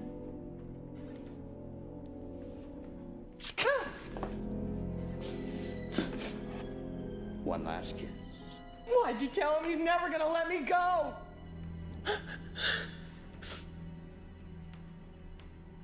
Oh, well, I'm sorry, Mr. Murphy. It looks like she's not in the mood. For once! Well, let's just move on to the murder-suicide portion of the program, shall we? You said you'd let her go. We made a deal. Oh, Mr. Murphy, please. Don't compound your gullibility with your stupidity. I mean, she's more of a threat to me than you are. The mere fact that she's been intimate with several of my enemies, not to mention a handful of my allies, makes her a real threat. You're a liar! Don't listen to him, Tex. I've never had anything to do with Klaus or any of it. I swear it. Well, I didn't say you were involved. But I do realize you have the capacity for treachery. For all I know, you may be as innocent as you claim to be. I'm just not a risk taker. Oh, don't look so sad, Tex. At least you know that you were the last, I mean, perhaps she even cared for you. Much as he's capable. Well, down to business. Mr. Slade? Mr. Slade?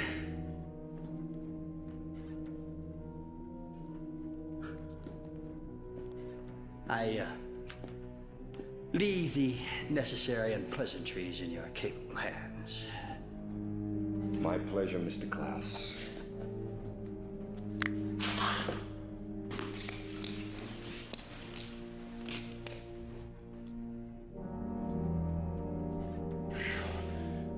That was close. I was beginning to wonder how we were going to get out of this. Don't stop wondering on my account. See, the way I got it figured, once I get all those postcards, someone will pay top dollar to get them back. I was just taking out the middleman. If you take a personal check, I'd be happy to put in my bid. Well, I appreciate the offer, but I don't think you're in the right tax bracket. I was thinking more along the lines of, say, Jason Gideon.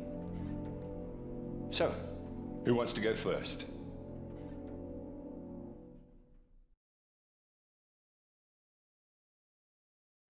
I will. But I wonder if you'd consider granting me a last request. I suppose. As long as it's reasonable.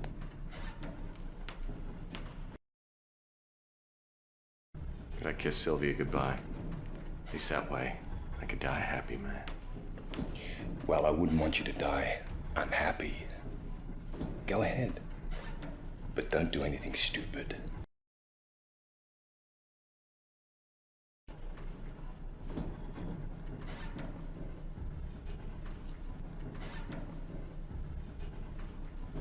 I'm gonna find a way to get us out of this, okay?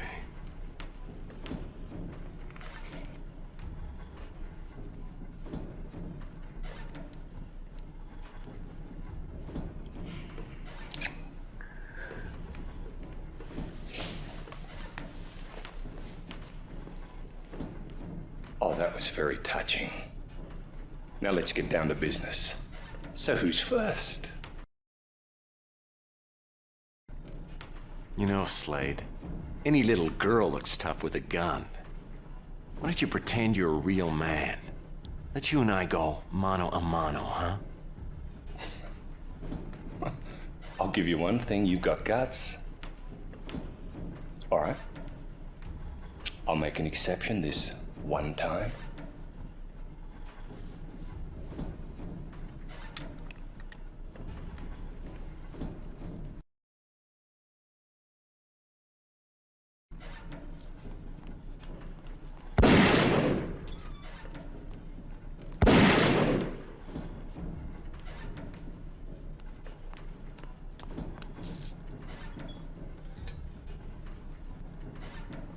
No honor among thieves, eh, Murphy?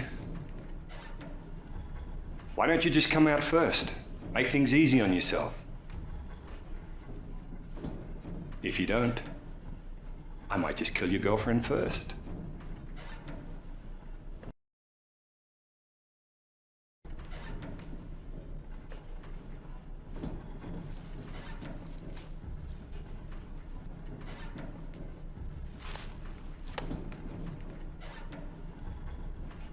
You can't hide forever. I'll get you sooner or later. Soon is better for me.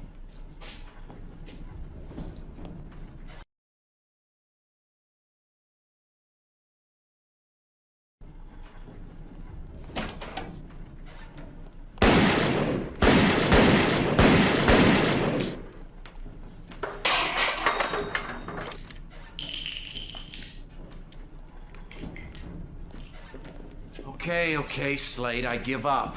I'm not gonna get out of this situation alive anyway. I do have a proposition for you. For some reason, you don't seem to understand. I don't need to make a deal with you. You want to blackmail Gideon, don't you? To do that, you're gonna need all 8 STG pass cards. I know where you can get 7 of them. What sort of a bloody drongo do you think I am? Here's the STG pass card that Sonny stole from you. You let Sylvia and me go, I'll get you the other 6. Oops.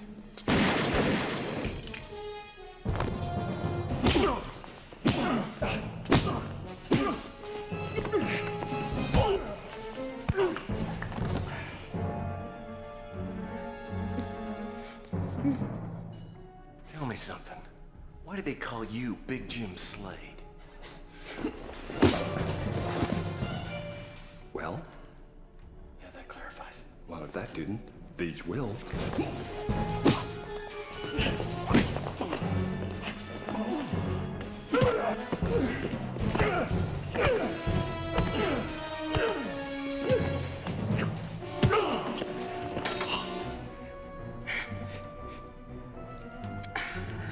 Ow, that wasn't too fair. Are you okay? Yeah. That's too bad.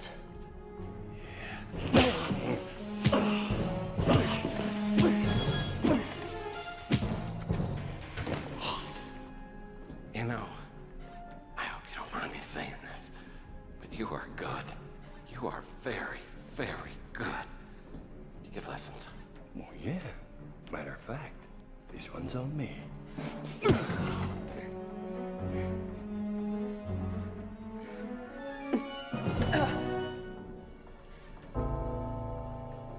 Oh, look. Time to die. Slade! This is for Sonny.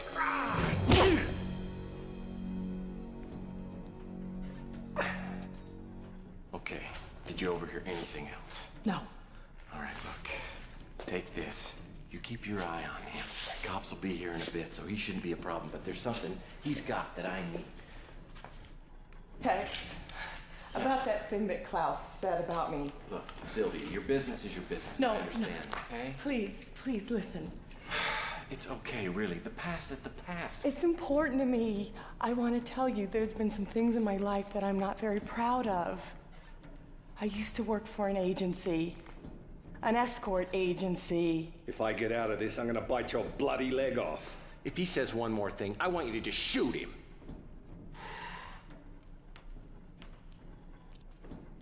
I've known a lot of guys, but that was the past. It's behind me now.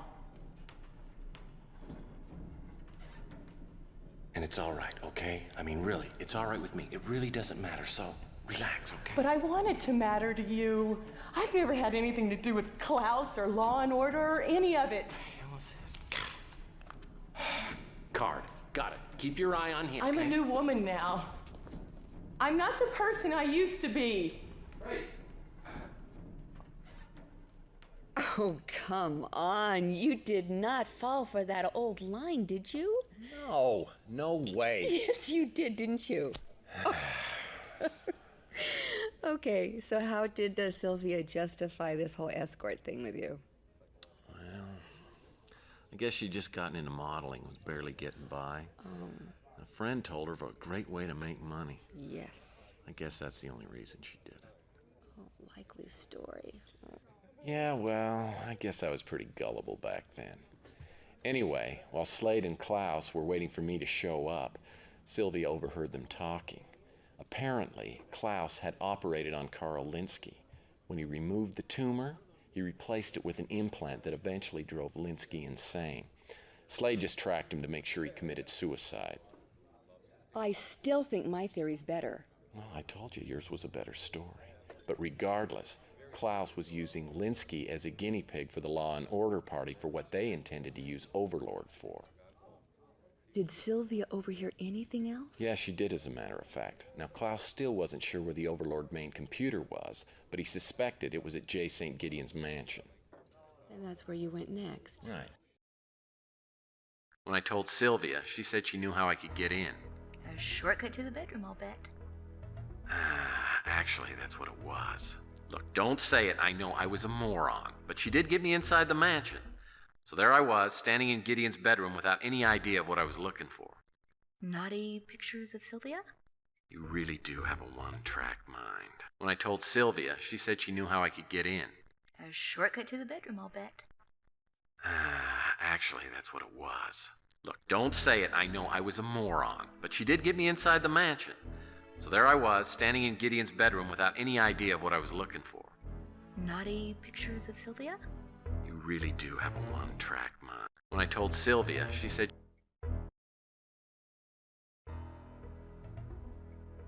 Well, I don't have a password for Klaus's card. Something tells me I'm gonna need one before this thing is over. Maybe I should look around his office.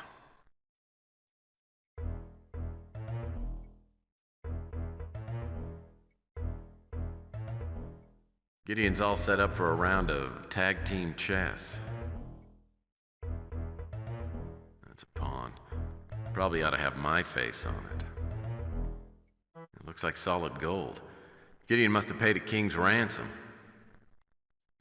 I could stare at this painting for like 8 seconds without getting bored.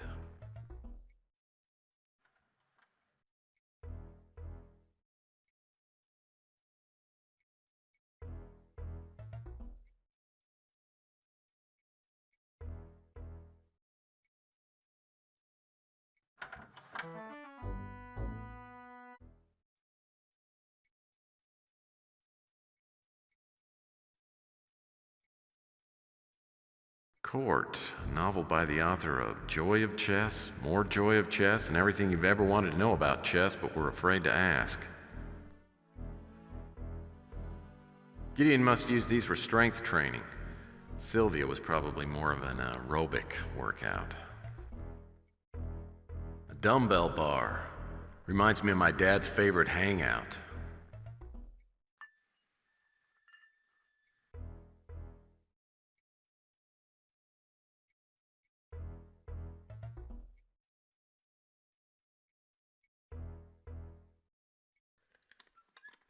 The chess set seems to be missing a few pieces. About 26 of them. Wonder why.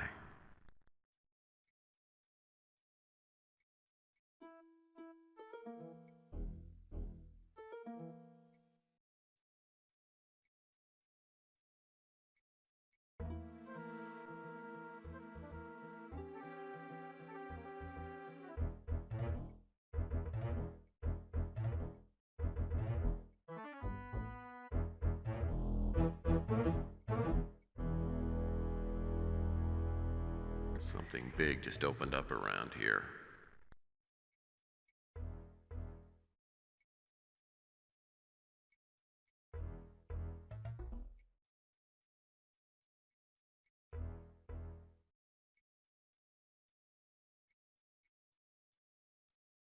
I stepped out of a secret elevator onto a balcony overlooking a huge gallery filled with priceless paintings, beautiful sculptures, and classic statues. In other words, a place where you were completely out of your element. If you're implying that I have poor taste, then wouldn't that reflect poorly upon my choice of dates? All right, I take it back. Continue. Well, large chandeliers hung from the ceiling, and across the room I could see a set of doors. Unfortunately, the floor of the gallery was pressure sensitive and lit up with extremely high voltage. There had to be some way to get across, but it certainly wasn't obvious just how I was supposed to do it.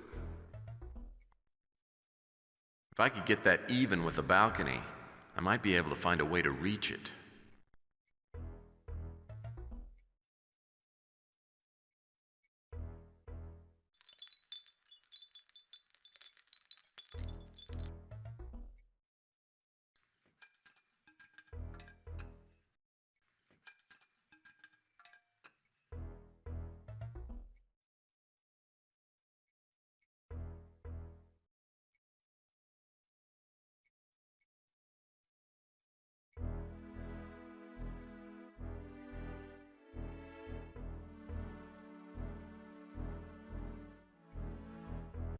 Oh, I would have loved to have seen that.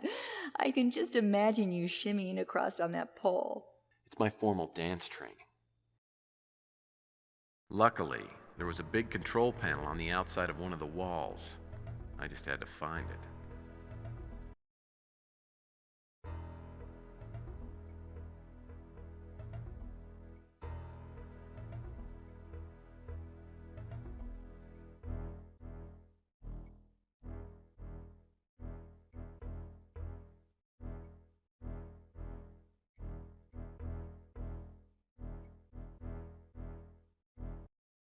Need to jump down to the floor inside the display walls.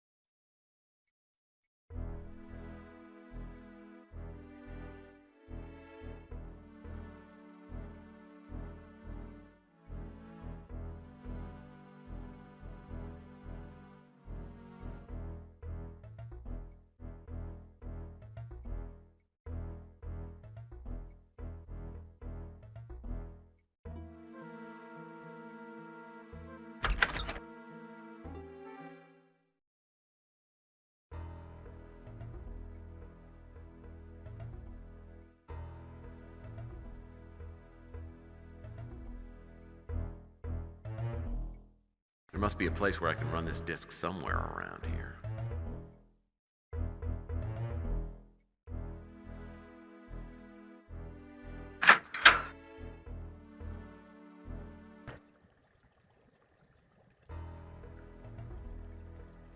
It sure beats the aquarium of guppies I had when I was a kid. A dinosaur coin bank. Must be a keepsake from when Gideon was like the rest of us.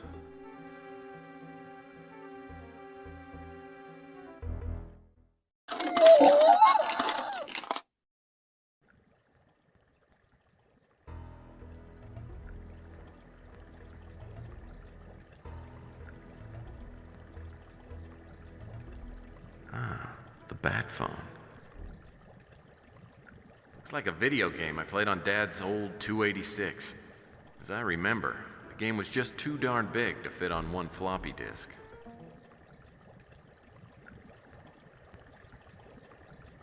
Those people at Glamour Shots really do some nice work. Books, books, and more books. Gideon's got a whole herd of horsey pictures. In my experience, bookshelves should always be inspected thoroughly. Some sort of metal cross.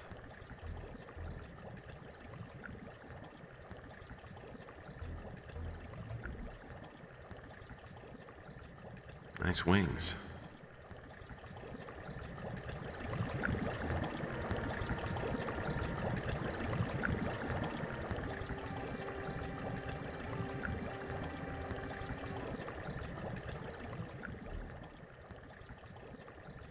This appears to be an elaborate cabinet, but I can't figure out how to open it.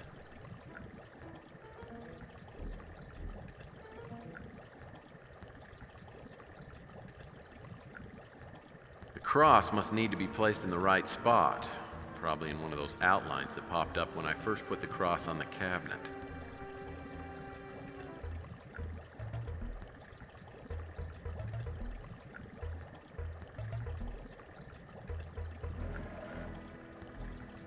Nothing boosts my confidence like finding a security card.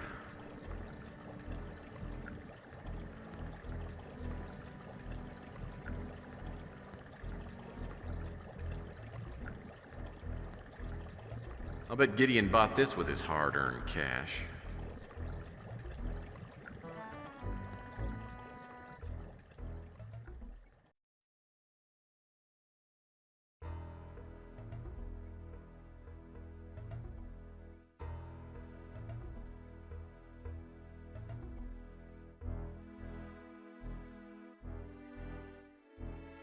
I'll need to find a little something before I can open this.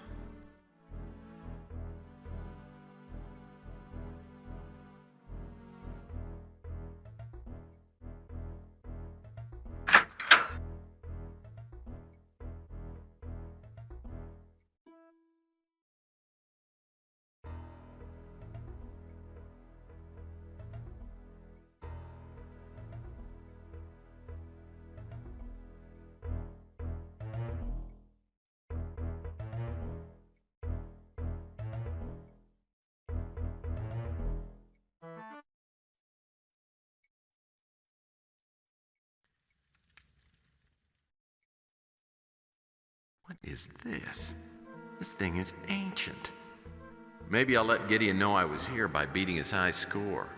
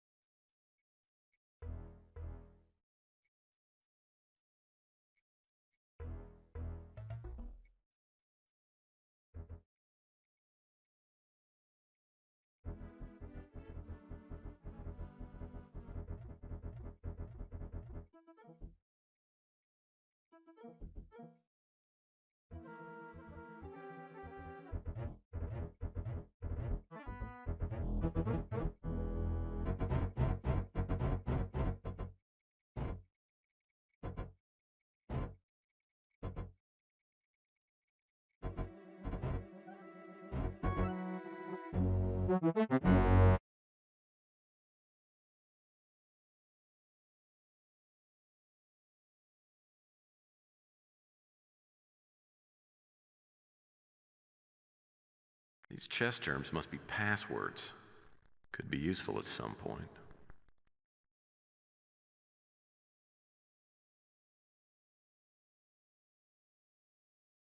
Some sort of metal cross. The relatively obscure philosopher Mediocrities.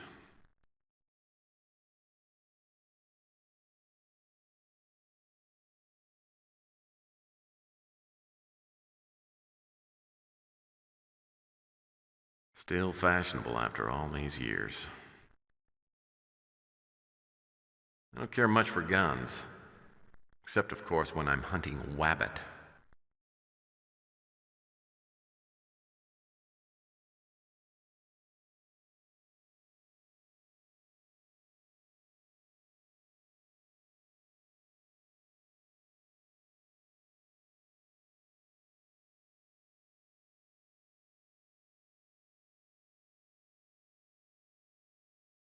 This door leads back to Gideon's gallery.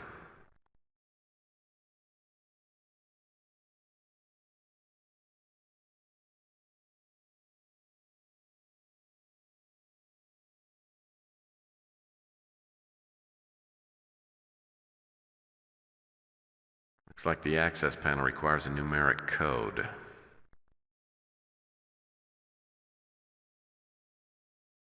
Well, I hope Gideon got a good deal on these pool balls, because they're all numbered wrong.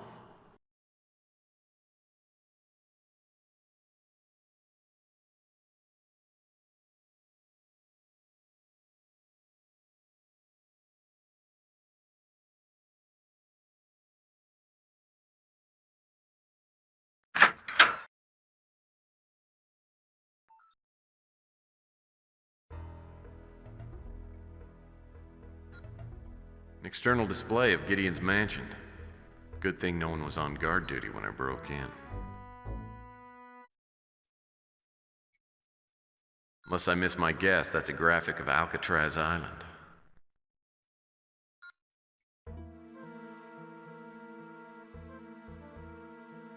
Looks like Gideon's got a prison flick on the TV.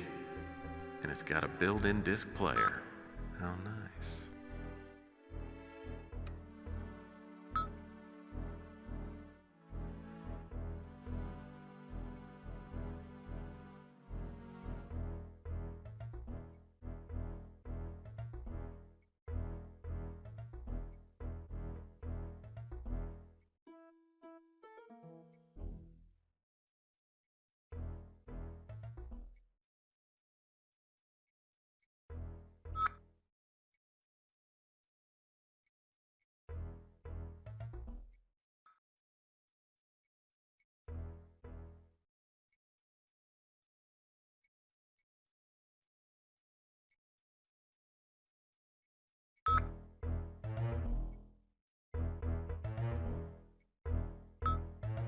Security override panel.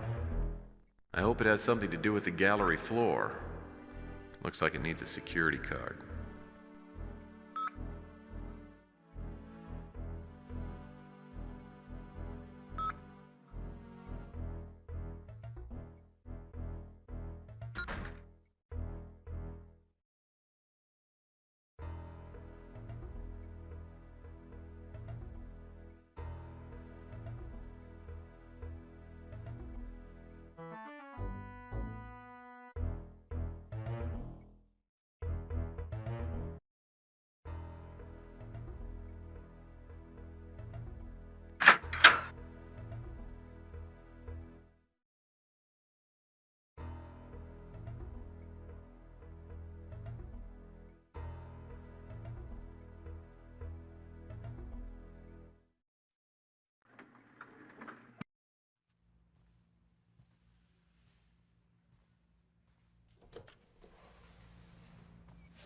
TEX, you did it. Slade, when the cops came, he confessed to everything. The status of my daddy's death has been changed from suicide to homicide, and I got the money. That's great, Sylvia, that's great. I'm not done with the case yet. What do you mean you're not done? There's still something I've got to do. Why? We're rich. You can retire. This isn't about money. Well, what in the world else could it be about? Call it a moral obligation. What about your immoral obligation? Gideon's project's out of control. I mean, a lot of people have died. Somebody's got to do something about it, and I'm in the best position to do that. Why don't you just stay out of it? You've got plenty of things to take care of now, including me. If our future's worth having, it's worth waiting for. Look, we have everything around here to make us completely happy. How dare you want to throw it away? What are you trying to prove, huh? That you're brave and strong? Well, I've already seen that. What you're talking about is stupid. Obviously don't understand me very well. I got into this business to help people, and I'm not just gonna sit around and watch this thing happen. I mean, how would I feel about myself? You know what? You go play Boy Scout. I don't care. Sylvia, I want us to be together, but you can't change me. You know what? You do what you have to do. Just don't expect me to bring flowers to your funeral.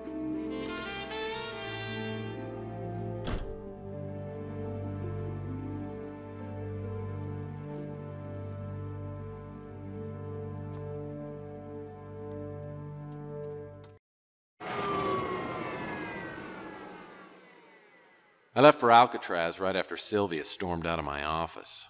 Probably should have gotten a good night's sleep first, but I was pretty wound up. Poor baby. Yeah, well, it turns out it didn't matter. As soon as I landed on Alcatraz and stepped out of my speeder, something zapped me and I blacked out. Must have been one of those security droids. When I came to, I was in a locked jail cell in one of the old prison sections.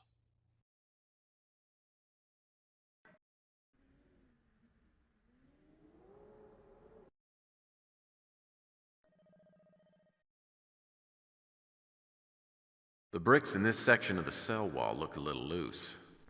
Maybe this is my only way out.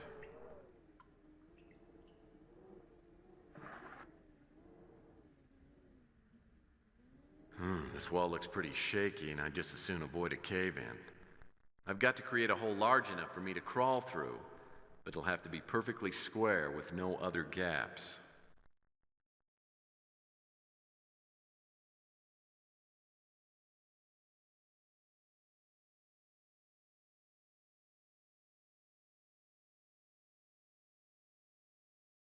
I guess I can't move that brick if it's the only thing supporting the one above it.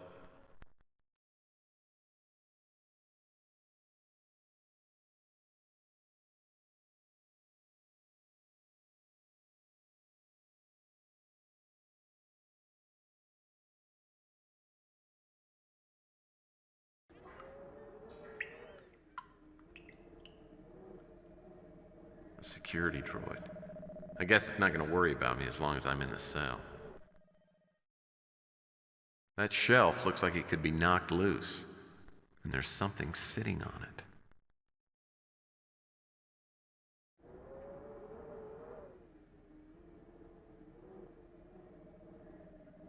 This makes a nice makeshift grappling hook.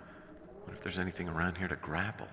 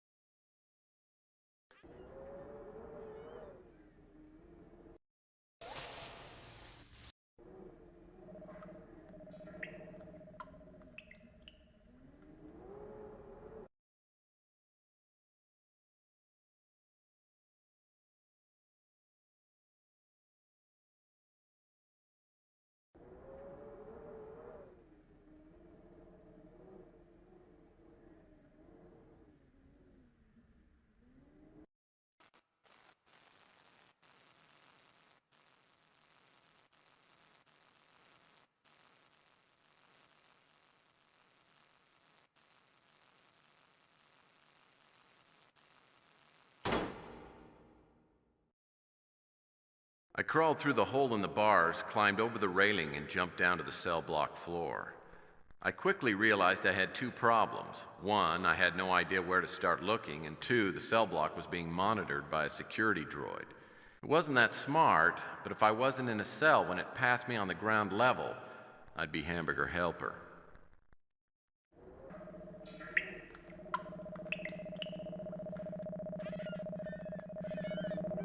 That's a roll of barbed wire. Maybe I should unroll this.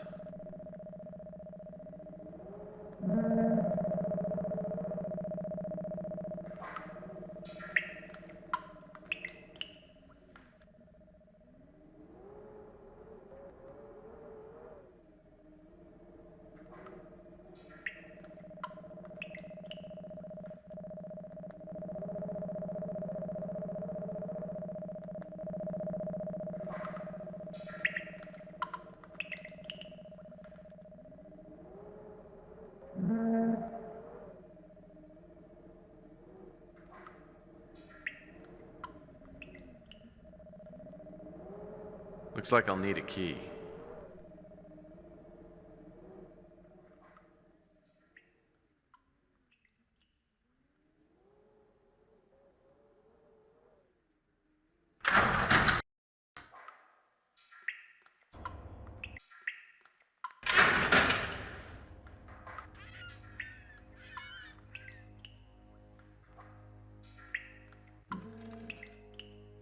World War I style gas mask.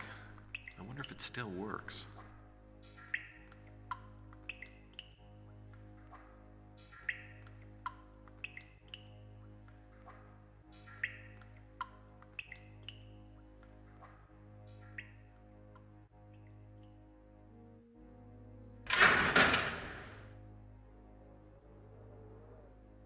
Looks like I'll need a key.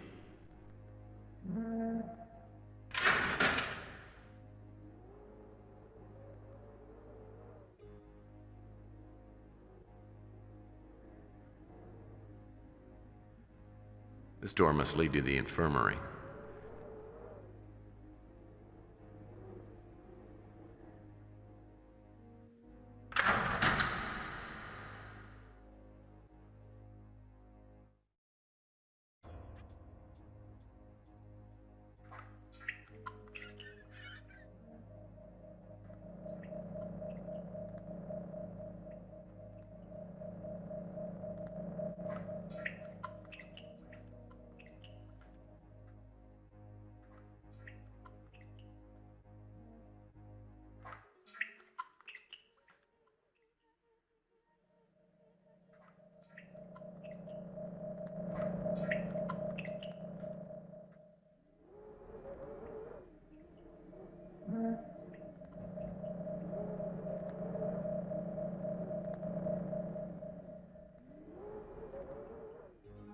There's a key on that peg.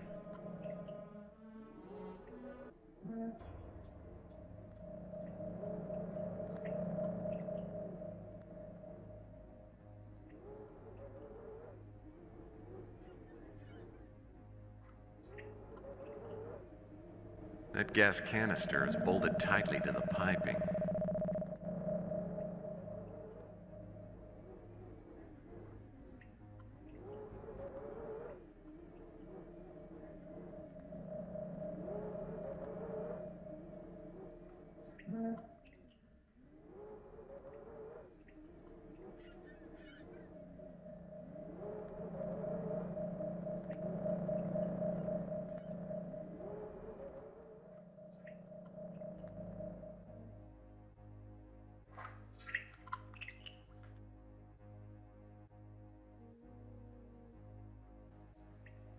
This is the key to cell block D.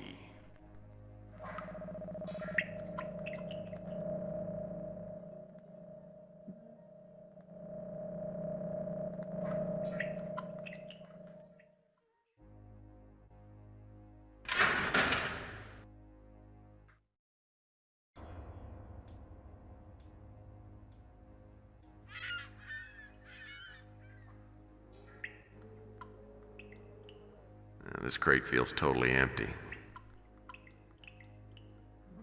This cell's full of ancient supply crates. Probably too old to be of any use, but I better check it out. This cell's full of ancient supply crates. Probably too old to be of any use, but I better check it out.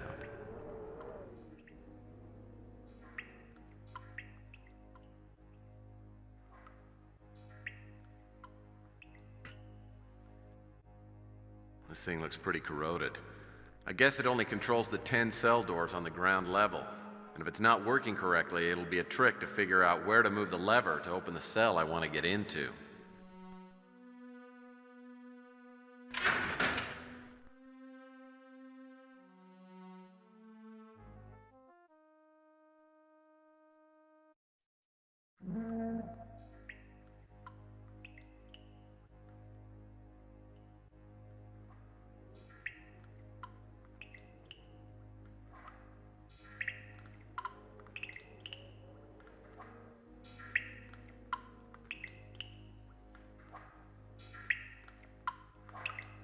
This timer and detonator could be a useful item.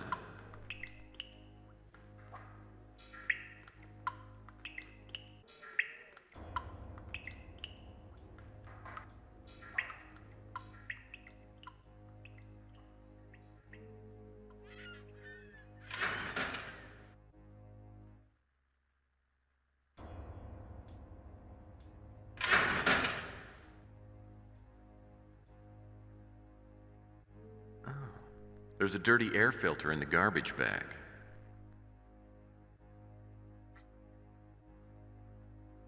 we have here? Looks like a dirty air filter.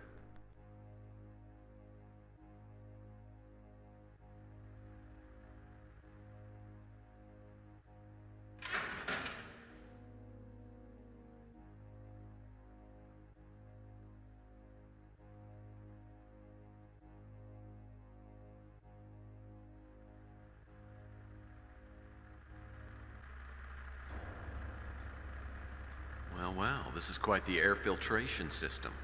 Must be a clean room and some computer equipment around here somewhere. There seems to be a problem with one of these units. A warning light's flashing.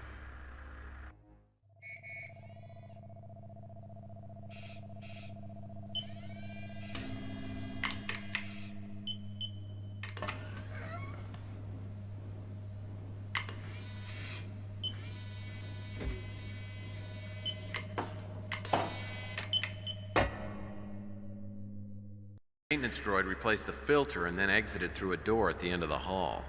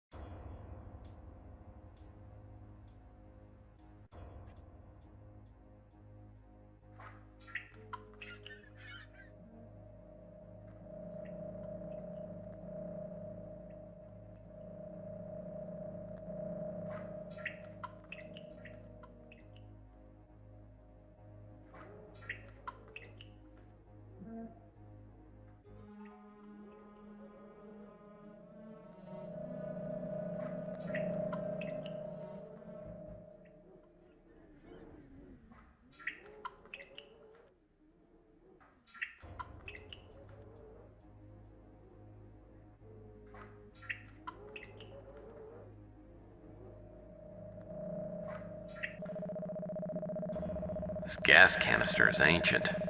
Probably used by prison guards in case of a riot. Wonder if it still works.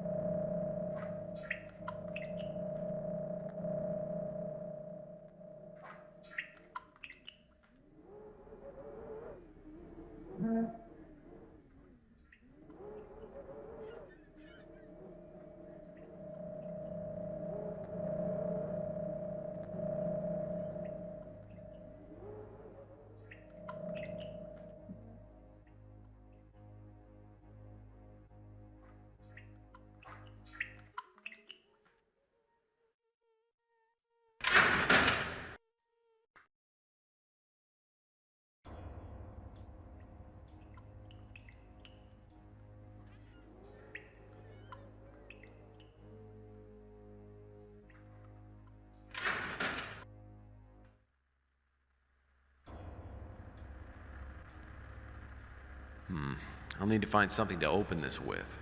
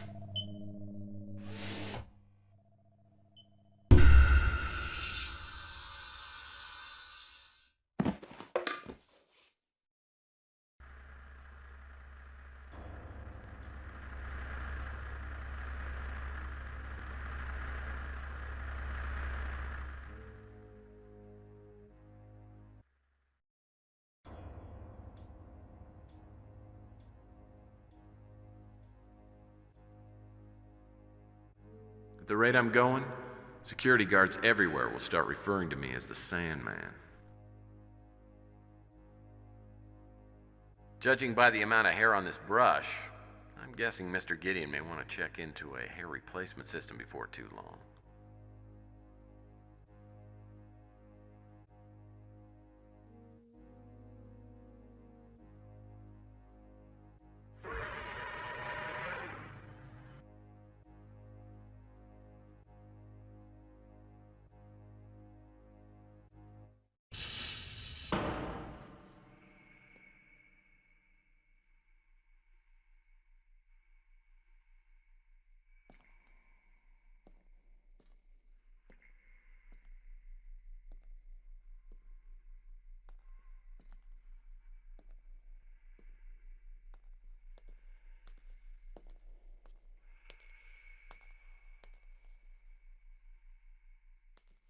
Slipped through the DNA scanner and entered some kind of computer control center.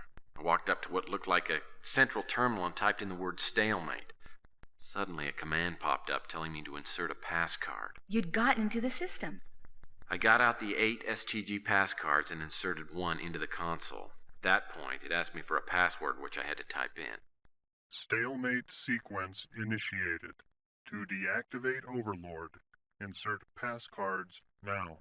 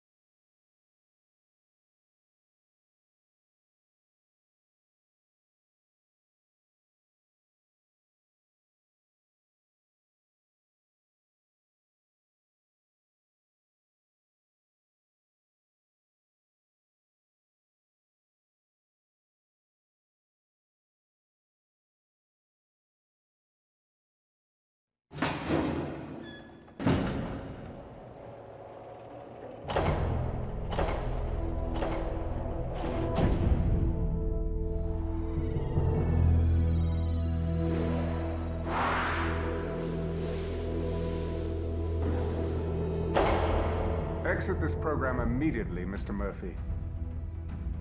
Sorry, Mr. Gideon, I can't do that. You don't understand what you're doing. I am not the enemy. I know, but Overlord is.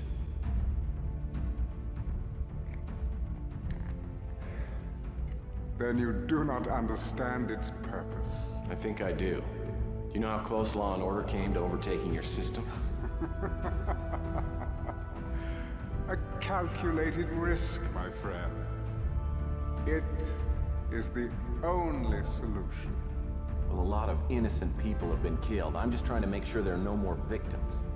It is better that some die, rather than allow the entire planet to degenerate into total chaos. No one's got the right to play God. I agree. It's unconscionable. But the fact is, it's done every day, and moreover by people who aspire to nothing more than avarice and domination. What do you imagine stopping me will accomplish?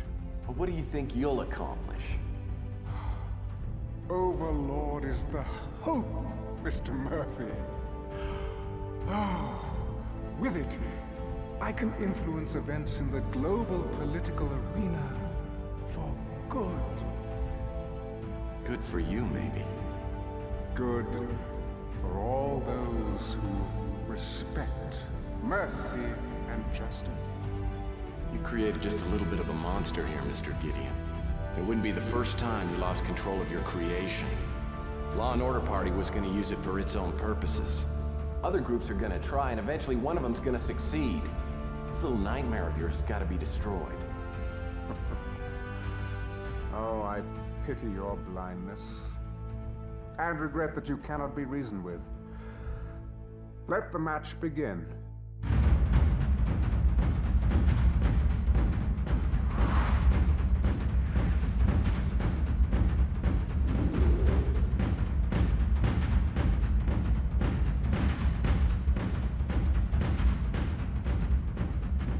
I'm black, right? Oh, I'm afraid not. But, you have the first move. Well, that's good. Found myself looking out over a huge virtual chessboard covered with chessmen. Gideon had said that I was white, which of course had fewer pieces. Some type of 3D interface popped up with a menu of 8 possible moves on it. As far as I could tell, Call had programmed it so I'd have to choose the correct sequence of moves in order to checkmate the Black King and deactivate Overlord.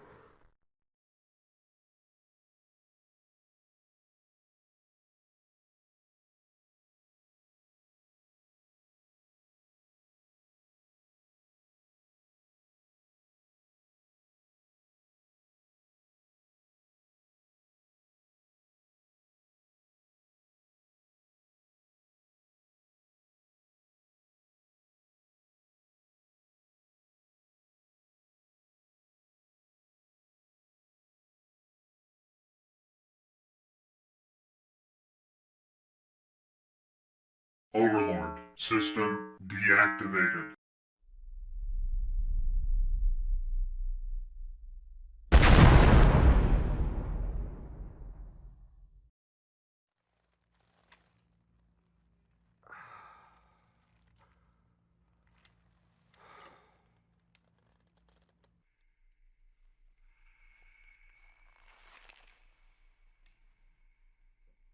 Checkmate, Mr. Gideon.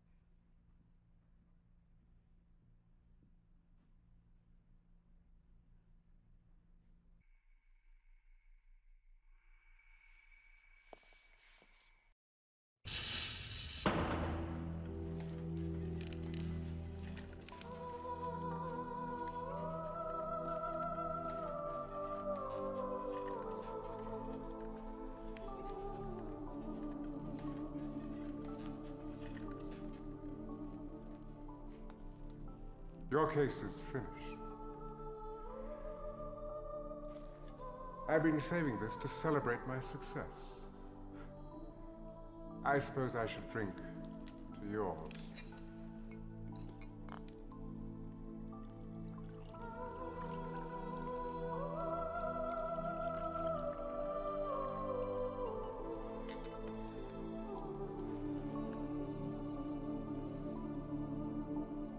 To the future.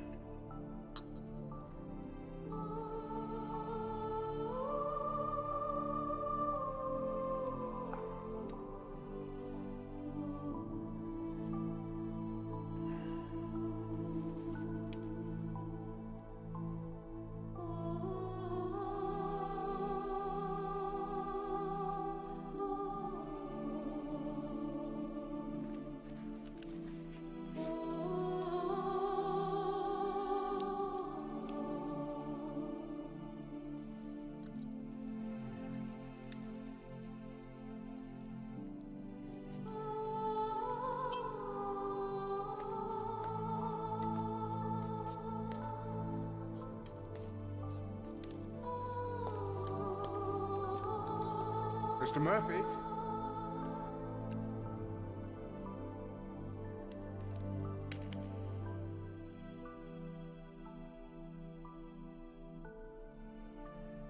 I shan't be needing it anymore.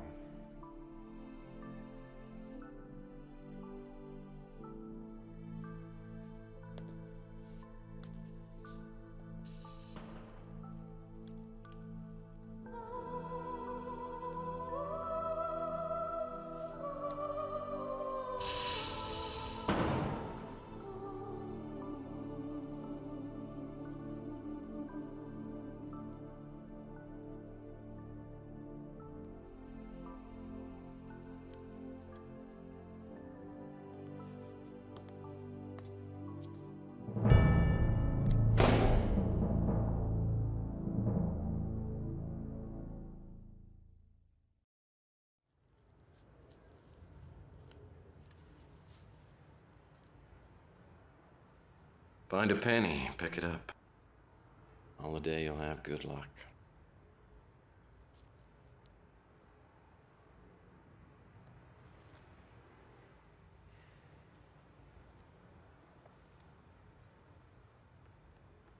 See you, Buck.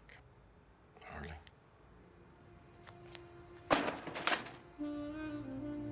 So, Mr. Tex Murphy, private investigator, are you ready to take the dive? Depends. What's in it for me? Well, let me give you a little taste.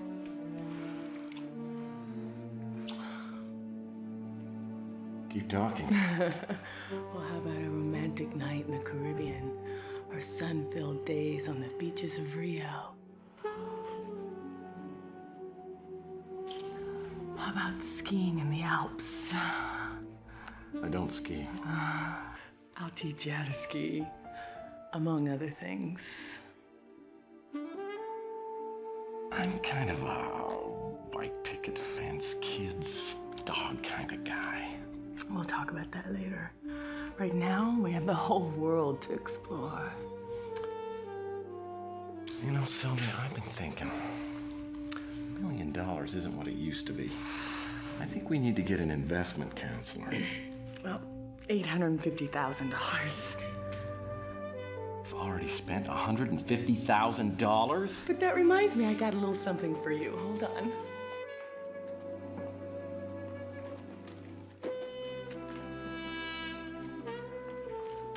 You didn't have to do this.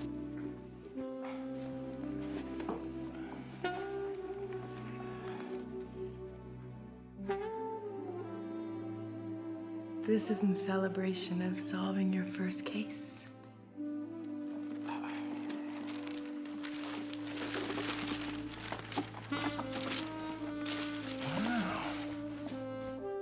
It's a hat.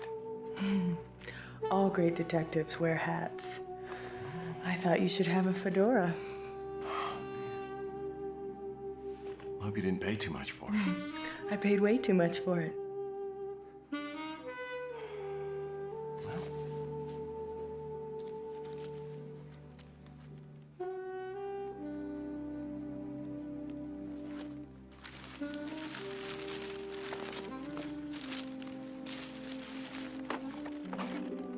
What's this? This was supposed to have been owned by Humphrey Bogart. I know how much you like him.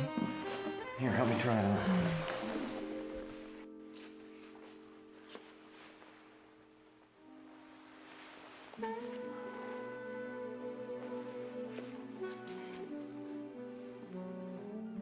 Maybe we can put it in a frame or something. I don't know what to say. Say thank you, Sylvia. Thank you, Sylvia.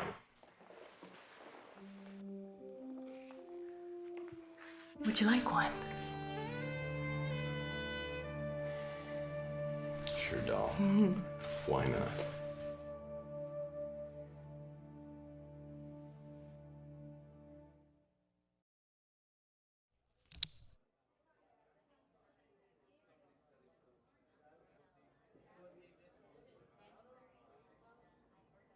Gideon was probably right. No, he wasn't.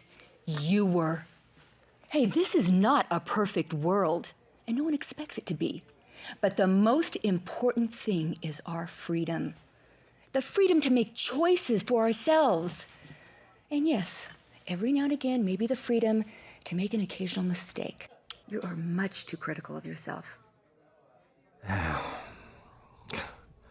It's just that I guess I'm not used to hanging my heart out on my sleeve. I feel like I'm bleeding all over you. Hey, whose idea was it? It was mine, wasn't to have this talk. And you know what? I appreciate how honest and forthright you've been. Hell, this is exactly what I'm talking about. I'm sitting here with the world's most wonderful woman, and I haven't been able to make a commitment to you. No, I saved my commitment for women like Sylvia, who caused me nothing but grief. Sonny and Gideon, they were right, because I didn't know anything about life. And I was just getting set up for a big fall, I can tell you that right now. Didn't even take very long with Sylvia. I mean, Sylvia was the only woman that I ever trusted enough with my heart. And not only did she not want it, she punched a hole in it with her high heel as she walked out the door. I am so sorry that you've had to go through all this. And I know how hard this has been for you to open up and to talk to me. You okay? Yeah, I'm feeling very vulnerable and I feel stark naked. But, for some strange reason, I actually feel better. Go figure. Good. Because I know how hard it is for you manly men to open up to us women. But sometimes it helps to share the pain. And who knows, maybe it'll get rid of all those nightmares you were telling me about. Yeah, that'd be nice. You're a wonderful woman, did you know that? I know.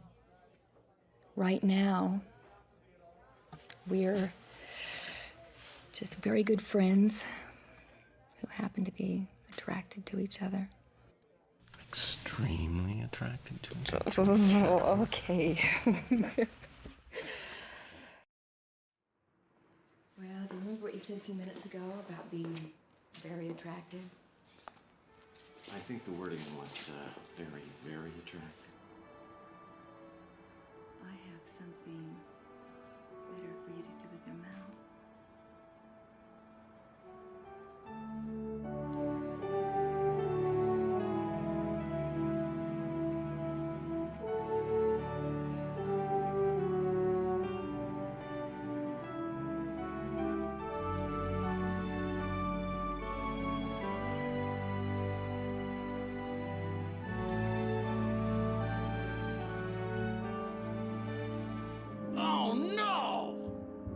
It's me. It's me. It's my breath. No, it has nothing to do with you. I shouldn't have had the garlic sauce. Look. Our speeder. It has been stolen. Somebody has stolen our car. Oh. Cannot believe this. Man, I knew it. It was just too good to be true. The best moment of my life, followed by the world's worst. I mean, here I am. My speeder's stolen out here. I'm sitting on a great... God, that was hot. It's Tex. Look, it's gonna be okay. Look, why don't we take a cab home? We'll call the police from home, and then tomorrow we'll call the insurance company. You don't have insurance? Oh. Well, I no. did have insurance, but the fact of the matter was I was never using it, so I kind of let the policy expire. Okay, so maybe the police can help you track it. Oh, yeah, I'm sure the police are gonna drop everything for Murphy's missing speeder. Oi! You guys saving that spot or what? Hell no, if you want it, take it. You okay? You know, actually, our speeder was just stolen. Mama. Yeah, it is. Tell you what, would you guys like a lift to the cop shop? No, we'll walk. He's really just trying to do us a favor. Chelsea, I'm getting a really bad feeling about this. It's like some sort of deja vu or something. Oh, come on. I think you're just upset over losing the speeder. Look, don't be stubborn right now. You know what? We would really appreciate it, would you? Hop in. Thank you very much. Glad to help. Oh, look, his head is even uglier than yours. What's wrong with my hat?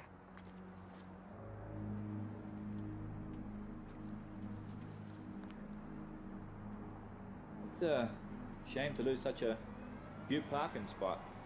Yeah, well, thanks for reminding me. Sorry about that. Pity about the speeder. We'll be okay. Hey, thank you very much again for the ride. Pleasure. Glad to help.